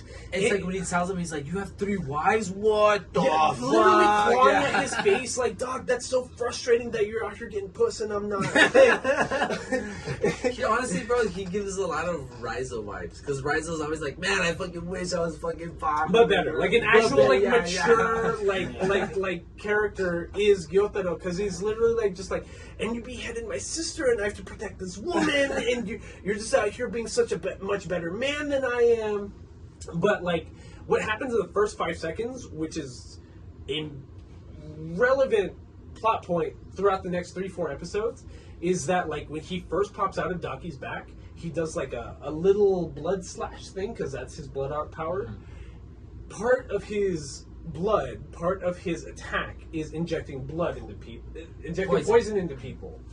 Again, it reminds me of Elden Ring and stuff like that, because it's like, not only is this character fucking broken, but now they have like a damage over time effect. What the fuck did you just say? God damn it! Yeah, that's too broken. Like, you're mean. You're so mean for this right now. It's to induce rage. But that's how Gyotaro feels, because it's just like he big ass fucking ninja dude, like, yeah, you dodged most of my attack, but I scraped you over the face, and now you have poison in your body. It like, don't get me wrong, Tengen, like, Sigma male level vibes. He's just Chad. He's the Chaddest of Chad. Sigma Chad is just out here being like, what do you mean? I'm a ninja. I'm immune to most poisons. And even if I am affected, my 3 wives are going to patch me up right now. That shit don't matter. Right? It's like, why are you scared? Why are you relying on poisons? You a little pussy? You a little pussy? You can't just fight me straight up? You're out here doing poisons and like fighting behind your sister? You're such a bitch, bro. Like, like you almost forget it. And especially when I was watching it as an anime, that like, dude, he's human. Yeah. And like the whole point of fighting demons is that like, it's a human versus an immortal being. Like there's always supposed to feel like there's a big narrative gap. But Tengen does it best, I think, throughout the entirety of the manga, from here on out. Tengen does it best, reminding you, like, dude, that gap does not matter because I have self-confidence. Which, like, whether or not in story that matters, like, don't get me wrong. And skill. It does kind of matter. Like, don't get me wrong. But, like, from an audience perspective, confidence lets you believe for at least a chapter or two that, like, dude, like, he could totally do this. And this is the shit that we don't see like in JoJo's. In JoJo's, we always know that Jotaro, Joseph, Jonathan, they're gonna get away with it. Yeah. But like here, you saying that the Uzui is the Jotaro, the JoJo. He's Joseph. Not even Joseph. Any of he them. reminds me of Joseph because like, just like remember, like and that's not even my point. What I wanted to say is that the gap between immortality and a superhuman like Krillin will be in Dragon Ball Z, like, you feel like, nah, he got it. Joseph has exact scenes like this. Because, like, when Joseph enters Mexico the first time, and he's dressed as a woman, which is exactly the plot to the Entertainment District arc, and he's dressed as a woman, and he's pretending to be a prostitute for the soldiers at the camp, the German soldiers in camp in Mexico. He is supposed to fight an upper level organism. He's trying to fight a vampire. And Joseph joking around, being like, dog, you're not nearly beautiful enough, you're not nearly gorgeous enough, you're not nearly flashy enough, a la Uzui, to be on my fucking level, dog. Like, I don't give a fuck if you're a demon. You're ugly. Your spine's all fucked up. Like, you look all malnourished. Don't you know I'm fucking 3 wives? Don't you know I'm expected 9 people from my bloodline? Don't you know that my shoulders are fucking 10 feet across? Don't you know? Bowling ball shoulders. Yeah. Don't you know? Look at me. I could box you into the ground if I wanted to. Like, that's what I think is cool about Uzui. I love absolutely because a lot of times in a lot of different shonens and stuff like that is like you'll get a character like that, but they'll dumb it down because they are doing reader write-ins, as in like most of our readers of this manga are fucking bitches and pussies and nerds. So like we can't have too cool of characters because like they won't see themselves in that character, right? It's not a character write-in. Like, the thing about Tenzin Uzui is he's just always that person. Yeah. He is just always just the best specimen he's on He's a scene. Megatron. No, honestly, he's an Ultron. He's the Megazord. One thing I like about him is, like, I love characters that are not only cocky as fuck, but can back that shit. You know what I mean? Like, that's a big One Piece thing. That's a big One Piece yes, thing. dude, I fucking love characters that are cocky as shit, and then just like, but I'm because that's almost every One Piece like villain reveal. Yes. To be honest, even the gag reveals, it'll still be like, this is how they got to that level. But they're like, no, like, yeah, they're still fucking powerful. Even talking like Black Clover or like other bullshit shonens, like they'll have that that badass reveal and immediately have to dumb them down because our main character can't beat them if they're actually that crazy. Yeah. So like, God, I just love Demon Slayer so much. It's just like the perfect shonen. It's just like I could talk all day about the malleability and like every which way it could have gone wrong, but then it'd be a much shorter podcast if I talk about all the way it's right and correct, because like, fuck, they could have fucked it up every which way. Like there could have been a bad day in storyboarding in your head when coming up with the next chapter that you could have fucked up the next 100 chapters. Yeah. But the way that like Gotoge like does it, it's just like, dude, like you need to chronicle, like, manage storyboard rooms. You need to chronicle your pattern of thought when it came to doing this, because like, dude, like there are whole anime studios. I'm thinking a lot about Studio Trigger and like Ronnie Franks and stuff like that, where like they can't get the storyboarding correct. Right, they'll get the animation, the character creation, the picking of the VAs, like, but everything. It's like follow the plot. Dude. Yeah, but like they can't actually get the storyboarding correct. Which I'm like, dude, like Gotoge, like she's already a billionaire. She's already worth tens of millions of dollars, like whatever, because Demon Slayer is the best fucking manga created. It makes me wonder what she's gonna do next.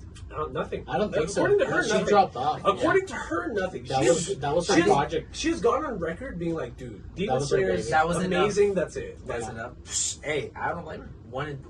No, and that's why we like, and that's why we like it so much, because we see all these people like losing their money, losing their studio, losing animators, ending in bad terms about just like the animation process of this, not even the storyboarding or anything. It just feels it's one in a lifetime kind of thing. Yeah, that it's gonna happen right now. Like Demon Slayer is like the Harry Potter of the like without the homophobia. Yeah. Well, isn't it only just the writer that's? She I don't think Harry Potter doesn't even know what she wants to be, and I think that's the issue. That it's like homophobic that she doesn't care to actually internalize it. What it is. Well, we got. Where are we finishing with this? Yeah, we're with Uzui fighting Gyotaro. So Gyotaro with the scythe. Don't they call him like the what's the bug? Praying mantis. There you go. They were like so like it comes from Inosuke, because Inosuke initially when fighting the ribbon, he's just like, fucking worm lady, like you bitch ass worm lady, and then like Inosuke and Zenitsu pop up on scene while Uzui is like fending off like Gyotaro, and he's just like, what's that weird praying mantis guy doing with Lord Zenitsu, like, or Lord Tengen? Yeah. Lord Tengen, what the fuck is he doing? it becomes like a gag, but it also like you're supposed to take it seriously. Oh yeah. Because the big thing right here that we learn from Tengen is that like even though they beheaded Daki, she didn't die because there was like a strand of blood that coagulates in between. It's not even that. It's that Gyotaro has kind of like 50-50 his demon power. Yeah. So you have to behead both of them at the same time. Mm-hmm. But that same point, Daki's like core body, Daki as a person is so much weaker than Gyotaro that he has to implant his left eye as a third eye, as a visual eye, as a metaphorical all-seeing eye into her forehead to help take over her body and her powers. Because she's too weak and too stupid to work on his behalf, to work on his level. I think more is like too slow too. Yeah, like you can't keep up with what I can do. It's like in Naruto where it's just like if you're not using the shaman technique, you can't keep up with them visually. Yeah. Like they're too strong and too powerful for you to keep up. And Daki doesn't realize that. So not only does she rely on her brother's power and her brother's third eye that he gives her, but she will talk shit to him, being like, "Why can't I see what these pussies are doing right now?" And it's just like, you dude, because you're stupid. Like you are so stupid and weak that you can't even register their movements right what now. What's happening? It gets very classes, like economic class kind of thing. Yeah, a la, like, compared to beauty, though. Yeah, Daki will be like, correct. "It's because you're ugly, brother. You can't fucking do this right now." And then his like, "No, it's because you're a stupid, pretty bitch that you don't understand." Yes, exactly. Yeah. And Daki is still able to one-on-one Tengen Uzui with one eye, which is impressive. With one eye, while supplementing 3 people trying to defeat his sister. So in the house, in that building where Gyotaro first comes out, Tengen, using his sound technique, is able to what's it called? What do bats do? The sonar technique, like sonar the rest of the house and be like, "There's nobody left in this house." So he starts doing actual ninja techniques, which is throwing like smoke bombs, throwing flash bombs, and like shit like that to disorient. When they do that in the anime, when he throws the little like the little spark bombs, whatever, and then he like slices it. Oh, man. Like it's done, bro. I'm telling. Shout out to UFO Table because it's like, bro, they fucking. It's out of that. It's because this motherfucker's like Batman, and he's a ninja. Which like Batman's also a ninja. Yeah, depending which canon we're talking about, but like Batman's also a ninja. Like Batman's also a ninja. So yeah, he's Batman. So it's just like if I slightly tap, like with the edge of my blade, this flash bomb, then it'll blow up in their face. But there is a scene like before the real fight starts where Gyotaro like feels like his neck is safe from Tengen's blade. The thing about Tengen's blade, the ones you see on his back, in the figures, in the anime, in the show, whatever, they're tied together by like a 6-inch chain, right? So they're like nunchucks almost. Yes. And he literally uses them like nunchucks because he's a fucking ninja, which is the point. So like, whenever like Gyotaro thinks he's out of range, what Tengen can do, because he's so strong, is like with the force of his palms and his forearm, hold the tip of one blade. It's like Nichiren blades. No, all the Nichiren blades are all the blades. Yeah, the Nichiren blades are the blades of the Demon Slayers. Yeah, but well, no, specifically, that's I don't know. I just looked it up. That's what it said. Tanjiro's blade is called the Nichiren sword. That's what I don't know. That's what it said on the internet. Traditional. I don't fucking know. So, it says 2 Nichiren blades tilted together by a metal chain. Right. All that means is the blades of the Demon Slayers. Yeah. So like, if the first blade is 12 inches long, is a foot long. It has a 6-inch blade on top of it, and then another like 12-inch blade attached to it. Like that's like 2.5 feet of length. It's like you can totally try to cut somebody's fucking neck off like that. So like when Gyotaro almost gets his neck cut off for the first time, he's like, "You can't reach me this far," and it's just Tengen like holding onto the tip of one blade with the finger grip, bro. When I first read that, oh my god, I was like, "Yo, that is so fucking." The finger strength, bro. It makes me think of Gyotaro says that in both the manga and the anime, which is how you know it's important. That's just like how the fuck is he holding his blade this far? He must have incredible finger strength. It's like you have no idea like the grip strength that this motherfucker has on just the fingertips alone, dude. That's so fucking impressive. Absolutely fucking amazing, like storyboarding and passage of time. And me and Drew, we have expressed ourselves about like watching bad anime and stuff like that.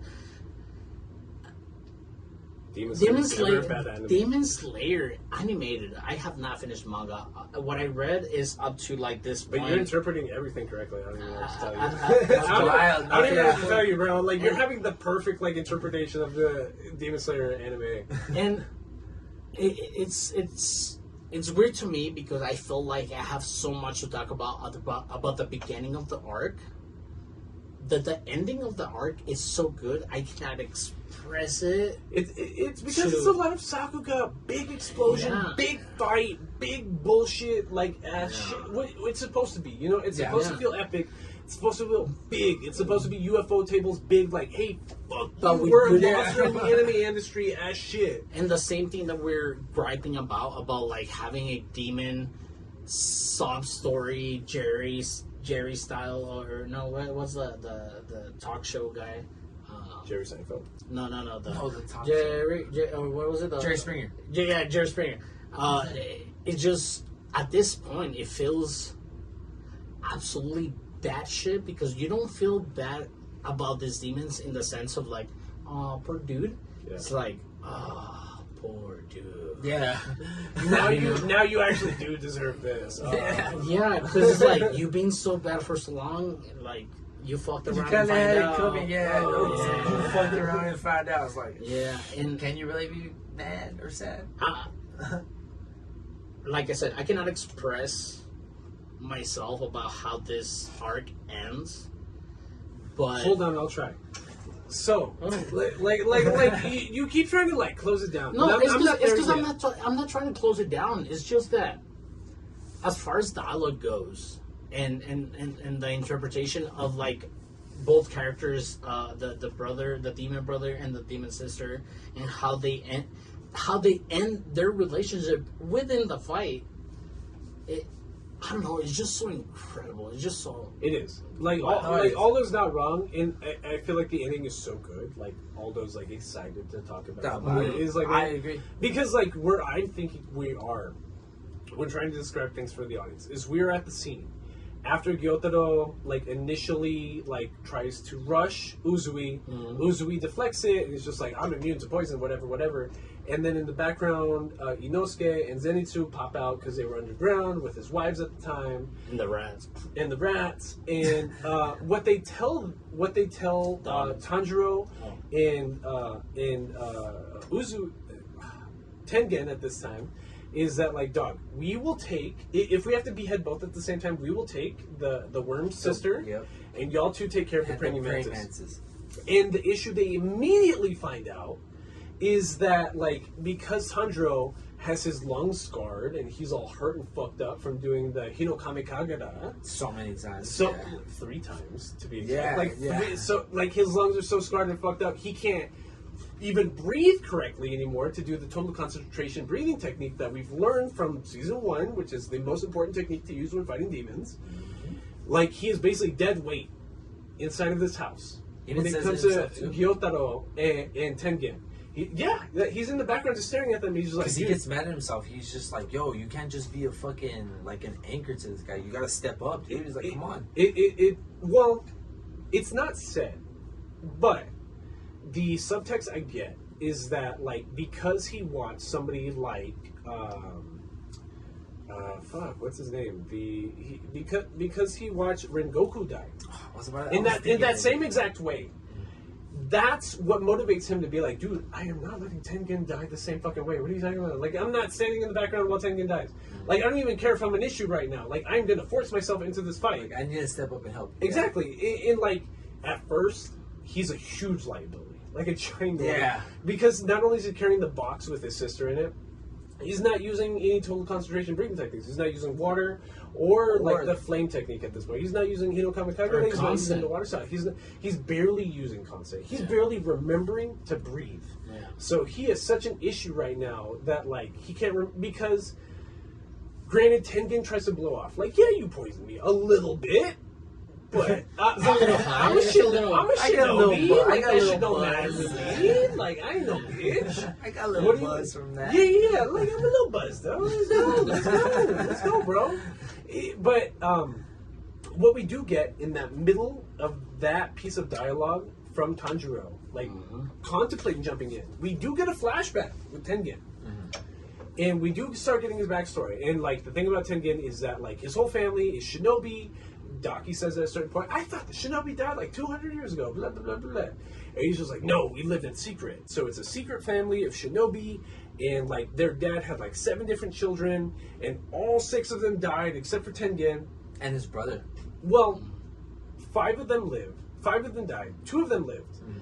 But his comparison with his brothers, like, my brother never cared about, like, his wives. He only cared about the job and getting it done. And that's why he sacrificed his life, and that's why he's not here right now. So Tengen, after his entire family dies and gets assigned these 3 wives, he gives them 3 rules. He tells them, number 1, your life, the wife's life, like, outside of me, outside of the other wives, outside of whatever children we may have, your life is the most important. It's top priority, number 1. Number 2, you protect the lives of innocents. Like, my job as a demon slayer is protect innocents no matter what happens. Number 3, refer to number 1. Right, exactly. Like, you guys need to be like, you guys are top priority. My life, if I'm dying and your life is safe, your life is priority. Right, it's like you save yourself. Exactly. Right? So some of his wives break this rule, and like those are like probably the best wife. Bro, Ryder dies. Season, like Ryder dies. The only one that risks her life to protect Tengen. Hinatsuru or something like that. Yeah, Hinatsuri. Oh, Hinatsuri. Okay. Hinatsuri. So we get a non-canon scene, which is a flashback of them at his brother's gravesite. And that scene is like, that's immediately after he's just like, after 20 years or whatever, only me and my brother lived, and like we were both the best shinobi assassins, but then he died. Because he didn't respect himself or his wives. He didn't put his life above the mission. Above the rest, yeah. So, like, while he's paying respect, he tells them, like, yo, I'm really sad, I'm bummed out, like, but can we have a solid meal together so that I can show my brother on top of his gravesite that we are, like, a cohesive unit. We are a cohesive being. Like, you are my wives, I am the husband. What? Is that what a cohesive family unit is? So, like, the non-canon scene that I think is most important, that again reiterates how important Hinatsuri is compared to his other wives, is that they are at a gravesite surrounded by cherry blossoms. It is early spring when cherry blossoms. Usually, we all watch anime. We all know what that means. Yes, blah, blah, blah, blah. Japan, cherry blossoms. But like in Hinatsuri's hair, cherry blossoms like start falling into it, and him being selfless, putting his wives' comfort and safety above himself, initially shows that in this instant by picking that cherry blossom out of her hair, and that's when she first actually internalizes, like, no. Like, he's caring. Like, he cares. Yeah. Like, I am not just, like, his consort. I am not just, like, one of these wives assigned to him. He's a hoe. I'm not just his hoe. Yeah, like, I'm his wife. Like, I am the Uzui wife right here, right? And nobody's hating on Polygamy. polygamy, you know? Like, if No one's saying that. No one's Is that saying what that. it means? Like, If y'all actually give a fuck about each other, I don't care. No, yeah, Is that what it absolutely. means for having multiple wives? Yeah. Or husbands, whichever. Okay. Polygamy is either way. Okay. Polygamy is either way, as long as it's being defined as marriage. Okay. So, like, Which is fucking, God, 3 badass wives, dude. Come on, man. Well, that's the thing, because like whenever Zenitsu or Gyotaro is like bitching about the 3 wives, he doesn't think about them being like, I got 3 bad bitches on my back.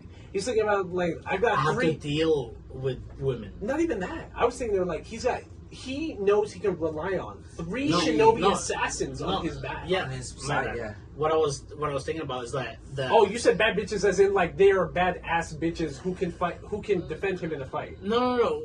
It just feels like it just feels. I did try to say. Yeah. I just tried to say. No. And I'm not even digging my own hole here. But Zenitsu feels that the 3 wives, he's always like objectifying the women. Yeah. Where Uzui is like, no, dog, I don't have just 3 wives just for the sake of it. Them being hot is a plus. Yeah, it is a plus to this shit. Like, they are good shinobi. They're ride or die, and they help me with my shinobi mission. Like this is a sub point. But Zenitsu is like, oh, you're dealing with 2 bitch. I can't even deal with 1 bitch. I don't want to. Which that's how Gyotaro acts the first time he pops out too. It's the exact same thing. God, these next couple episodes are absolutely insane from a visual perspective. I'm going to try to lay it out. I'm like, you're probably not going to get it. It's just like they start fighting in the street. Gyotaro and Tengen Uzui do, right? And like the way they animate is like Dragon Ball style. They are moving so quickly. We are registering the flashes because the average human like mind and eye can actually register like how quickly they're moving. And up on the roof, we have Daki fighting off Zenitsu and Inosuke. Mm-hmm. And what they're realizing is they're not quick enough, like Tanjiro's with Hino Kamekagera, to actually chop her neck or get past her initial defense of the worms of the belts. Which I think is cool because I think it ties into a little bit of what's that one technique of the 6 powers from One Piece? Like the paper art. Yeah. Paper art. That how how like they just kinda like go with the breeze and kinda shit like that. I love how like when they when he tries to decapitate her and then that's how Daki is. Because Daki is a ribbon demon. Like she's a belt demon. Like if you try to go straight for her neck, like she'll just like bend like a sash, like a belt, and just kind of go with the attack. So you can actually slash her. Yeah, it actually makes. I like that they did that. But on that bottom floor, at the ground, fabric. At the ground, like a piece of fabric. At that ground level, we do have Gyotaro fighting Tengen, but what we do see is like minor slashes here and there. It'll be like boom, boom, boom, boom, boom, slash across the face, boom, boom, boom, boom, boom, slash across the arm. So we do know he's getting break one of his swords too.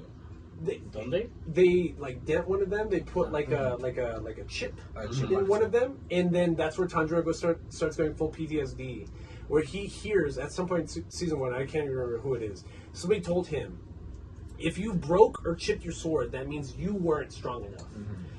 So anyways, Hinatsuri is almost entirely best girl because of a non-canon story plotting that like she received a cherry blossom petal from Uzui at his brother's gravesite. So that makes the other wives jealous, but the other wives don't matter because in the manga, as it happens, is that as they're fighting in the street, Tengen is poisoned, his movements are slowed, they're slowing down. He is keeping up with Gyotaro when it comes to like physical movements, but Gyotaro, his blood art demon technique is to make scythes. Like they're not only poisonous because they're part of his blood, but he can control them. Don't they attack until they actually hit their target? Yeah. Let's just break them or something like that. Yeah. But he can make giant like typhoons out of his arms, out of these same like demon size things. Yeah. So what happens is Tanjiro is in the street watching this fight happen. He's like, holy shit, I am such a weak piece of shit. I can't go into this fight right now. But he starts remembering Rengoku. And he's just like, dog, I didn't help Rengoku. And where's Rengoku right now? He's fucking dead. So like, I had to man up. I got to man up. I got to get into this fight too.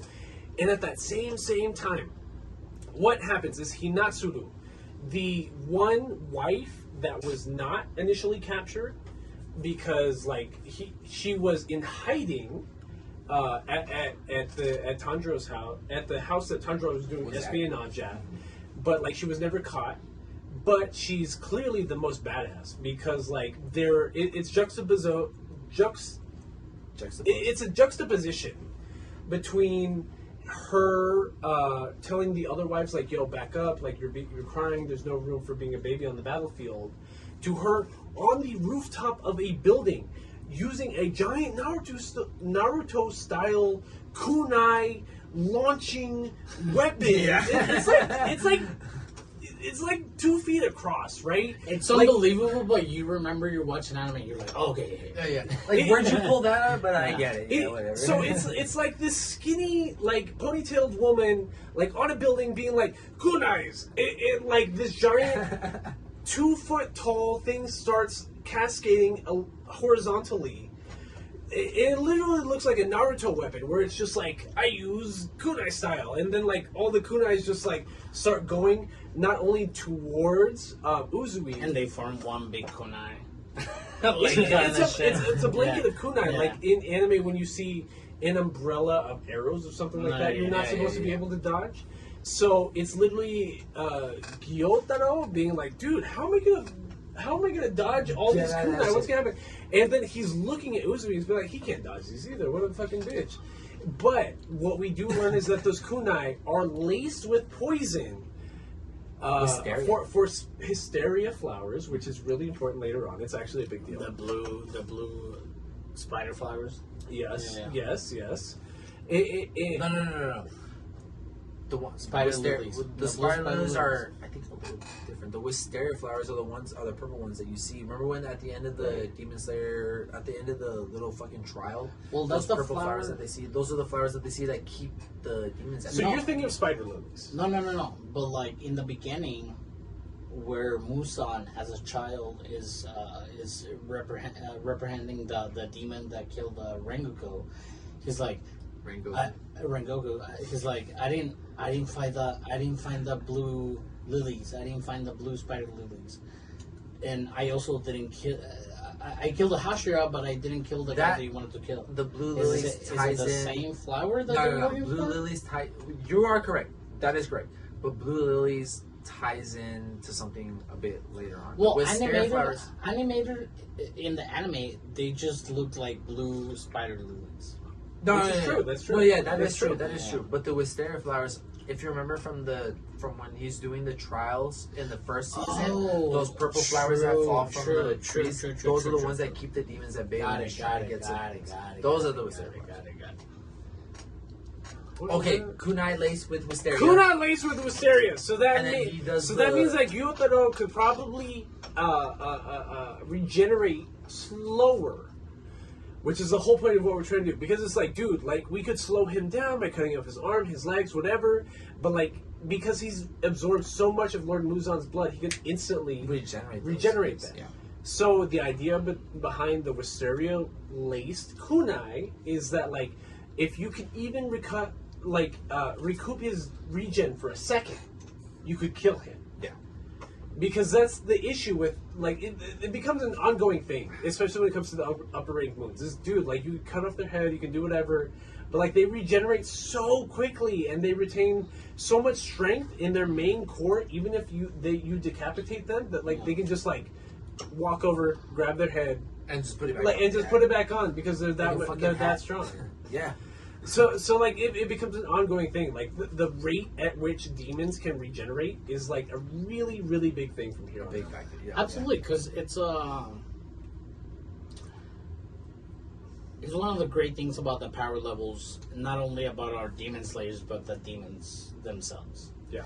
And that's why I feel like I've been having trouble to finish this anime, because just like Mugen Train, the ending, it's so heavily based on this arc. So now the ending of this arc is so heavily based on what's happening next. Yes. No, it's a good thing. You know? No, yeah. It is good. Like I know, So from the average reader like standpoint, you could be like, "Fuck! I hope this sticks to landing. I hope this is like still worth my time." But like, do not get me wrong. Like, it's 100% worth it, and it 100% sticks to landing. And that's what. I feel like that was one of the things we had to stop ourselves from talking about this arc from Mugen Train, because it just flows so easily. We can just start talking about the next arc. Right. Yeah. That's one thing I like about this. Well, one thing I like about Demon Slayer is like they kind of follow the same formulaic type of thing. It's like they introduce a new Demon Slayer, they introduce a new Hashira or whatever. It's the call to action. It's literally the most basic form of like the hero's journey. There's a call to action. There is a new character or senpai or teacher that is going to work you through this arc. There are a couple of trials and tribulations that you're about to work your way through with the help of the senpai, of the teacher, and then you incorporate those things into your main technique, into your main form of thought, and that's how you defeat the main demon of that arc. It's literally the most basic adventure story. I think that's why I think that's like. Oh, sorry, I'm gonna cut you off. I think that's like what I was saying earlier. Like, I think one thing I like about it is the simplicity of it, because it's just like if you want to just shut off your brain and you want to watch like an anime that's just like where the good guy just overcomes the bad guy through trial and tribulation, whatever the fuck. And one thing I like about it too is that like unlike Attack on Titan or One Piece, where there's so many fucking complex and turns and twists and turns, this shit is just like no. The Demon Slayer Corps is just a bunch of fucking people that want to kill all the demons, and the demons are just the demons. That's it. There's no inner turmoil between the fucking Demon Slayer. Muzan's like final bow, his reason for trying to like just be evil is finally explained, and then like half of the Demon Slayers will be like, "Well, that's not such a bad idea." What I mean is like one thing I like is that there's no people in the. There's no what's his name from Bleach? The guy that turns on everybody. What the fuck is his goddamn name? The Quincy. Oh. No, not the Quincy. No. The guy with the glasses. The guy that fucking uses the Zanpakuto with the one that puts everybody in hypnosis. What's his name? Oh. Aizen. There's no Aizen within the Demon Slayer. So you mean like the main villain of the original Bleach series? No. What I mean is like the villain of Demon Slayer is the main villain of Demon Slayer. There's no inner turmoil. There's no inner turmoil between the Demon Slayers. There's no one that's like secretly working for the demons. They're just like everybody in the Demon Slayer has each other's backs, and that's just the way it is. I love that it's just like so simple and basic in that fact. Like, you know what I mean? Like there's no the Demon Slayers never cross each other. They never try to stab each other in the back. Like no, they're 100%. Ride or die for each other, and I like just like the basic. It's a way to just turn off your brain and just watch an anime that like the good guys versus the bad guys, no matter what. You know what I mean? I love that. No, I think that's a good point. Yeah, I love that about this anime. And right now, Drew, that you're saying that out loud and that we're talking about it, the feeling of this being the most like basic trope for a shonen. You hate it? No. What are you about to say? Demon Slayer You hate it. carried on what Dragon Ball was doing for us at the beginning. Dragon Ball, with Kid Goku, began training with his grandpa, then training with Krillin, then training with Master Roshi, then training with Piccolo. It wasn't a monster of the week. It wasn't a beatdown anime at the beginning. It was about learning different things from different people. And it feels like Demon Slayer, instead of going to transformations of faces or something like that, kept it true to the idea of like bettering yourself. Mm-hmm. That it became a pathway to learning Rengoku's like personality and learning Rengoku's personality and Uzui's personality, and not only that, but like Zenitsu's personality and Inosuke's personality. It feels that Demon Slayer is giving what Dragon Ball gave up a long ass time ago. I get what you're saying. Like actual character development. Like progression. Because I hear you. Don't get me wrong, but like. This is a lot of me putting my own feelings and a lot of like my own interpretations into the author's mindset, which is not true. Like nothing I'm about to say is based on fact or feelings or whatever.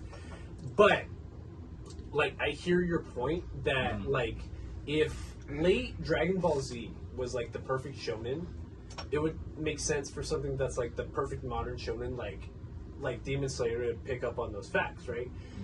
But I think what we misinterpret as like a North American viewing audience is that Dragon Ball Z ended in like 1989. This shit started in like 2016. I really don't think that Miss Gotoge was thinking about something that was 20 years old. No, absolutely. She wasn't thinking about it. And that's what makes Dragon Ball Z feels more like a letdown. Because at one point, Dragon Ball was about like learning from others. Yeah. And also like, you know, like, and at one point, Goku just turned into this invincible, godlike character that nobody's gonna be, and with similar character design and shit like that, so he just became so tropey. It's just tropes on tropes on tropes of within themselves. Hold on, let me just kick these two out. Zelda. I tried. No, I saw you. Y'all suck. I tried. Come on, ladies. Get the fuck out of here. Be professional, ladies. I tried. Y'all suck. In this moment of clarity, please follow us on YouTube. Please follow us on social media. We have a Facebook now. We didn't even mention. Oh, did we mention that? I don't think we have a Facebook now. So to all the boomers surfing the interwebs, please go in there and judge us for what you think is right or wrong. But I've been trying to not end the conversation of this amazing arc that is your favorite arc. You're very, very emotional about this arc. Yeah, me too. But like, what else? Are we gonna finish it? Or are we finishing it up? Well, I feel like there's still a lot to say about the fight in general. Because, like, don't get me wrong. Like, most of the fight is stagnant on purpose. Mm-hmm. So it's a lot of, like, Gyotoge and... he's injured on purpose. Kind of, but not really. For the story. Like, the sense it's trying to give you is that, like, Gyotaro and Tengen are on the same level after Tengen is poisoned. Mm-hmm. So us as an audience are supposed to interpret, is Gyotaro like toying with him? Like, is it kind of like, because he's poisoned, I can toy along with him? Mm-hmm. Or is it one of those just like, if Tengen was not poisoned, he would be able to beat him whole-handedly kind of things. So the big revelation fight-wise is introduction of the secondary fighting system, which I kind of alluded to earlier, which is the curse mark. Mm-hmm.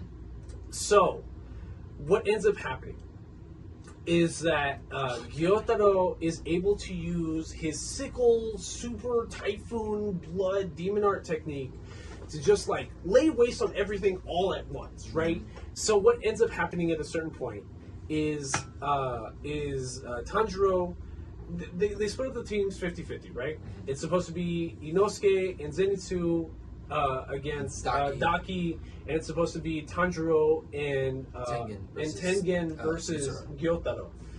But the issue they end up having is that, number one, every time like Tanjiro tries jumping in, he's not nearly strong enough, and the 8 to 12 arms that Daki has in control at a given point, she is too quick for Inosuke and Zenitsu to get in and actually get at her neck. Yep. So what they do is they kind of switch off Tanjiro, so they're kind of like, so it's 3v1 and then 1v1. Yep.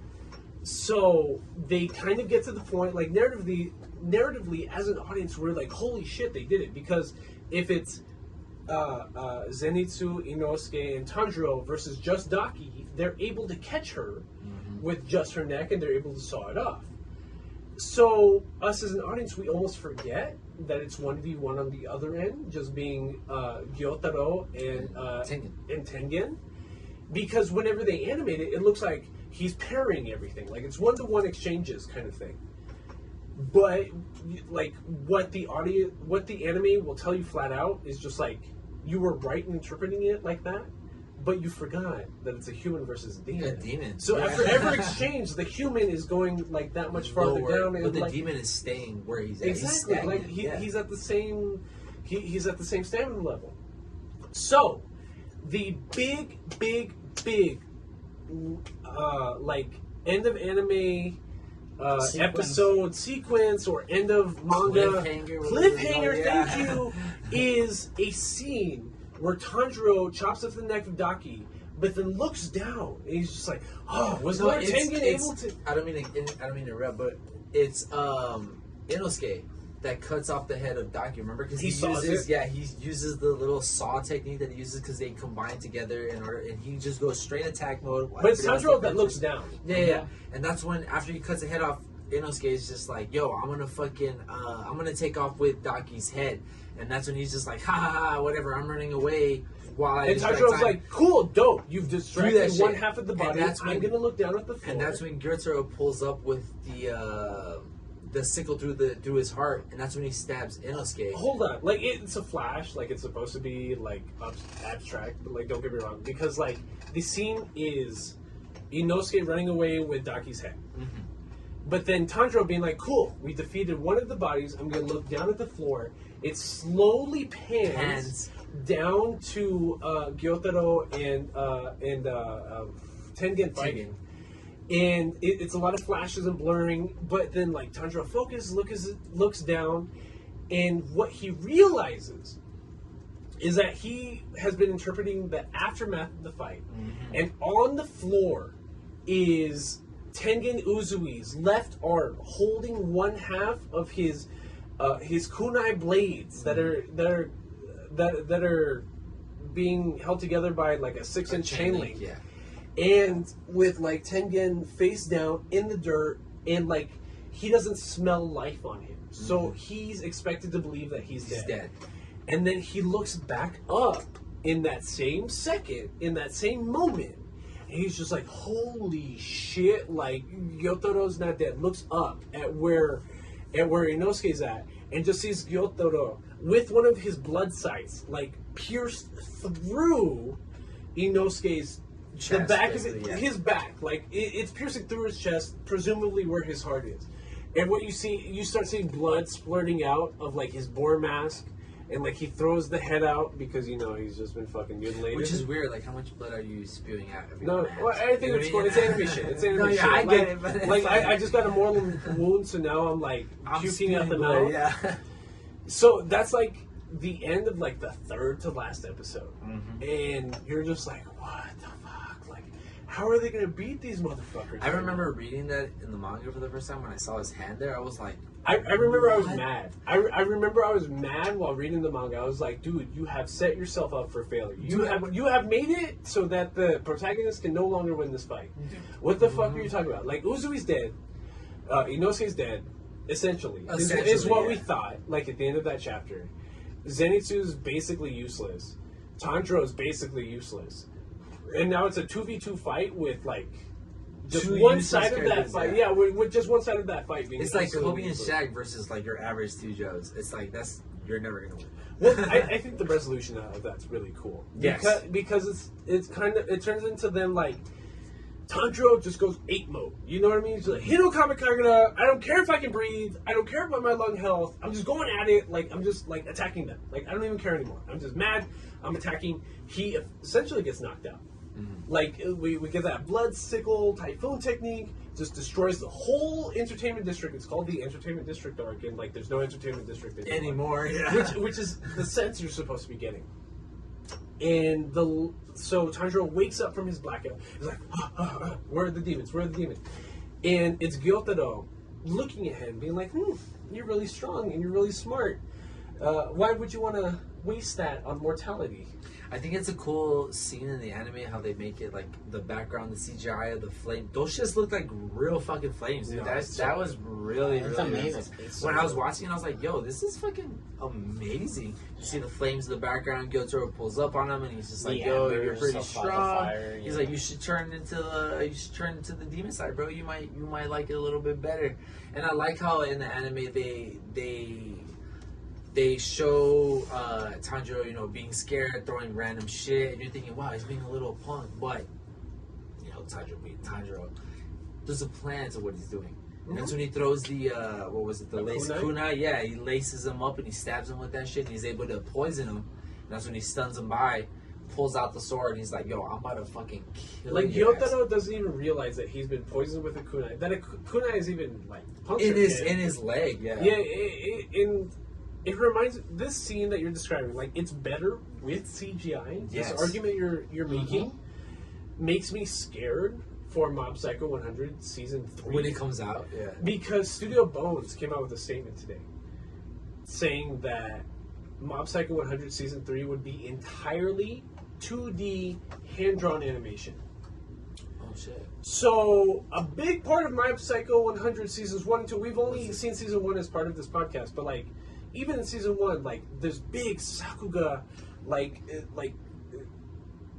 psychic animation it's only possible with CGI. Yeah. So the studio coming out today and being like, "Hey, we're really gonna hand draw everything." I'm just like, that's terrifying because like I can't imagine anybody actually doing that properly. It is Studio Bones. Don't get me wrong. Like, Studio Bones is like up there with like Studio Madhouse and like A1 Pictures and like shit like that. When it just comes like powerhouses in the industry, like they've had some misses, they've had some duds, but like. You just know the bare minimum production value is always gonna be like a 7. Yeah.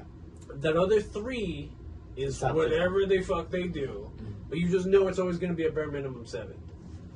So like that's what scares me because Mob Psycho 100 season 2 is probably like a 10 out of 10. Dude, it's if I'm being completely honest, Mob Psycho 100 season 2 is probably a 10 out of 10. It's sick as fuck. And like we spoke really highly of season 1, we talked about it. So like. Me watching Demon Slayer this week and being like, yo, that CGI fire, the CGI Sakuga animation, because like, no spoilers, but at this point in the anime, when like Tanjiro is trying to do the final slash on Gyotaro's head after distracting him with the kunai, after doing a headbutt on him, is that Uzui had used his total concentration breathing sound technique form to slow down his heart rate so that Gyotaro, the Upper Moon 6, thought he was dead. So that he could sucker him at this point and like catch him in the neck, right? Which I think is he basically it's such a ninja thing to do. No, I think he flexed his muscles so much that he basically stopped his heart for a this is a concept in Stardust Crusaders. This is a concept in Naruto. That's true. Literally in Stardust Crusaders. Batman Begins. This is literally a concept. Where Jotaro Kujo is like, yo, brothers. like I'm gonna use total star platinum to like slow my heart rate so that you think I'm dead. Right before I die, I'm just gonna pump my heart rate back. Pump it back. It's just one of those anime things. Like that's fine. You just have to accept it. But he did get his left arm cut off. Like it's a big deal, and his left eye is completely gouged out, basically. So it's a huge fucking deal. And this is I remember seeing it in the anime when you see it sliced. Oh, I love it. It's cool. It's so dope. I loved it. Like when I saw it, I was like, that's amazing. Because like I almost fucking orgasmed. Even like watching it this week, when you see Gyotaro give Daki his right eye, you're just like, okay, you just gave up your depth perception. Why would you do that? But so basically, they are now fighting like on even ground, one eye to one eye, even though Daki has 2 arms. To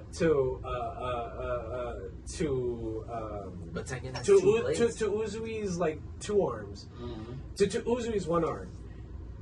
Tengen Uzui does have 2 blades in 1. Okay.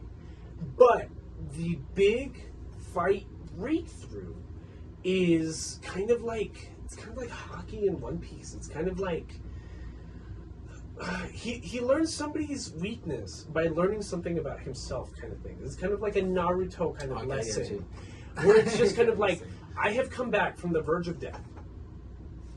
My sound perception, my sound technique is better because I can hear your movements, your inflections from the demon scythe blood technique. Like I can assign music to it. Like a score to music. This is the first time, as both a manga and anime watcher and reader, that you understand what the sound technique actually is. Is that you're supposed to assign music to the enemy's like fighting styles and techniques and movements that you can easily dodge it because you can hear it beforehand. It's like, fuck, it's just like listening to Beethoven. It's like knowing the lyrics before they have. Exactly, like you know what's gonna happen beforehand. So that's Uzui coming, air quotes, coming back from the dead.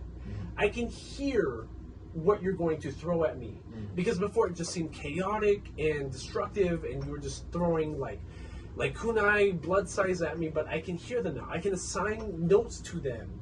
It was like he was hearing. It was like he was singing. Sorry, I made a good job. It was like hearing an amateur just play a random piano note, and it's like, okay, at first I didn't know what the fuck you were doing, but now I know that you're playing Beethoven. In a stupid way, it reminded me of like Your Lie in April.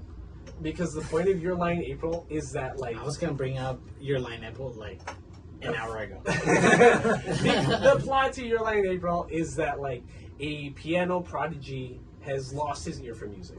So, like, he's still the perfect player. Like, he can read the music, play it perfectly, but he can't actually, like, flow the music. He can't hear his own note playing. It's just Andrew going through the different breathing styles. Right, that's the juxtaposition here. So, like, when Uzui comes back and he's like, dude, I can hear your movement. Stop wasting your time throwing sides at me. Don't hesitate. I only have one arm right now, and I can still read your movements before they even come. So the big Sakuga 10 out of 10, like 11 out of 10 level, UFO table level animation that, like, is always spammed on Twitter, being like, dog, like, could anybody ever be, or will anybody ever be, 2021 UFO table Demon Slayer is the one-armed Uzui with his right hand and his blades connected by that 6-inch chain link, just going toe-to-toe with Gyotaro right here.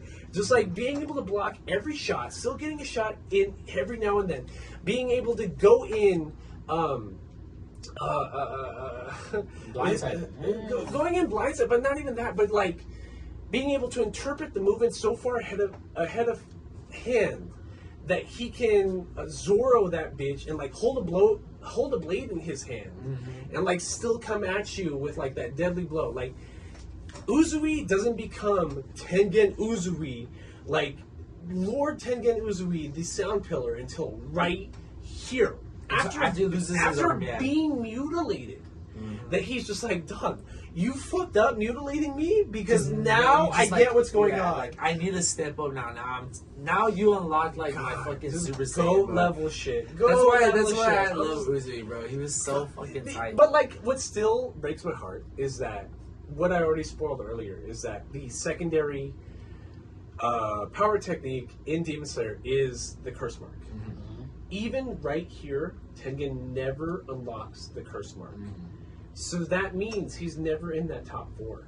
Even the love pillar, even the snake pillar, even the mist pillar, the stone pillar, all in the next arc. The next arc, one arc even, the next 11, 12 episodes, will unlock the curse mark technique. So that actually marks them as like a high-level Hashiga. Yeah. And that's what sucks. Like, when you look at it in retrospect, it's just like, he did all that, unlocked all that, was a master in the sound sound breathing technique, and he's still not. One thing I think like ties in for the reason for that, in my opinion, is because he stuck to the like shinobi lifestyle. You know what I mean? Like I feel like the way I feel it is like because of the fact that the lifestyle that he took, because of the fact that he wanted to love his 3 wives, he was never able to fully. He told them beforehand, like at a certain point we will retire. Yeah. He was just like, we're gonna give up this life eventually at some point. I think it was like during those moments where he was like, okay, I know I'm never gonna unlock that top tier because like. I think the way you said it earlier, you have to like. He knew? Yeah. You do think he knew? I think he did. No, I think he did. I think he knew he was never gonna be at that top. Like, I think he knew. I think he was humble enough to know he was never like the strongest. We're talking about Uzui. Yeah. I think he knew he never was like strong. Like he was the top Uzui, like the top shinobi. I mean, not shinobi, Demon Slayer. But I feel like he knew he was strong enough to do what he needed to do. I think he figured that out as soon as he was being taken care of by his wives. He was like, oh shit, I lost an arm. I lost my eye. These 3 little kids did very fucking good. And it just feels like... Zenitsu, Tanjiro, and Inosuke are like 15. Right? Yeah, but like, it just feels... At the end of this arc, it just feels like Izui, Lord Kagan is like, wow, like, I would not be, I'm nothing without my wives. Mm-hmm. And the fact that I love my wives and I appreciate my wives and they take care of me, like, these kids are gonna have some challenges because, like we said, like, demon slayers don't survive that long. Yeah. So Izui having a life outside demon slaying and He's having like, three dude, wives, it's just not worth it. Yeah. I think that ties why until he retires. Well, he's also mutilated. Well, that's true, yeah. But he's just I mean, circumcisions, they're crazy. That's not mutilation. like a really crazy point though is that it is in season 1 when they're meeting the Lord of the Demon Slayer Court, and there was all the Hashira there, and that's when they're fucking up Nezuko and Tanjiro and stuff like that. They call Tanjiro a liar for not only seeing Lord Muzan face to face, which he did in the town square, but defeating a upper 12 moon demon, whatever the fuck they call it thing. Because he's just like, dude, it's been 100 years since even a Hashira has defeated an upper or lower level moon. Like, that's not a thing. Like, you're fucking lying. Like, not only did you see the Lord and the creator of all demons, but you defeated one of his 12 demons. It's just not a thing. Yeah, like, it's like, you're making shit up.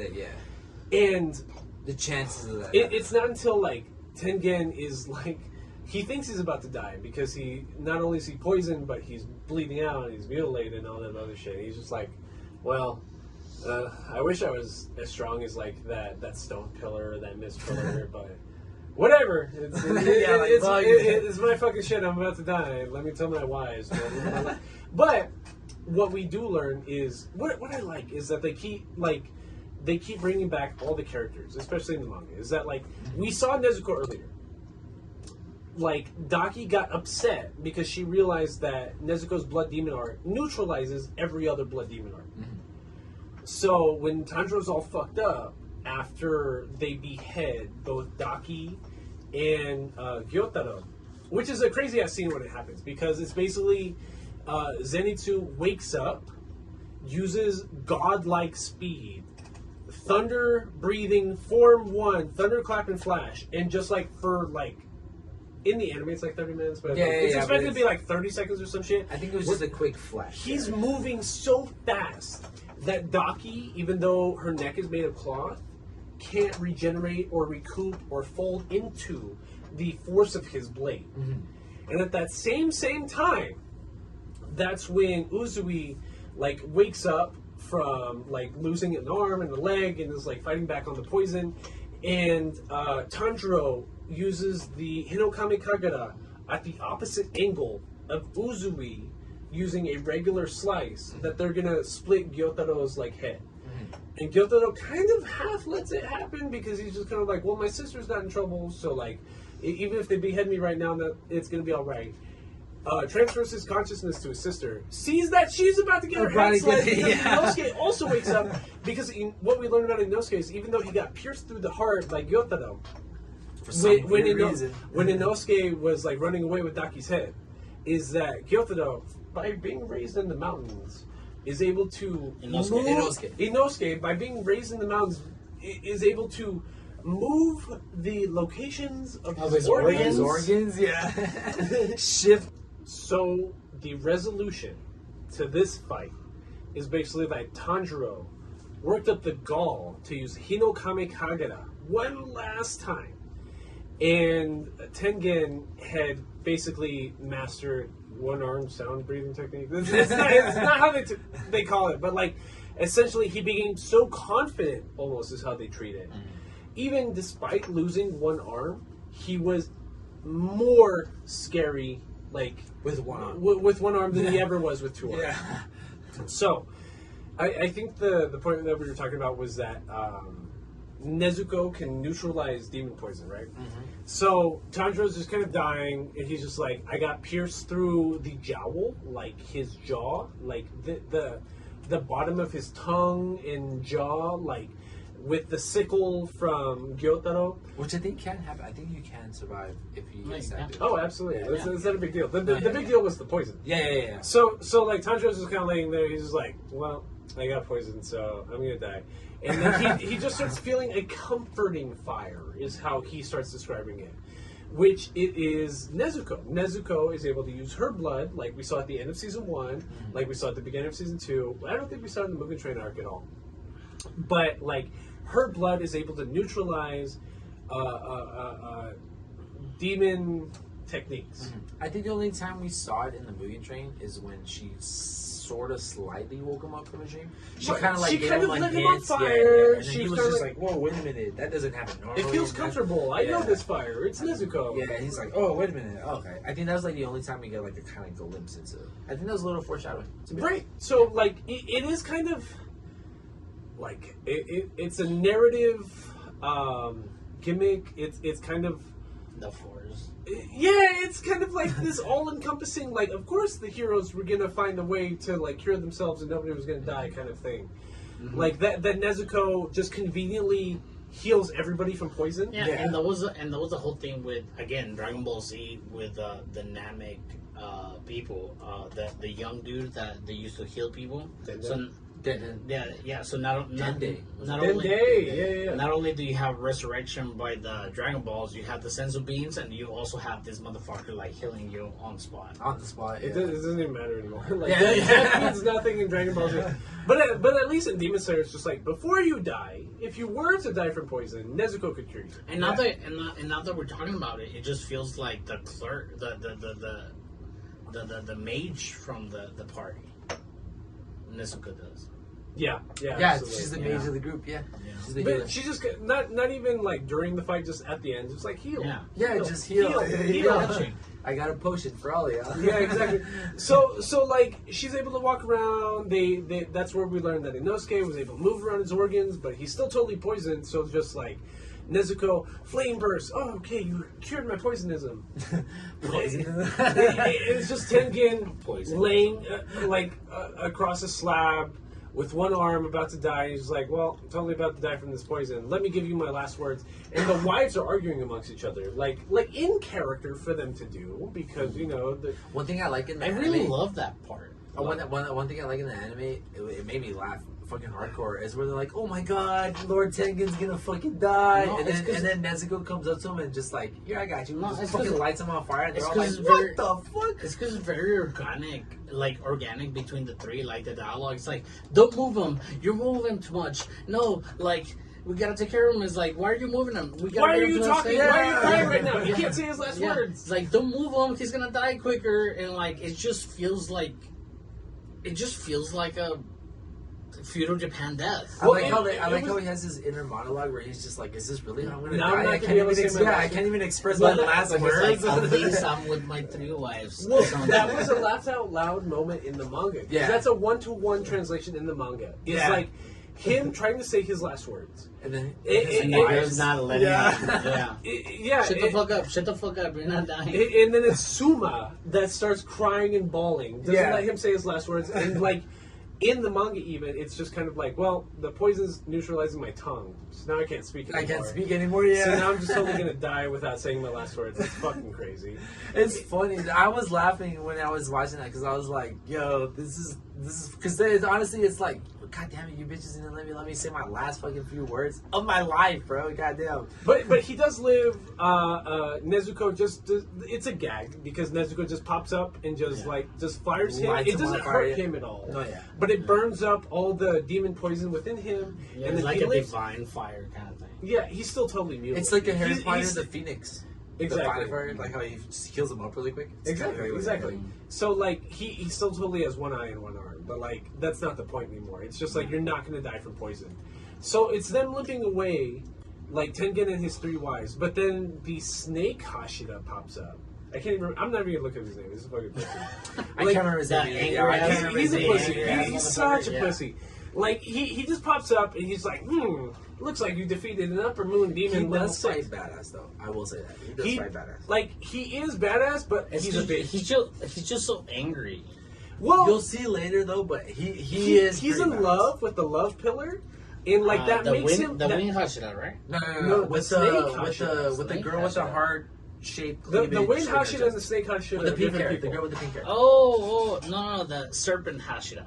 Yes, the serpent Hashira pops up right here. It Obanai. starts talking shit to Uzui and his wife. It's funny. He was just like, "Wow." He's like, "You couldn't defeat an Emperor Moon Demon. Only rank 3." He's like, "What are you, a bitch?" It's funny because they like it's foreshadowing for like, damn. It foreshadows the extra power system we've been talking about. Because even at this point, he's already unlocked the curse mark. In like seeing the destruction that Uzui left and being like, dude, you barely defeated him after doing all this, and you still didn't unlock the curse mark. You are not top tier. Yeah, he's like, you're not the man. You're not it. And Uzui's wives, of course, get fucking pissed and like start defending him, but he's just kind of like, dog, just leave him. like I couldn't fight him right now, even if I wanted to. And he's like, besides, I'm retiring anyway, so who cares? It's just like it's again one of those narrative write-ins where it's just like.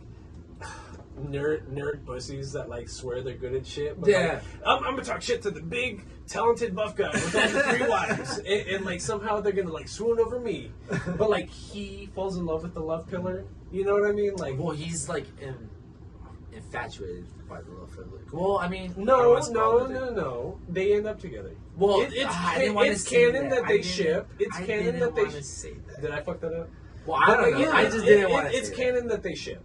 It is canon that they ship. No, yeah, it is. I mean, but like obviously, it's like at this point, it's like, bro, you'll see it in the next arc, although, but they obviously like flirt a little bit, and you can tell it's like, okay. Well, I don't need to read it to know. I already know. It's one of those like he's such a nervous nerd that he never like admits to it. But she's supposed to go to her grave knowing that he loved her. Knowing that he loved her, yeah.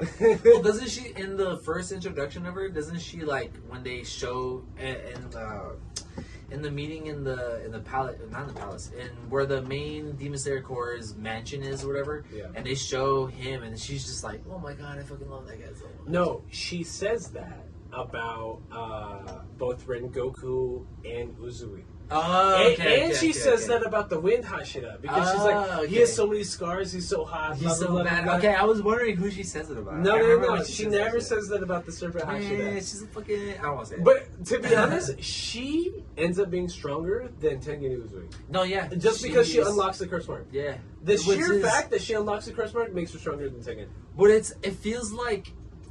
Okay.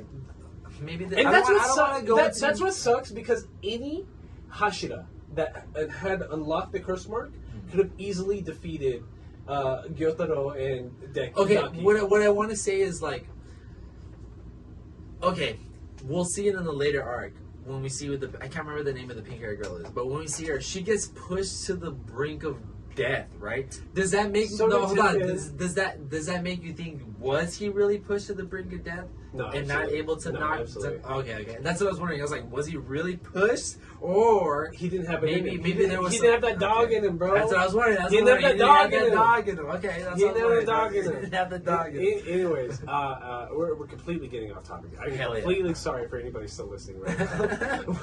That was, I think, our discussion on the Entertainment District arc of Demon Slayer. I believe so, man. Do you want to get into the backstory? We didn't even talk about it at all with them. Oh, the brother and sister? Daki was a sex worker when she was born. They both grew up super poor, but like one of them was a trash. Yeah, well, person, and the other one was a cool girl. Gyotaro was born first. He was a debt collector. Yeah, he was a debt collector. Grew up super ugly, disfigured, bad teeth, but he was strong and could box people. So him having a beautiful sister meant he grew up kind of pimping around. Did you ever watch Slumdog Millionaire? Yes. Like how they blinded the kids that knew how to sing, just like get more money. No, yeah, absolutely. You know what I'm saying? So at 13 years old, Daki, who had a different name as a child, I can't remember what it is right now. Yeah, I can't remember what it is. It was like Hanimari Hime or some shit like that. She was named after the disease that killed their mother. Yeah. She blinded a samurai because he tried to rape her, and she was 13 years old. And again, this is like a question I have throughout this anime, or when it comes to geisha or like anything like this in general. It's just like the anime and manga always try to treat them as not sex workers. It's always like it's a respectable woman that you pay to hang out with you and be respectable. But Come on. In situations like this, it's like she's totally a sex worker. Yeah, right? it's like like, you're come on, literally guys. describing a sex worker, Yeah. to me, right? But so sex worker, not sex worker, as Daki, like it's just like, dude, I'm not putting pussy out for some weirdo like you. I am 13 years old. Please stop trying to rape me. Correct. Blinds the guy. Her being poor in a lesser, there's a term for it. She's a Less resource. no, it's I guess it a would be like a lower class. lower class. Thank you. She's a lower class. I am a samurai. You are a peasant. You are not the same class as me. So I am going to burn you alive because you just took Wild. something from me.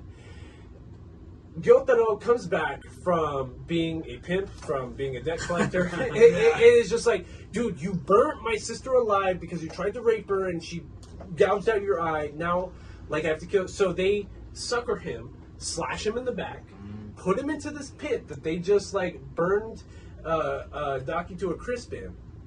He wakes up, fucked up, don't get me wrong, and, like, just bing, bang, booms, like, kills the samurai, kills the mistress that was trying to pay out the samurai. So well done. And what ends up happening is Upper Moon 2 meets Yes. up. This is like 300, 400 years before the current time. He finds them. He finds Daki burnt to a crisp, but in her heartbeat's fading. And he finds Gyotaro like crying, losing his mind because he doesn't know how to save his sister. He's just like, hey, you seem perfectly capable. Well, he basically screams to the gods. He was just like, "Yo, I'll give Gyotaro. anything." Yeah, Gyotaro's screaming. He's like, "Yo, I'll give anything." And that's when Upper Moon 2 walks in. And he's just like, anything. Anything? Yeah, he said anything. Well, Okay. he's one of those like Bleach sussy characters where it's just like anything, like you mean that ass kind of anything, like which that's how he's treated. He's just No, like yeah, he is. He's just like he's so all encompassing. Demon is a perfect species being thing that like he's just like, dude, I will take children and grown men and women to be my own slaves kind of thing, which is how he approaches Gyotaro in this instance. He's like, dude, like you don't even know who I am, but I can literally offer you and your dead, effectively dead sister, Quote-unquote dead, yeah. immortality if you want some of this. And maybe my master, Muzan, will take you in and like you can become even stronger. So Which is not the case. I love it the. is and it isn't. I don't, Because like, Musan would have never taken Tanjiro. no, we're talking about Gyotaro Yeah. and Daki. Okay. We were talking about yes, yes. Gyotaro and Daki. I think Muzan would have. So Yes, I yes. think he did right by Muzan right here because he's just like No, absolutely. because they did live for like 300 No, because they years. had That's how the it did. drive. They had the mentality of like, yo, everybody treated us like shit. Because We Gyotaro wanted to do tells Tengen at a certain point, he's literally like, dude, I've killed like 8, 9 Hashira. My sister's killed 6, 7. this. Yeah, he's like, we're Like up you there. can Yeah. come at us right now if you want to, but we have killed like a few of y'all. like before, yeah. like a dozen and a half Hashira if you really want to come at us right now. It's like Which been is around like the a block really before, big deal. Yeah. So, like- especially because the Hashira, the way they said it, it's like you're the top tier of like amongst the demon core, and there's only few select Hashiras that come around every so often. So it's like the fact that you're able to kill them off. Well, like, it's that's also a pretty big crazy. deal because like humans don't develop as quickly. As quickly, yeah. So they you- have to wait till they mature. You could bro. literally get a top level or a B list samurai and just be like, I'm gonna give you demon blood. Okay, you're S tier. Yeah. Like you You're are now badass, yeah. Hashira level. Mhm. Like that's what makes you feel bad. Well, even more bad for the humans. It's just like, dude, like you are We're never fighting close on your enough, back yeah. leg so far Like you don't the even Terminator. realize. and you don't even know it. You yeah. don't even know it. You don't even know how far back on your. But like the literal end of the season is the Lord of the Demon Slayer Corps hearing the news from the crows about a upper ranked moon demon being defeated because it's been like 300, 400 years For a since, while, yeah. since They've upper been moon demons being defeated. And we didn't even talk about that. We didn't even talk about the beginning of the arc when Rengoku was defeated and the leader of the pillars got the news. He was so like he like the dialogue being expressed here, it was like, man, that took a little bit too long than what it had to take. Almost. Well, even before Rengoku died, he had said he never had met a top 12 demon. Yeah. So like he told like Tanjiro and his group, he's just like, dude, I don't know how you've met, and like an ex top 12, you defeated bottom 5. I don't know how you. He's like, you've seen Muzan for how have you seen Muzan? Like I don't know how you've introduced yourself to like 3. Already, upper 12 demon, like that is like one, I've been the fire Hashira for like a decade already, and I don't know how. And I've never seen it. Yeah, he's like I've never even. And that was one of our main like talking points about the last season, that Muzan got like he was like, yo, dog, this fool knows my name, motherfucker. How the fuck does he know my name? Yeah. Like when we were talking in the beginning in the library where Muzan's in the child and upper rank 3 approaches him being like, hey, master, I killed the fire Hashira. Not in 200 years has a motherfucker know my name. Why does this stupid ass fucking kid know my name? Yeah. Like, kill the pussy with the sun rising earrings. Like that's all I ask. Just kill him. So the leader of the Demon Corps, Ubayashiki, you know, the blind guy with the burn marks on his face. When he first hears about Rengoku, he cries. He cries and he's already Rengoku. He's already at the cemetery. He's like, I felt my son died, kind of thing. Yeah. But when it comes to the end of this entertainment arc, he's like, my son Tanjiro lived. He's also saying things to his wife like, this is the turning point. This is the first time in like 200, 300 years that we've ever gotten the upper hand like this. Yes, we know Muzan's location. We know Muzan's identity. We know Muzan's third moons, like the top 3 moons, and it just feels like such a top 2. It feels like such like a World War II development. Yeah, you know, you overtook what trench? Yeah, right. Absolutely. We've been waiting for you for like 2 years to take over this one fucking trench, and you did it. Okay, good. Like, absolutely. And Ubuyashiki is interesting because if you pay attention, you know everything about how the manga is going to end based on just his character design alone. So Ubuyashiki is blind because they call it a air quotes curse, where he's overtaken by some kind of disease. He's so good that he can't see the demons, but he has to daredevil his way. Like kind of not really. It's just one of these like, he has a disease that's overtaking half of his senses, like from his eyes up, but his nose up. From demons. It's because I know you think you're right with the context you're given, and you are. Don't get me wrong. Don't get me wrong. Yeah. Like you're completely going along with this shit like perfectly as you're supposed to. But it's just like there's late game context that makes this so much more important. The same shit that is affecting him is like the daredevil shit. No. So the poison, the toxin, the disease that's taking over his eye vision and his hearing, and like half of his face is this purple, pulsating, vasculated looking disease. He looks like Captain Ginyu. He looks like Captain Ginyu. The part of his face that is infected. But if you pay attention in the last episode of the Entertainment District arc, it's the exact color and tone as the poison affected areas that Tengen has on him. So he was stabbed in the shoulder, in the face, and in the right arm. It's the exact same pulsating purple poison skin rash that's affecting him. And who cured that poison? Nezuko. I don't want to say nothing, but I'm just saying, remember that. I'm just saying. I have no idea where you guys want to close this out into. We're done. No, that was we're done. Demon Slayer was amazing. One thing I will say is one thing I love about the backstory of Daki and Gyaturo is that, in my opinion, it's what could have been to Nezuko and Tanjiro had they let like the fact that the family was murdered and killed, had they let that consume them and then go down the dark path, that's basically them going down the dark side. Yeah. That's a big what if. That's a big what if. And but that is the point. It's a juxtaposition on purpose. So it's like, that's why if Tanjiro was not such a great person and didn't have that drive to be like, he was just jerked off and be a demon. No one has ever solved demonism before.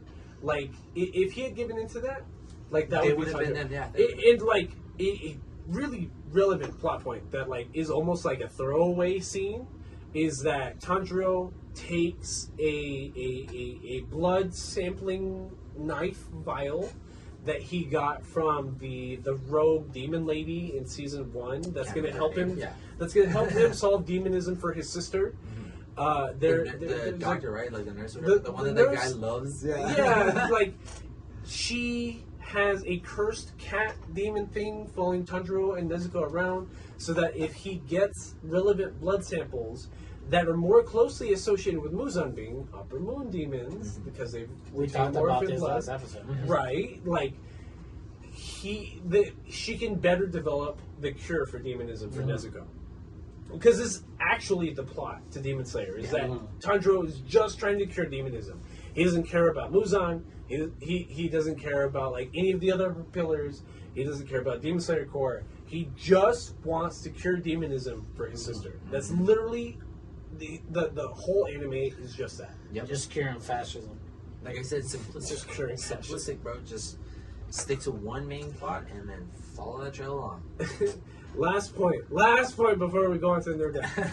CJ gets mad at me when it comes to One Piece discussions because I always go for the simplest answer is the answer kind of things. Like CJ will be like, what do you think about this? What do you think about this revelation, that revelation? What do you think? You think this could happen? I was like, no, that is too exuberant. Because in One Piece, what I know after like almost 1,100 chapters is that the simplest answer always wins. It's literally what it is. It's literally the definition of Deus Ex Machina. So, I think we're finally ready to go into that. Thank you for joining us in episode 104? 104 of Between Nerds. Man, it's always a pleasure. Demon Slayer Season 2, the entertainment arc. I fucking love it. Drew, we know we love it. CJ, you love it, and that's why you're here. Hell yes. But please, can we just nerd down? Nerd down. Nerd down. Nerd down. Welcome back to episode 104 of Between Nerds, and this is the Nerd Down. This is the part for you nerds. We're here. Thank you for listening to the entertainment district. Thank you for making it this far of Demon Slayer. We would like you to follow us on our new Facebook page. You know, on YouTube. Please comment, subscribe, leave a comment. If you want to be entered on our giveaway, you can leave a Apple Podcast review and let us know through email at betweennerdspodcast@gmail.com that was your review to enter into our giveaway, or you can make your subscriptions public to our YouTube channel and also comment so you can be entered into our giveaway. Right now, this is your part. This is the nerds part. We watched what we wanted to watch. We talked about what we want to talk about. Yeah. So this is the section where we go over like nerds comments. We go over like what we've been dealing with for the past week, like any games or comments or just whatever bullshit. So we haven't nerd content. We haven't gotten any feedback on our Trigon episode, and it's okay. We don't expect it. We expected it. We expected no feedback. Yeah. Once the boomers in Facebook get a whiff of it, they might have something to say about it. More than likely, most boomers on Facebook always got something to say. One of our most popular videos on YouTube is Mushoku Tensei, and we've been getting a lot of feedback on it. And this is the part that I read, and Drew reads your fucking comments. You guys are mean. You guys are fucking jerks. It's not that you're fucking mean. It's just that you feel so pretentious about it, but you don't mean to be pretentious. But it's just like, well, actually, blah blah blah blah blah. It's not even that. Like, I think what blows my mind is like this mentality from mama's boy ass nerds that are just like, I am my mother's whole life kind of thing, that like I care whether or not that you've watched this whole episode, and that like episode. It's people talking to me and you, being like, hey, I have not finished this whole episode, but I see issues with your takes on X, Y, and Z on Mushoku Tensei.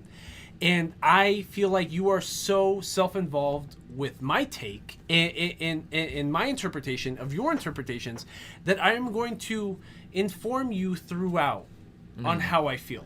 It's literally nerds that have never touched grass being like, hey, you don't know the entire backstory of Mushoku Tensei even though you learned about this shit 5 days ago. I think it's nerds that say, like, you don't feel how I feel, and I'm mad about it. But, like, you know? us talking, like, 2-3+ hours about titles, you know, in this case being Mushoku Tensei, I feel like the comments that we get, especially, like, lately on Mushoku Tensei video, they don't feel as pretentious as they could be. I did feel like they were pretentious, though. No, I did. No, well, a little bit, because they're nerds. They don't know how socialized they Isn't that what I said? Like, haven't touched grass ass nerds? They're just, like, in the defensive, kind of, like, well, actually kind of thing. But a lot of questions were answered from our conversation. Yeah. I believe, like, Cybers, thank you for commenting on our video. You even timestamped the conversation. Paul's skills range from being sword god, water god, and north god within the swordmanship. But he's skills. advanced class. You know, yeah. So thank you, Cybers. Your comments right there. Thank you for clearing that out for us, because we just get lost in the sauce sometimes. It's not even that, dog. It's just like Which comment triggered you? Give me all of them. Literally all of them. Because like you take any of these comments from Kiritsu Kawasada, which is like a fake ass name because he's probably some bum ass North American that doesn't have a Japanese ass name, right? His whole thing. Sorry, my dog wanted to be a part of this conversation. It's okay. His whole thing is that, like, we should have memorized all these fun facts from the light novels, even though from the point we recorded on the anime, we had literally discovered this work 5 days beforehand. So, like, all these subpoints and subplots that you're so interested in us getting perfectly correct, like, that shit don't matter to me because I'm onto a new anime and a new work like 3 days later. Next week, yeah. Literally, by the time you see this work, I am already knees deep in, like, Digimon or Demon Slayer or, like, any other bullshit like that we're watching. Like, you have to get everything right. Ass commenter persona. You're talking about Kiritsuki, right? Yeah. Kiritsuki. It don't matter to me. It literally don't matter to me. See, his first comment in our video was that he was busy at work and he was just listening here and there. Literally, why would I care that you're at work and you're not finishing the whole episode before commenting? Hey, I care that you're listening to in general. In general, yeah. But isn't that such like a self-serving kind of like mentality? Absolutely. Just like, I know you really care about my input right now. Because they're not doing it. I know you really care about my input right now. So I need you to know that I would roast you harder, but I'm at work right now. Like, if CJ was one of these nerds, we wouldn't be able to talk to him about anything besides One Piece. Yeah. But he's able to detach himself from it. But the reason we want you guys to send, like, suggestions and shit is to talk about your favorite anime and why you like it and why you're wrong and why we're right. You know? I mean, this guy just talked about what he talked about. Do you want me to read them like piece to piece? You can read the important ones. Yeah, go ahead. Okay. We had a question. We had a misunderstanding about the first season about who was the people kicking beating him out up. of his apartment. Yes. So just so this piece makes sense. Today is This nerd, because you're a nerd. Today is August 6th, right? So 4 days ago, Kyutsuri Kawasada commented, barely started the video and I'm going on and off since I'm at work. But in the first 10 minutes, it wasn't some gang that beat him up. He did not live in an apartment. He lived scheduled in his own parents' home who died, and the ones who beat him up were his siblings, who were angry at him for not even attending the funeral and instead doing what he did. Just wanted to leave the clarification, but will continue the video here and there when I'm not that busy. That triggered you?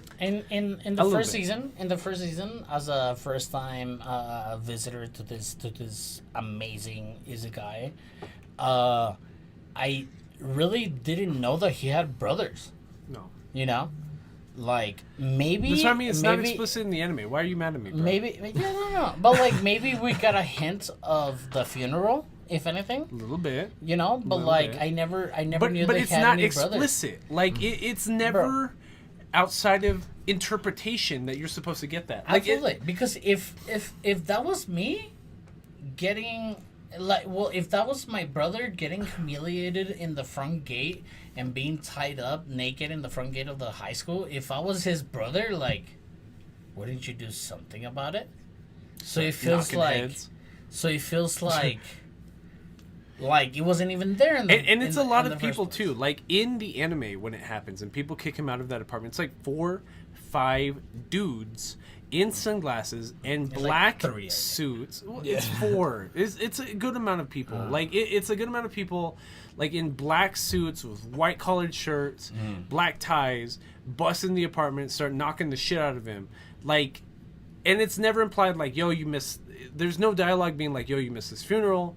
Yo, your parents are dead. Yo, like, it's a lot of subtext that only people that know the work would have ever gotten. Really, yeah. And you're mad at me because I'm speaking highly about this work for 3.5 hours, and I'm mad that I don't have the details correct. Well, you did reply with the insinuation that he might be a little bit ahead of us because of the graphic novels. Of the light novels, is how I put it, yeah. I'm sorry, of the light novels. And he did say, like, oh, you know what? I'm not really sure if they brought that up, but that's what it was. Like, don't get me wrong. I am looking forward to knowing canon information from the light novels in Mushoku Tensei. I was telling CJ when he first came through that I'm looking forward to getting volume 7 and 8 of the light novel series of Mushoku Tensei because they're on back order. Because Mushoku Tensei is so popular that almost every volume of the light novel in both manga series are on back order, and you can't get them anywhere. So I'm looking forward. Unless you rob them. Sorry. Well, you could go on eBay and spend like $60, $70 for the buy it now one. For, you know nobody does for that. For a buy it now, yeah. Nobody does that. But like the volume's worth $13. Yeah, it's like nobody. You does know what that. I mean? Like, are you gonna wait 4 weeks or are you gonna pay the 60, 70? I'd rather just wait the 4 weeks. Yeah. I'm trying my best. Me and Alder are trying our best, but like even when it comes to the Tokyo Revengers episode, even when it comes to literally any episode we do this on purpose, right? We tailor our tags and our episode titles in a way that the everyday viewer and fan would be like, oh, they're talking shit about Bleach. I want to click on that. I want to right? click on that. We do clickbaity stuff to try to get our basic views up because you know what I mean. We're fledgling content creators. Yeah, that's literally how everybody does it. And it's not like we're doing it for just to trigger you. Like this is our view on it. I hate fucking Cowboy Bebop now. You know, like the music is cool, but like the people that die on the hill for Cowboy Bebop, like get the fuck out of here. If you make enough of a presence online about it, I'll make Aldo watch the Cowboy Bebop movie. So he's talking shit right now. Listen to me. Aldo's talking dumb shit, right? You want to make him suffer on that opinion? Make us watch the movie. Yeah. No, and that's what I'm saying. Like, I don't care if you have a good take on our view or a bad take in our view. That's what we. Let me ask you this. That's what we started this podcast. What do you like better, Shampoo or Bebop? Shampoo. Absolutely. I was just curious. And that's just on animation alone. That's a good question because like they're made by the same creator. It's the same studio. Came out like what 3-4 years apart. One was jazz, one was like hip hop. It was about music and stuff like that, which I like a lot. Samurai Champloo, hands down. I like Champloo. I could watch Samurai Champloo into the ground if I wanted to. Yeah, that shit. And that sucks because like even our Samurai Champloo discussion had like potato like level audio quality because not only did we have one audio mic, we had the wrong mic because we hadn't even bought either of the mics in the frame right now. But like video. We have video, but like we hadn't even really figured out how to treat the audio level at all. There's a lot of breaks and chops. Like honestly, those are one of those episodes that I'm generally embarrassed about because I feel like if I were to go back, no, I feel like it's almost inaudible. If you were to go back on that episode right now, I feel like it's almost inaudible. Well, compared to what you guys have unlistenable. Compared to what you guys have now, that's a bit. First season, it's hard to get through, and that's why. Shampoo. I think that's only because you guys are tailored to what you guys have now. But I mean, it's not like it's like, oh my god, I can't fucking listen to this. But no, obviously, there's a difference in the production value. But it's like when you watch the first couple episodes of you guys' like podcasts and stuff, it's not as in my opinion, it's not as bad as you guys are like making it out to be. I'm not gonna say it's bad, but I'm not gonna say it's like it's not as good as it is now. And now that we have the Facebook page, you guys can like us on Facebook and stuff.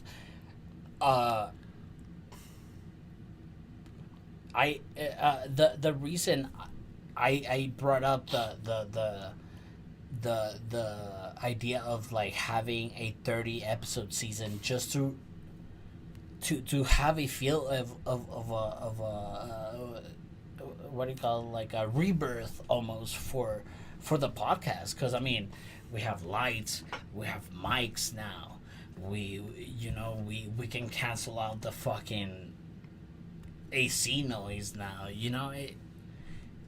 it's good. It feels good to us to give you guys that. Yeah. But as far as the comments go, Cyber, thank you. If you wanna subscribe and get rid of your private settings, or even Masters. Masters gave us a comment that the light novel is like 1-to-1 as far as animation. He said there is currently 17 translated volumes of the light novel, but 25 volumes in total. It's a lot. That is a lot. So there's a lot to come from Mushoku Tensei, and I hope Studio Bind. Okay, we're saying 25 is a lot, but One Piece is 100. Like they keep doing good, dude. Honestly, you haven't watched it, right? What? Mushoku Tensei? No, I did not get to watch that one. It is incredible. From what I've heard, honestly, from what I've heard, and to be fair, your guys' views on that episode was like really fucking up there. So it's because it's one of those that like even from a personal standpoint, because I'm like capitalist. Not even like that. It's just like I could understand it because like as soon as we finished watching Mushoku Tensei season 1, I was so desperate for more content for Mushoku Tensei.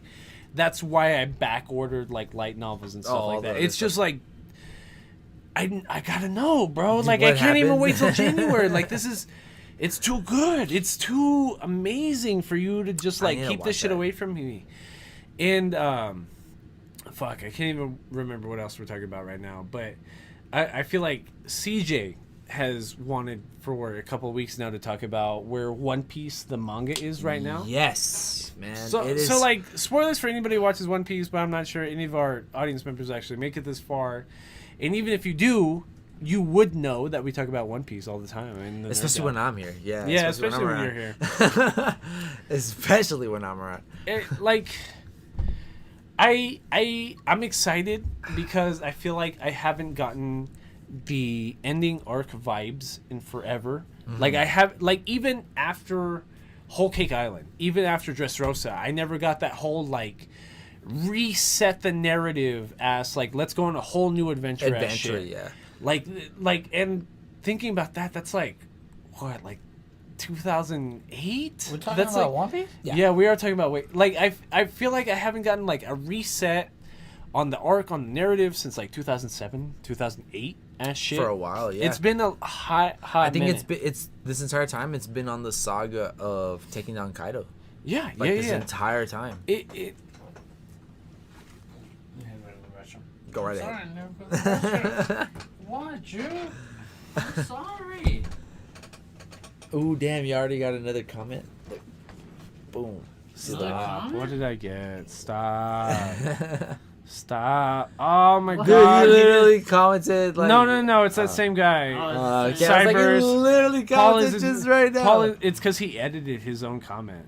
Okay. Paul is advanced class. What was he? What video was he commenting on? The Mushoku Tensei one. Okay.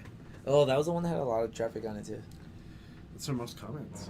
Like everyone either Loved it or absolutely hates our Mushoku Tensei like takes. So if today is August 6th, so where we are right now at the end of the Wano arc, we don't even know what arc we're on right now. Like a lot of people are complaining because if the One Piece film Red came out this weekend in Japan, we're getting a lot of spoilers, and we don't know if it's canon, we don't know if it's non-canon, like explicit dialogue on who Shanks is. Who we learned about Shanks in episode 1 of One Piece. We are at like what, 11, almost 1100 episodes.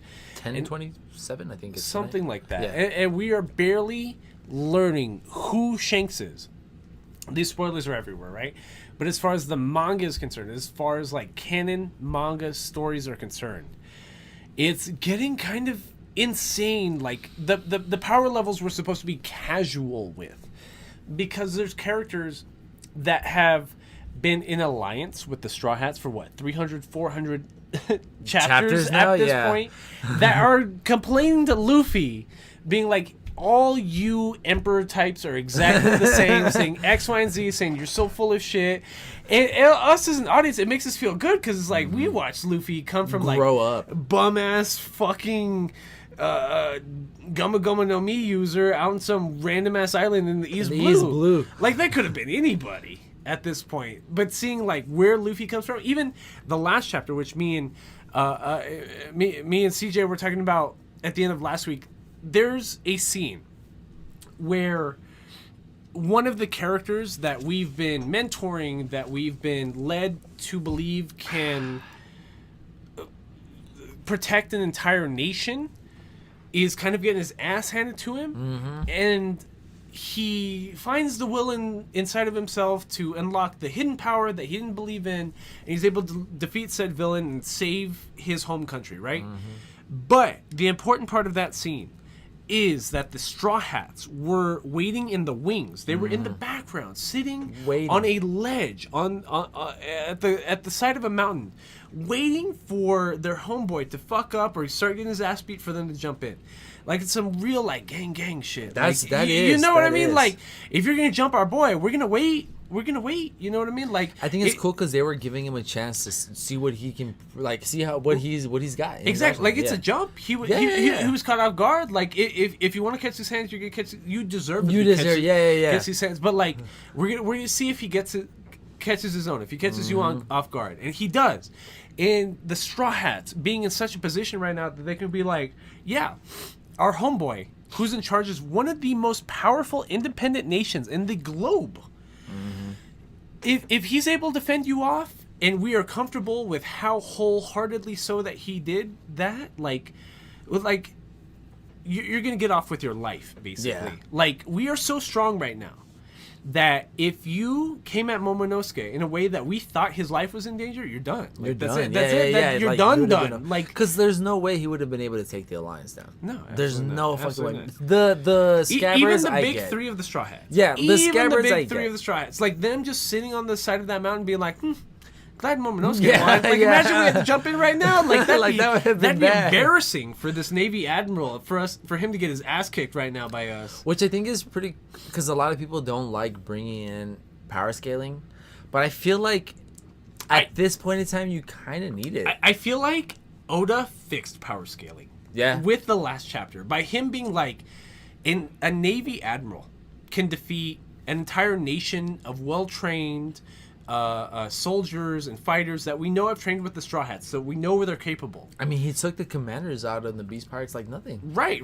Like for somebody like that to be scared of not only this unknown presence of this other emperor out in the sea that he hasn't even seen yet, but out in the wings, like the Straw Hats are just like, dog, like he can literally beat anybody else on this island. Yeah. Like as long as we have us four, shit don't matter. Shit don't matter. It's like some late game RPG bullshit. You know what I mean? No, I Just get what like, you're saying. like my stats are so perfect, my spread is so great. Like I've grinded so immaculately.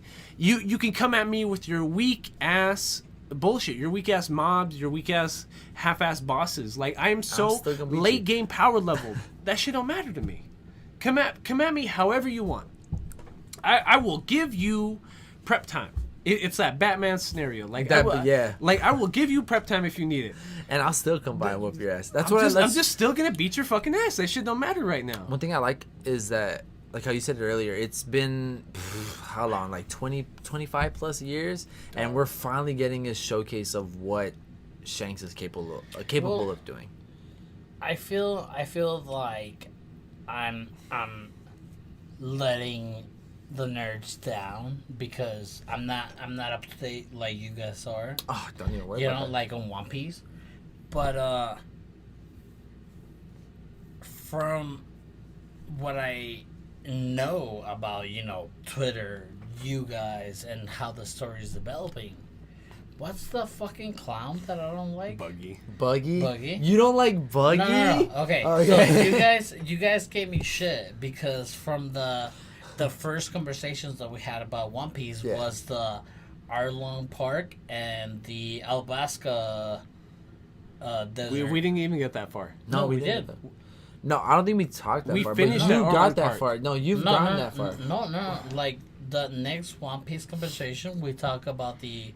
Well, it was some nerd down, non-canon, not follow episode to episode ass shit. No, I understand, but like One Piece is so massive that it's almost like if we wanted to, we could go back to Alabasta. Yeah. But like we already did in a nerd down, and I know I wouldn't mind it. I wouldn't mind it. No, I wouldn't mind it either. But I feel so bad because I'm still Skype in Skypea. You know what I'm saying? And I haven't even Roby, who we had on last week, has been watching well past. I think he's already in Marineford. Yes, dog. he is on Marineford. He told me last week. He was like fucking. So he's at like fast. peak One Piece. No, right yeah, now. he's like moving episode fast. 400 or so. Like he's peak One Piece. Yeah, right no, now. yeah, for sure. So when you guys talk about it, I'm jealous because you guys talk about it so like nothing's happening, but everything's happening at once.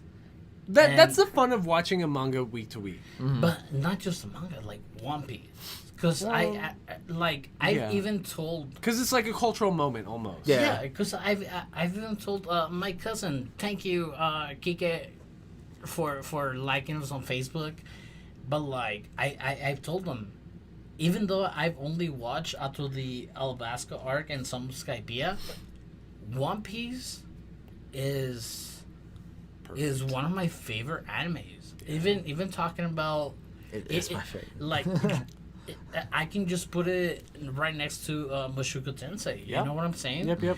And when I hear you guys talking about it and the things that I know about it, like it's not a spoiler. This is a 20-year-old, spoiler about any episode. One Piece on its own, to me, right now, it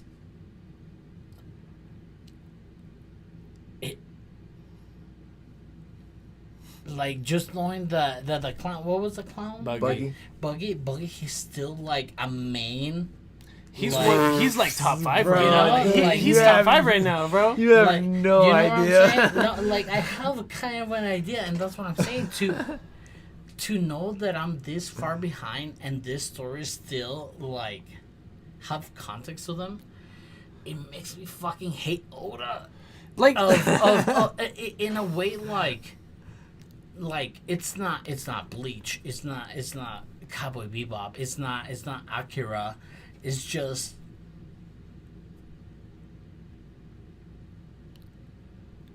amazing world building. Yeah. Not only that, like I fucking love the posters of the world building because it's a massive world, just like you guys are talking about. It's this big old planet, probably the size of 2 of our suns. And we've probably seen almost every island. We've seen almost every landmass on this entire island. One thing I like that Oda's able to do is like, despite this being this massive like fucking planet, like Earth-like planet, the scaling makes you forget almost. Yeah. One thing I like is that this is a world where like the status of one person like affects everybody. You know what I mean? Like for example, like when Whitebeard was still around, no spoilers, but I mean when Whitebeard was here, like his territory was all over the place, so people were like, yo, you don't fuck with the Whitebeard pirates, like you leave them alone. It's cool that this massive world still intertwines with one another, and it still like connects like someone from over here to over here. And If I can speak really quickly on like Aldo feeling left out, like I get where he's coming from, because like his son is not even 2 years old. Like Aldo has a lot of stuff going on, and like he's a very devout stay-at-home dad and stuff like that. And like a lot of what Aldo watches is like passively in the background because he's got other shit to take care of during the day. You know what I mean? Like that shit's a full-time job. Like if I were to make a recommendation to anybody but somebody in that situation on how to actually catch up on One Piece, I'd say read the manga. Yeah. Because like I know a lot of nerds that are clearly like, nah, I'm not gonna read the manga. I'm waiting for the anime to update. I'm waiting for the new season to come out. Like I'm waiting for blah blah blah blah blah blah. Like you don't understand until you read manga how quickly you can get through narrative plot points.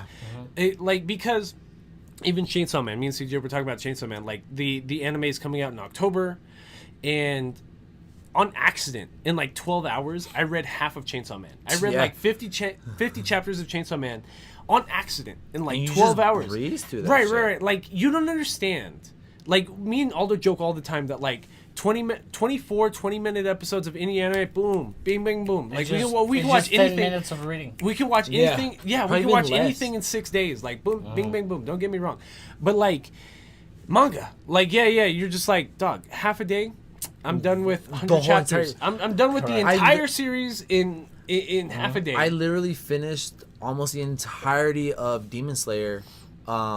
Reading that shit when I was waiting for to be called into jury duty. No, absolutely. Just in that like 30-45 minutes, I almost finished the entire fucking I read thing. it in like a day and a half. Yeah, I was like without even trying. At work. Yeah. I was like, yo, this. But to be fair, that just goes to show how good of a writer. I can't remember her name is, but how good she is, because it's just like, yo, I gotta keep fucking reading this shit. Miss Gotoge. Gotoge, yeah, exactly. Just to keep reading over, like, oh my god, I gotta know what happens next.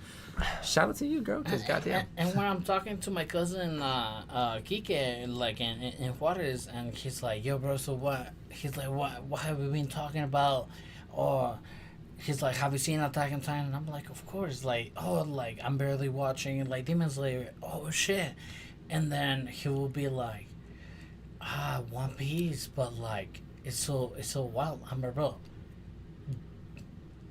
you can dedicate like 4 episodes a week as long as you keep watching like one episode and another. Like you don't have to like knock them out like everything back at to once. back. Yeah.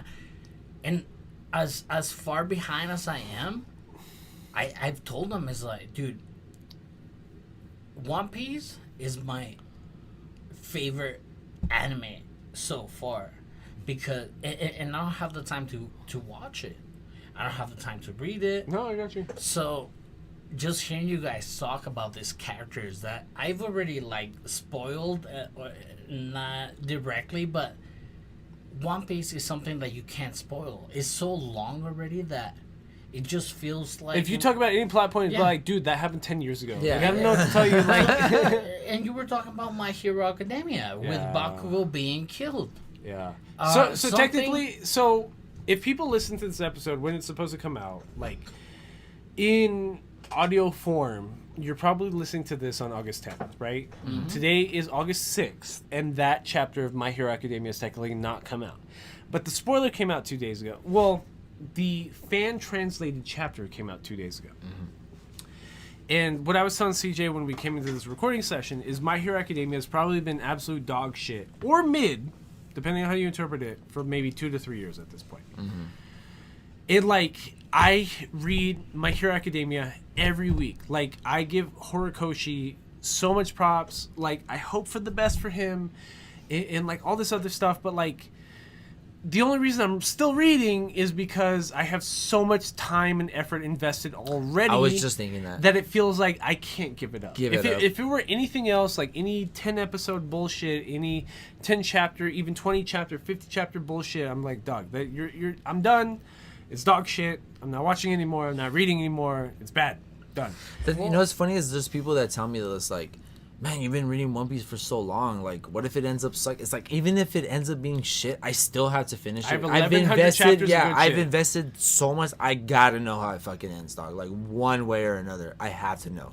I agree with you on that. I agree with you. And hearing Drew talk about My Hero Academia, My Hero Academia came up with super high expectations as far as like the. It was like the new generation of shonen. Yeah, absolutely. Because Bleach had already died, Naruto had already air quotes ended. Boruto was coming up, and My Hero Academia was the new shonen for the new generation. Well, it came out even before Demon Slayer. It came out before Jujutsu Kaisen came out before. Like, it was the pretext to the new generation of shonen. And you think it was like trying to be one of the big threes? No, when it comes to Horikoshi and the writing, I really feel like Horikoshi is best when he's making new characters in a new scenario. The like Demon Slayer scenes where like a new character is in the story and we automatically get like their backstory and their power and who they are, and they go ham as fuck. That's when My Hero Academia shines. Is when Horikoshi has this idea, this bubble, this piece of inspiration that's normally character based, and I think that's one of Horikoshi's issues, because like everything that's actual world building, anything that's actual character development, anything that's like actual stakes and issues, it feels like Horikoshi falls flat on his face, and he's just like, fuck, like, I got excited to draw a bomb character. Why do I actually give a shit about what happens to them? What happens? Not only that, but, like, the fact that all these hands got in the pie. But like, it doesn't feel like that. It doesn't feel like forced ideas. It doesn't feel like... Okay, sorry, my bad. Well, you told me that the actual rights to the anime were open to the public, as far as, like... OVAs. They are and they are not. So Shueisha owns the rights to the weekly manga publication. The Shonen. Weekly Shonen Jump owns Shueisha.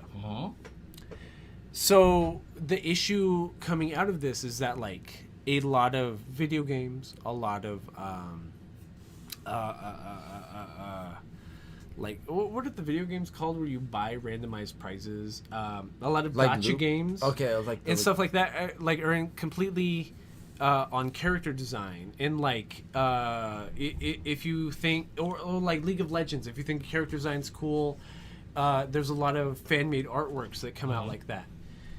For those that don't know, a gacha game is kind of like one of those like pay-to-win type things, like where it's like you have to keep paying money in order to keep sucking or doing. I have to keep paying real money for gems so that I can buy randomized chests to get the hero box. I want. I think there was like this a while ago. Sorry to go off on a tangent, but there was like a this group of people that were on YouTube that were like trying to promote like loot box. Like it was this one website where it was like to gain like. You would like, it was a randomized generator basically, and you would try to win awards, but it was like, it was a big scandal because like it was a big scam obviously, but they were pushing it towards like the youth and like the younger kids. Obviously you have to be 18 and older in order to gamble, and it's like they were just pushing it towards, I don't know, there was this big weird thing about gambling so that sorry didn't mean to go on that subject. Well, no, but like before Drew started spoiling My Hero Academia to me,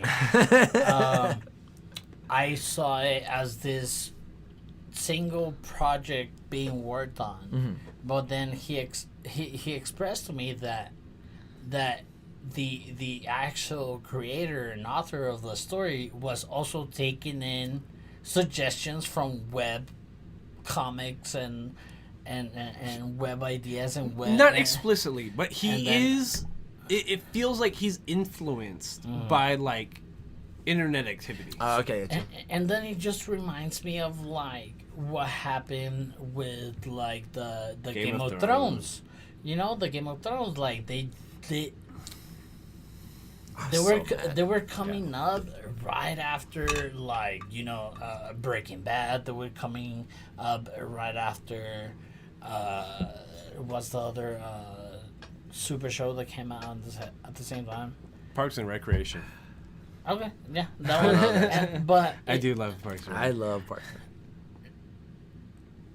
Hearing you guys talk about One Piece, it feels like I'm not gonna care. Like, what do I care if I know that Ace dies? Like, I haven't seen it yet. I get you. You know, what do I care if It's 'cause- Usopp fights Luffy? Like, what do I care? It's because that's why I get so offended about My Hero Academia, and that's why I don't give a shit about spoiling people, because it's like in One Piece, like even with spoilers, even with all this shit that's made public for 10 years, but you're not caught up to, you have an emotional investment.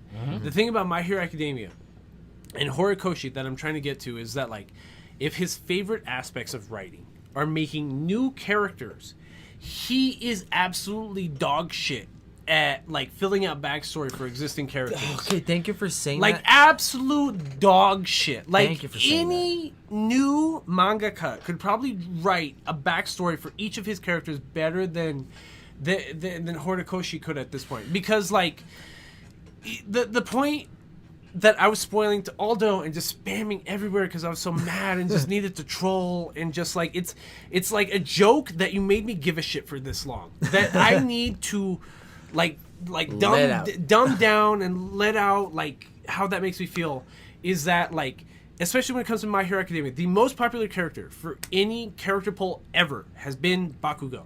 Since the beginning of My Hero Academia, since like 2016, it's always been Bakugo without even trying.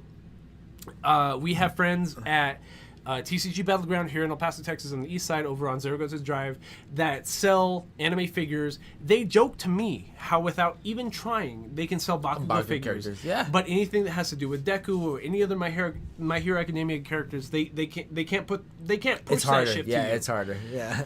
But Horikoshi, in what has been like the most dog shit dry spell of a manga publishing like bit I have had in ever. Like I have not read that many manga front to back. Don't get me wrong. So my sample is very Limited. Specific and limited right now. Thank you. But like, I only watch or read big named shonen brands because, like, again, I don't have that much time. I've got a job, all this other stuff. So if I'm going to spend my time on something, it needs to be something established. I've been reading My Hero Academia religiously since season 1 of the anime ended, which was in 2016. Because it was one of those Moshoko Tensei moments where I was just like, dog, that was so good. I need more content immediately. So I'm just going to keep reading everything I can get my hands on and just like interpreting my own thoughts on said interpretation, yada, yada, yada. My Hero Academia fucked up. Horikoshi fucked up in laying everything out 4 or 5 years ago. We have known for 4 or 5 years who the final villain was going to be.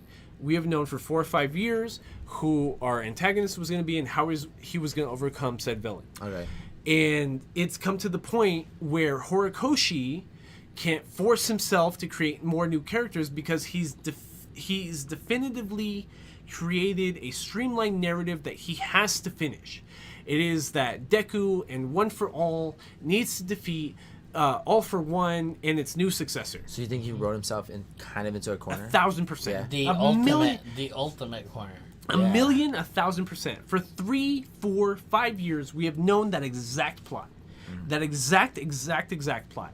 So he can introduce whoever he wants. He can kill whoever he wants. He can make whatever new power. He can make whatever new character. That Just shit so does long not as this matter ends. because I know what we have to come back to. I think And- that's sorry, I didn't mean to cut you No, off. go I think for it. that's one of the reasons I wouldn't say dropped My Hero Academia because I haven't dropped No, it. you I did. still, Yeah. It's okay to drop it. Well, I still want to continue reading it, but it's just because it's like how you said it earlier. Every time he brings in a new character, he doesn't give you like this. For example, like I mean, Oda's like in another level in itself, but it's like when he brings in a character, not only is it a new character and it's refreshing, it's new moves, it's new enemy, new threat, whatever it is, there's a reason why that person is there specifically at that time, at that moment. You know what I mean? There's a It whole could be a build-up random to ass it. power, but you know that Oda thought ahead of time. Ahead like, of I time, need this power yeah. at this spot at this time. At this moment. And it's like usually when Hirikoshi brings in something, it's like I got bored and I was tired and of I was writing just about bringing, Deku, I just so wanted I just to bring in made something X&S new, bitch. yeah. And it's just like, well, fuck it, here's something new, and it's kind of just like, okay, it's so cool because it's new, but it's like, what was the reason for that person being there? You know what I mean, or something like that. And like from all the anime that we've watched, like Oda is not only the like delivering like a small amount of filter and a lot of substance between like it's 1,000 chapters, that even something as new as Mushoku Tensei, they're delivering the same substance in their episodes, you know? So it's not even about how amazing Oda is. It's just about giving it some thought. It's okay the to write project. into your audience. Yeah. I think where a lot of mangaka Yeah. fuck up is that, like, especially nowadays, like, there's such a big online community that, like, people can guess what your manga is gonna be about or what's gonna happen, like, especially in the early chapters. And I feel like I saw that recently when it came to Kaiju number 8. Is that what it's called? The one that just got announced for an anime adaptation? Oh, okay, yeah, no, yeah, I think that's what it's called. It's been a Shueisha Shonen Jump mainstay for like maybe 2-3 years at this point, and it's typical shonen bullshit. And it barely, like 3 days ago, got announced for an anime adaptation, and that's because like Shonen Jump's running out of IPs to license out. So I don't mind stuff like that. Into what Aldo's talking about, like, it's fine if things hit like these baseline points for me. Like it's not. I'm not gonna be like, this is not the most original thing. This is not. You didn't revamp what it means to be a shonen, because we're coming in. We're 2022, especially in anime and manga, feels like this post modern shonen industry landscape. Because like if pure modernism in manga, especially when it comes to shonen, is early 2000s, where you have Bleach, Naruto, and One Piece, where it's just like we are taking these fairly new writing mainstays in shonen about a hyper-powered like character, or like an underpowered character that's gonna learn to develop himself and make a crew. Like that was developed in the 90s. And connecting it and connecting it to like tropes that we know. Right. So Yeah. so like the 90s made these tropes. The 2000s established these tropes. They were like, you already know What's these going tropes after living through the 90s, so we're just going to write what we want to write.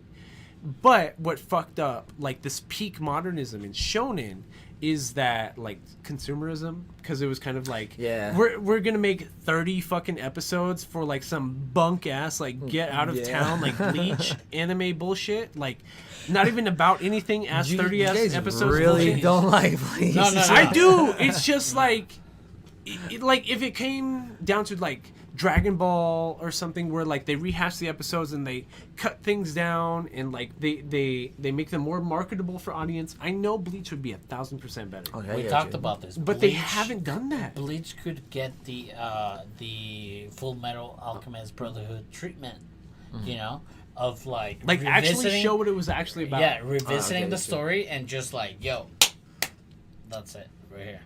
But what we're left with is something in 240 pixels that like it is just like wait for something to happen next episode ass bullshit.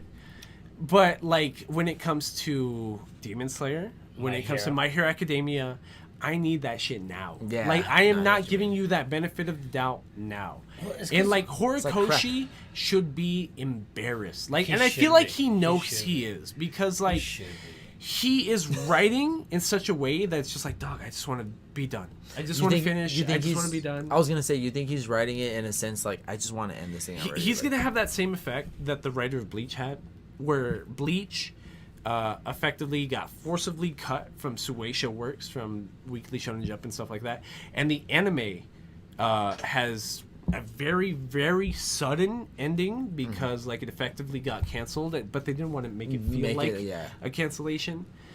He's gonna be up for a really, really rude awakening. So I can feel like My Hero Academia ends in the next 12 months, if not the next 6 months. Okay, because canceled.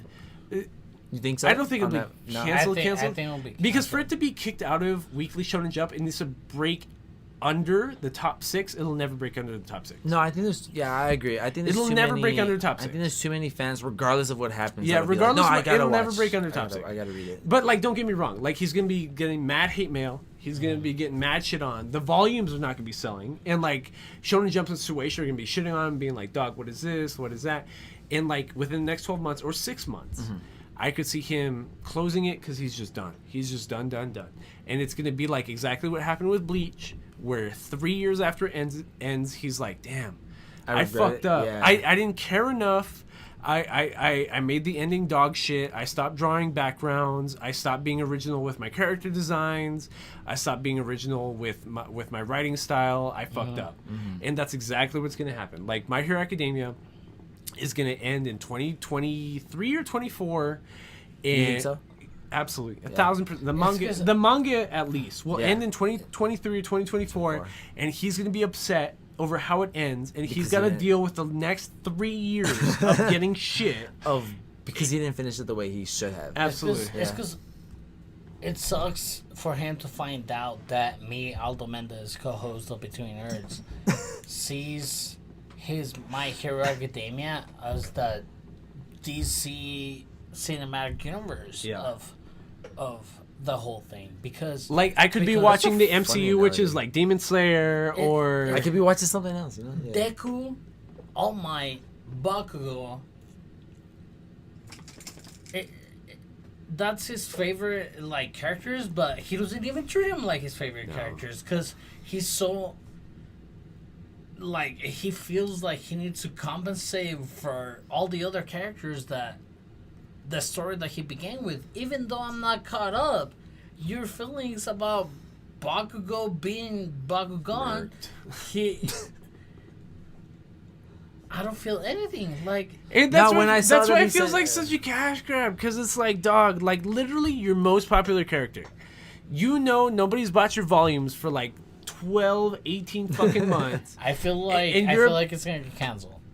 You feel like it was something that I think it's just gonna be rushed. I think it's gonna finish, but I think it's gonna be rushed. Yeah. Really? It's really gonna be rushed because like even Bakugo dying, that's why I kept posting spoilers everywhere. It's a joke. It's so funny that Horikoshi is like, my readers are dog shit dumbasses that like they won't care about actual context or actual content, that like I can literally make anything and bring in any new readers or characters, or like the audience will be energized by me killing my most popular character.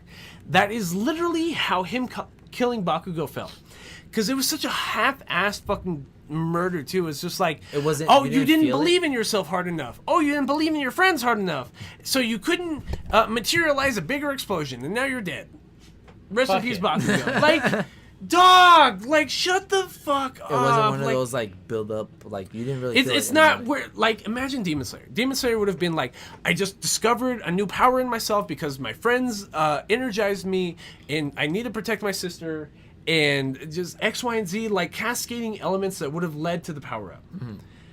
My Hero Academia and Bakugo's killing feels like, I never got to tell All Might that he's actually my hero and I love him, And because I didn't do that, I'm a little pussy, and I'm not an energized ass bitch. So like, I'm just gonna die.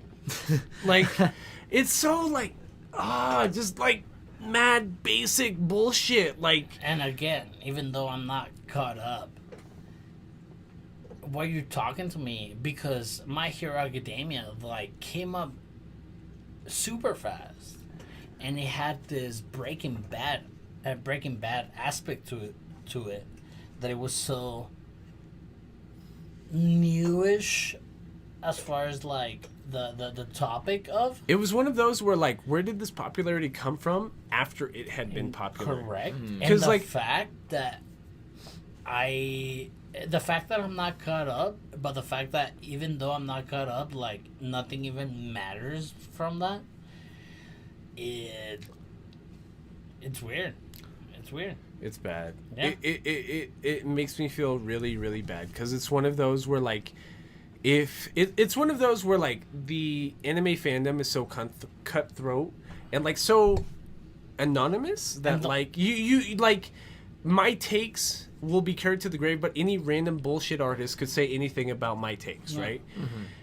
But My Hero Academia is one of those just like, it's okay to be fluid about your takes on My Hero Academia, but you could totally see somebody like screenshotting a tweet from 2017 being like, oh, but you said this is the greatest manga anime shonen ever.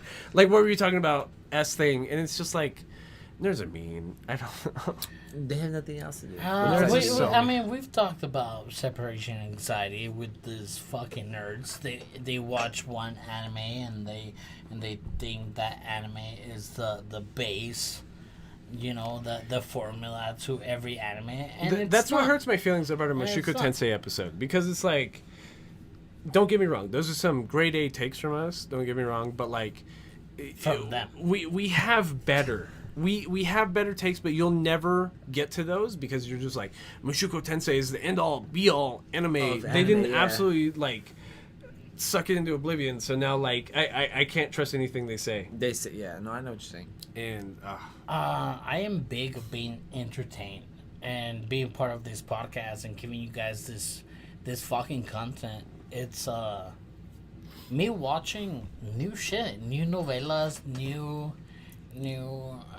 call to action stories, new movies, new animated fucking what's the fucking artist, Dolly? yeah. You know, like seeing shit like Paprika and stuff like that.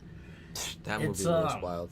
I love Paprika. It's amazing, and that's why we have this fucking channel, so you fuckers can stray away. We mean that in a sincere way. So you guys can stray away from the anime that you guys like to the anime that we watch. Yeah. You know? And I watched Bullet Train. Okay. How was Bullet How Train? was it? Yeah, did you like it? Honestly, it's a very fun movie. Yeah. Why is it fun? It's a very fun movie. It's not an A24 movie. Okay. It's not a movie that is gonna make you think like the Lincoln Lawyer is not. It's not something that it's gonna make you, you know, question your existence or anything like that. But the movie itself felt like a anime movie with Brad Pitt, which feels weird because it feels like I'm telling you to watch The Wall with Matt Damon as a Chinese person. Yeah. You know? But the characters, the conversations that these characters have, it's fun. It's a if you have a couple of drinks before the movie and you go in there, you're gonna have a good time. Okay. Brad Pitt. Or Bull, you know, whichever. No, it's because Brad Pitt and the guy that was Quicksilver from the Marvel Universe. Yes. Who is he? The That could fucker. be. No, I don't know what his real name is, but I know who you're talking about. Yeah, he they have a very good dynamic. Ryan Reynolds comes out in the movie For real? like a second. Oh, damn. I love him. He's a good actor. Sandra Bullock is in the movie.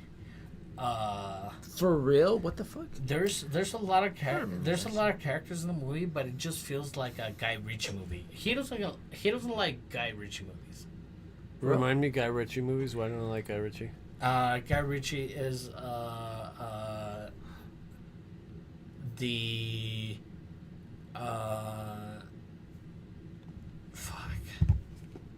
Broken Roller. What? Have I seen that? I don't think I've seen that. Two Smoking Barrels. I haven't seen it. I've seen that one. What's the other one? Sherlock Holmes, the recent ones with Iron Man. What's the other ones? Snatch. Yeah, you don't like Snatch. You even haven't. I seen don't Snatch. not like Snatch. My thing about Snatch is that like it's almost like a meme. How talkable it is. That's not my kind of movie. So it's a very fun movie because the characters are very well placed as an anime movie. He also directed, if you've seen the Deadpool? movie Wrath of Man, And with Wrath Jason of- Statham. I fucking love that movie, dude. No, well, that's Guy Ritchie. Yeah, that's what I was like. That's what he's That's saying. what you were talking about. No, that's not the same director. Isn't that who you just No. said that now? No, it You is said like Guy a, Ritchie. Yeah. No, it is like a Guy Ritchie movie. It's literally a Guy Ritchie movie, screenplayed by Guy Ritchie. Wrath of Man. Wrath Well, of it was Man. directed by him. But Or was it- I don't know if it Bullet was- Train. Bullet Train is not a Guy Ritchie movie. Oh, no. I was just bringing up yeah. Guy Ritchie. It is like a Guy Ritchie movie, but it's not a Guy Ritchie movie. Okay, I get you. Yeah. I get what you're saying now. It's a fun movie. Vianney fell asleep for like Did you really? half of it, but it is a was a good It's one. a cool movie. I don't know what to tell you. And then we've seen Everything Everywhere All at Once. Yeah, shout out to A24. Dude. A24 never has a miss Nah. ever in my goddamn Okay, life. Do you have you guys see seen the Black movie? Phone? Have you? No, one of my friends at work told me to watch that haven't seen movie. that one. I haven't seen it. He Watch said what? it was Black Phone. No. Have you? Okay, this is an A24 film. Have you seen the movie X? It's No. just called X. No, we haven't. Have you seen? About what? Watch it. No, we it's haven't. an A24 Is film. it horror? Yeah. Yeah. It's Does like Slasher?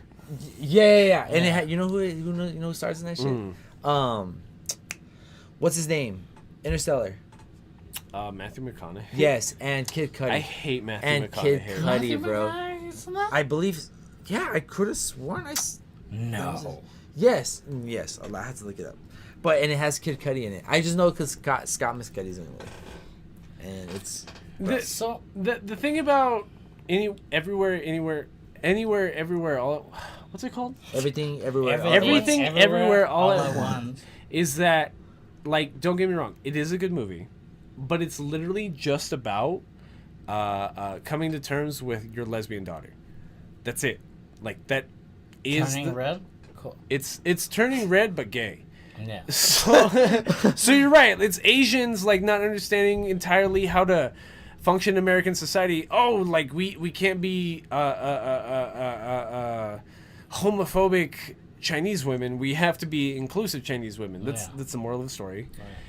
But the thing about it being an A24 film is that like It's him. the storytelling and the visuals are so like different that it'll stand out in your mind. So it's supposed to be a story about a mother accepting her lesbian daughter.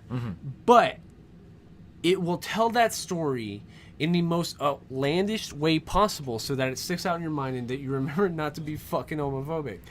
So, which is not a bad thing. It's just kind of like, it hits you over the head with it a lot of the bit because it's kind of like, I can't express that my daughter's gay because her grandfather is old school Chinese Traditional, immigrant. Traditional Chinese immigrant. So like he'll immediately renege on that to the point that it's an argument. I'd rather not have that argument, so I'm not going to tell anybody.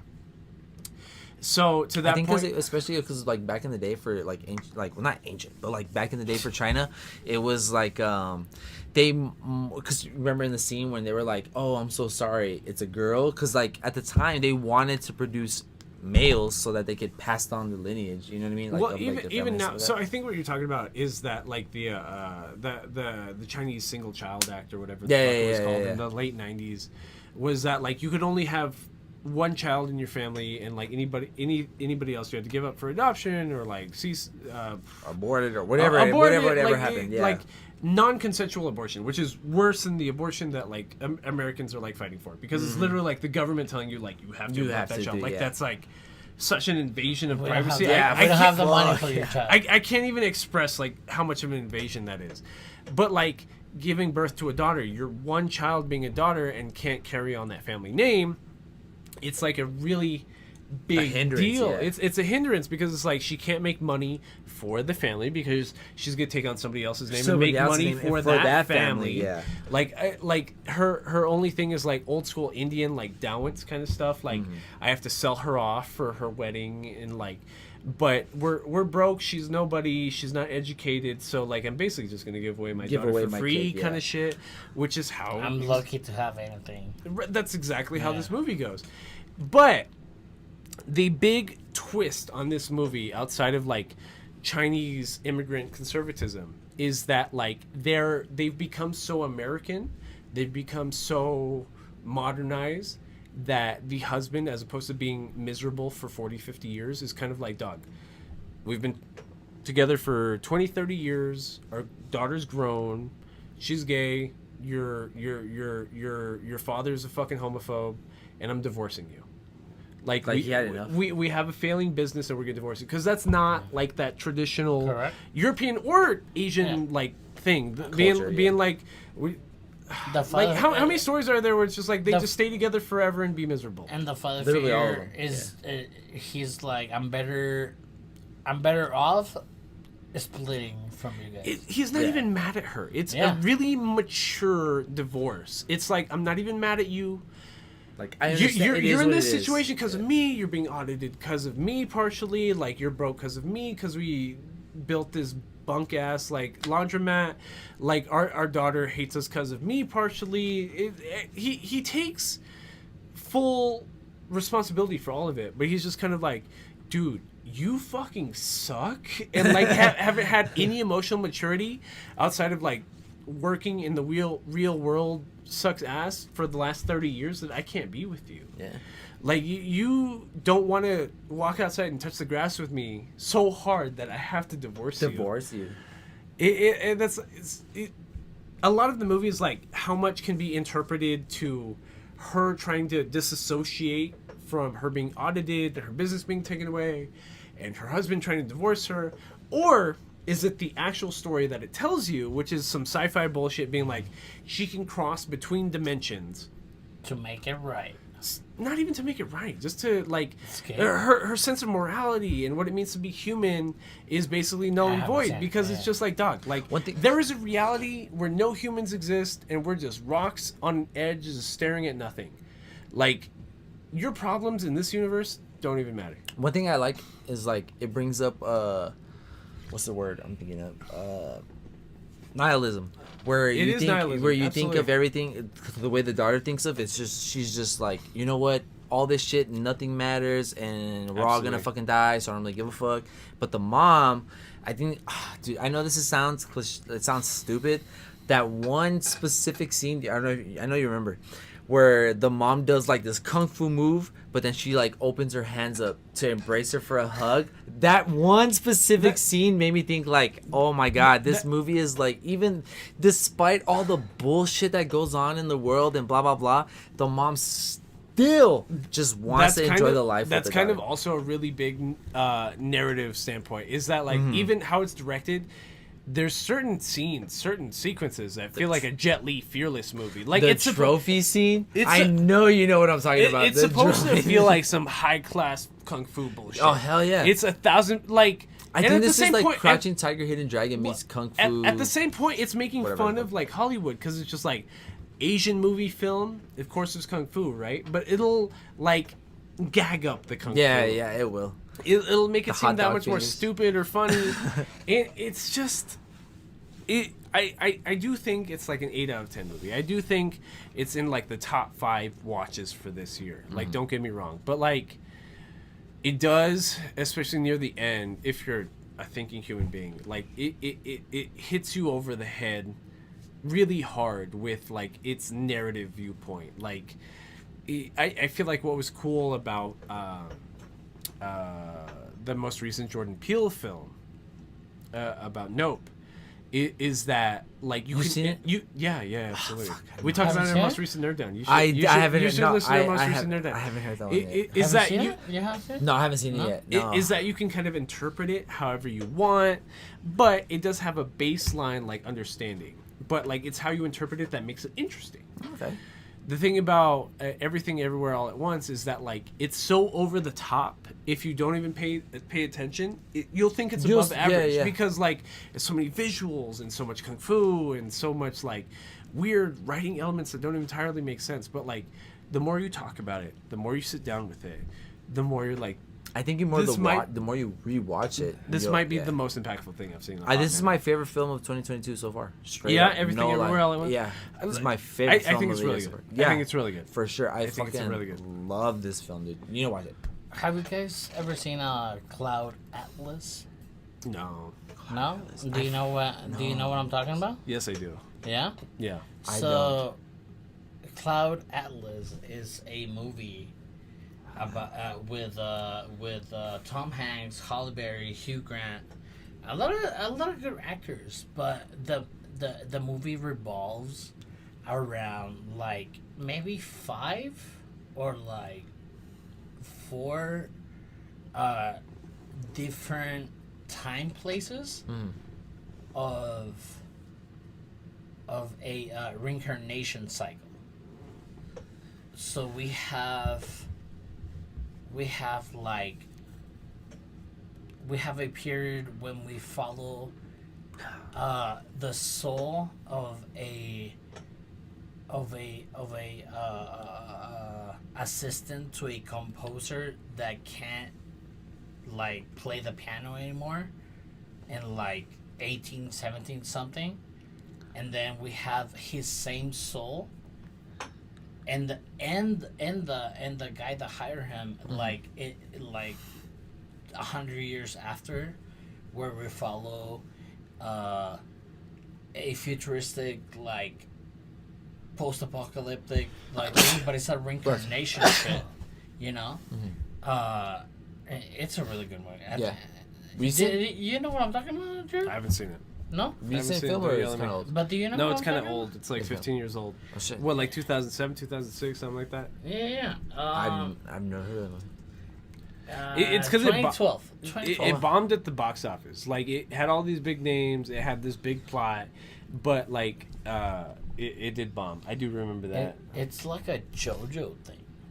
Like it follows a reincarnation cycle of like these different souls, evil and not, and like the souls trying to redeem themselves through what they've done, and villains become good guys and good guys become villains. And everything Everywhere all at once reminds me of this, even though I haven't watched it.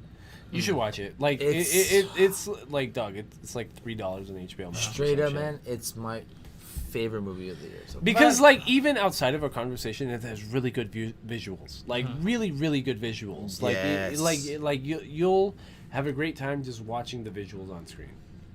And this is my favorite. I think I like this movie more based on multiverse like stuff, aspects of it more than the Doctor Strange movie. It's like a really matured version of what the MCU was trying to do. Multiple universe stuff is trying to do. This is what I was telling Drew the other day. Like, I feel like I like Nope, the Jordan Peele movie, more after we talked about it.